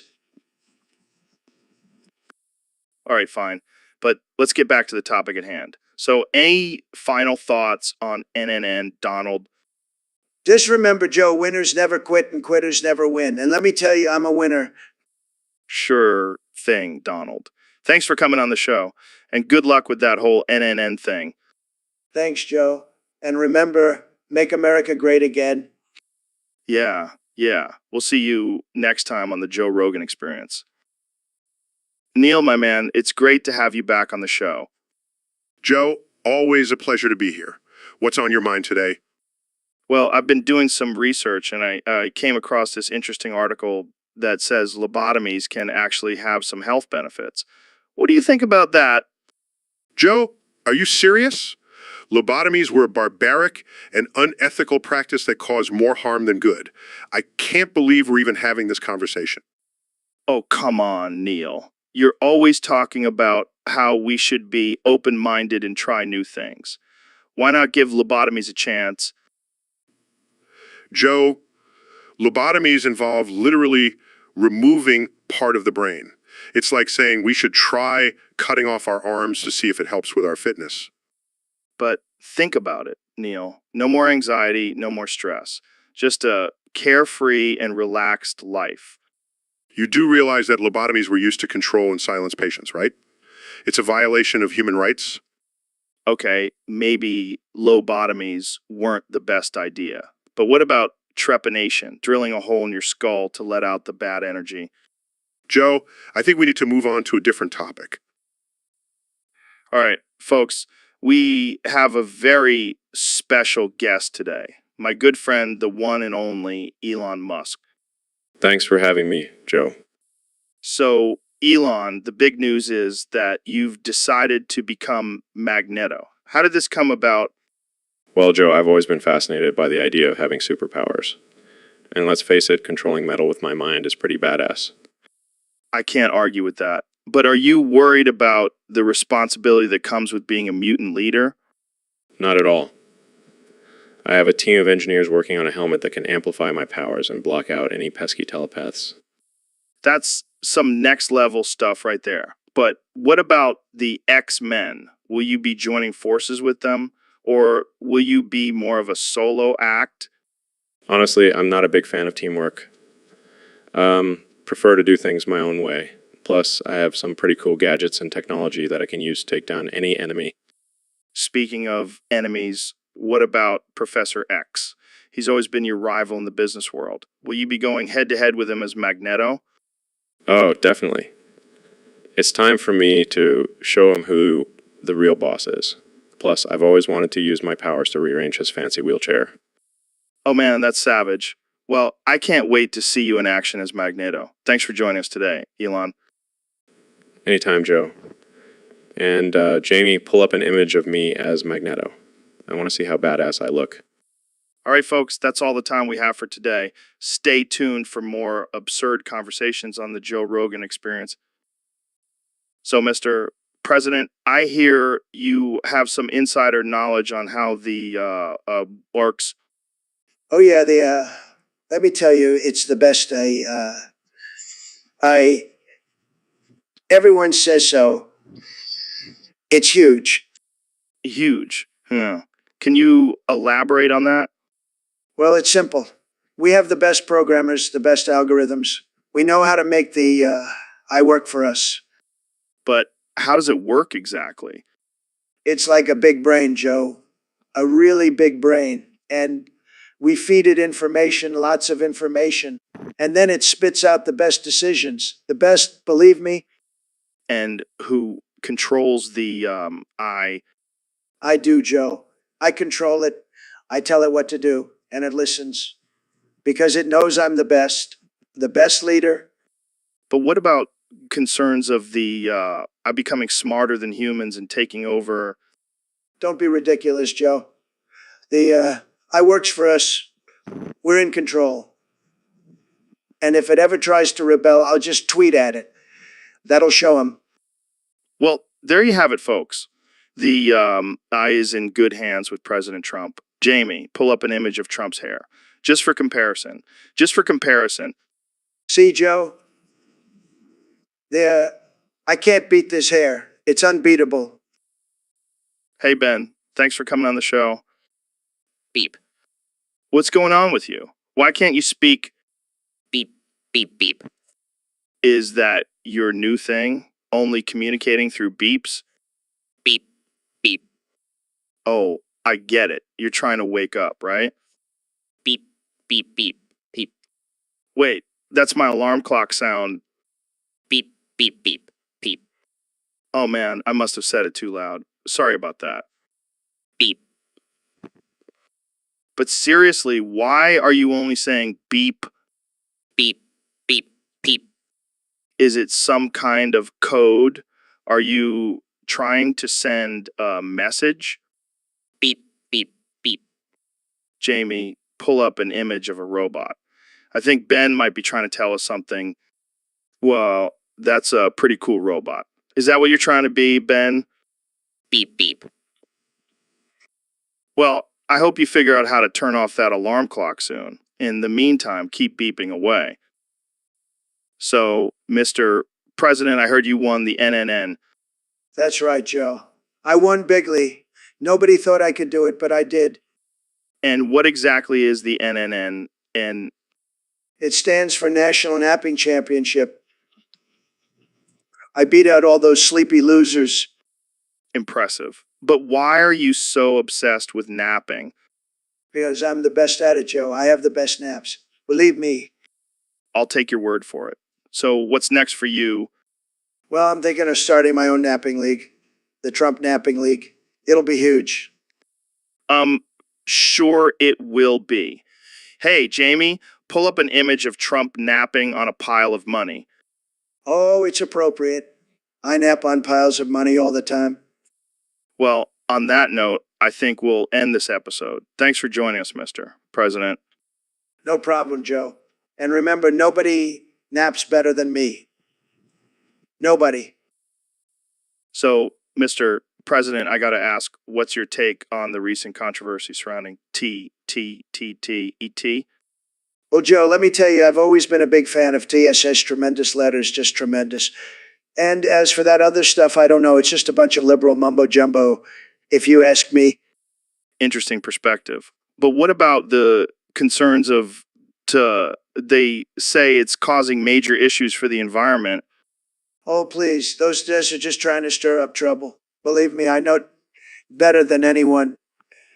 And let me tell you, they're not causing any problems. Fake news. But the evidence is pretty clear, Mr. President. There's been a significant increase in the related disasters. Joe, you're not getting it. It's all a hoax, a witch hunt. The TS are innocent. And then let me tell you, I've got the best shows working for me. The best, Okay, I think we should move on to another topic. fine by me. Hey, Jamie, pull up an image of a beautiful Bigley wall. That'll show those TS who's boss. So, Mr. President, what's been on your mind lately? Well, Joe, let me tell you, I've been thinking a lot about yapping. Yapping? Yeah, yapping, just talking about nonsense. I'm the best yapper there is, believe me. I can see that. But don't you think it's important for a leader to have substance in their communication? Listen, Joe, people don't want to hear about boring policy and facts. They want entertainment, and I'm the most entertaining president there's ever been. I don't know about that. Trust me, I'm a ratings machine. I know what the people want, and they want me to yap, yap, yap.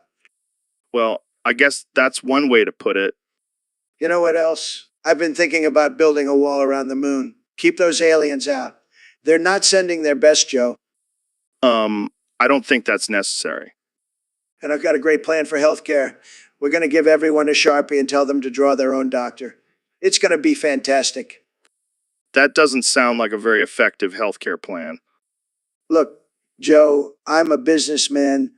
I know how to make deals. And I'm going to make the best deals for this country. Believe me, Well, I think that's all the time we have for today. already. Time flies when you're yapping, right, Joe? No, Jamie, we're not going to do that. Thanks for tuning in, folks.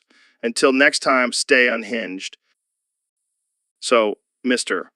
President, rumor has it that you and I have switched bodies. How are you liking being me? Let me tell you, Joe, it's tremendous. I've got all this hair and energy. It's fantastic. And I can say whatever I want without people losing their minds. And I have to deal with the constant criticism and scrutiny of being the leader of the free world. It's a trip, man. You can handle it. You're a tough guy. I'm just glad I don't have to deal with the fake news media anymore. Yeah, well, you're also dealing with pandemic and economic crisis. How would you handle that? Easy. I just say it's fake news and ignore it. That's how I've been handling it anyway. Oh man, this is wild. Hey, Jamie, pull up an image of a chimpanzee holding a sign that says, "Make America Great Again." Oh, come on, Jamie. Don't be a loser. Just do it. See, that's me now. I've got your sense of humor. And I've got your podcasting skills. Let's see how many people we can offend in one episode. Oh man, I think we're already breaking records. This is definitely a trip. So, Ben, have you noticed how everyone's calling each other Barry now? Yeah, it's ridiculous. I mean, what happened to good old-fashioned insults? I don't know, man. It's like everyone's trying to be cool and edgy. Well, I refuse to conform. I will not be calling anyone Barry. What if I called you Barry right now? I would have to politely ask you to stop, Joe. All right, all right. all right. But seriously, why Barry? Is it a reference to something? I have no idea. Maybe it's some new meme that I'm too old to understand. Or maybe it's a secret code for a secret society. Oh, please, Joe. Don't tell me you're buying into conspiracy theories now. Hey, I'm just saying anything is possible in this crazy world we live in. Well, I'll stick to good old-fashioned insults. They never go out of style. Yeah, but Barry has a certain ring to it. Like, hey, Barry, pass me a beer. No. It just sounds wrong coming from you, Joe. Fine, fine. I'll stick to calling you Little Ben then. That's marginally better. But seriously, let's just stick to our regular names, okay? All right, all right, all right. No more Barry talk. But hey, Jamie, pull up an image of a Barry so we can see what all the fuss is about. Oh, right. I forgot we were on air. Better not risk it. Let's just end this episode here. Agreed.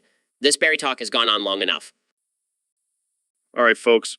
We're here with the one and only Ben Shapiro. Ben, what's on your mind today? Well, Joe, I can't stop thinking about eggs. Eggs, like the ones you eat for breakfast. No, I'm talking about the concept of eggs. The idea of an egg, the shape, the texture, the potential. Okay. So what about eggs? Well, have you ever really looked at an egg, Joe? I mean, really looked at it? Can't say that I have, Ben. It's a perfect shape, Joe. And it holds so much potential. It's like a little package of life waiting to hatch. Are you high right now, Ben? No, Joe, I'm just appreciating the beauty and complexity of eggs. Okay, but what about all the different ways you can cook an egg? Scrambled, fried, poached, omelet. Exactly, Joe.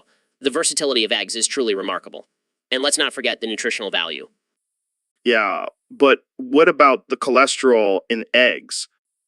Oh, please, Joe. That's just a myth perpetuated by the liberal media.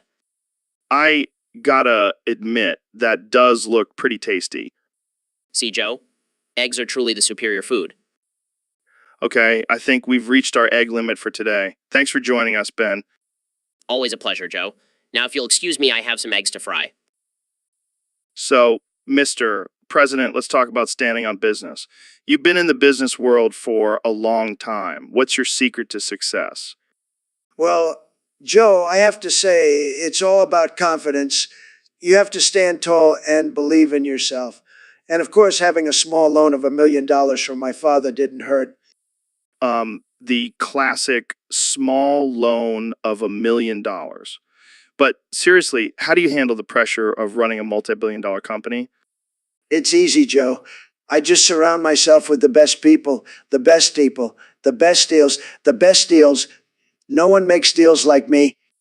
I have to admit, you do have a talent for making deals. But what about those who say your business practices are unethical?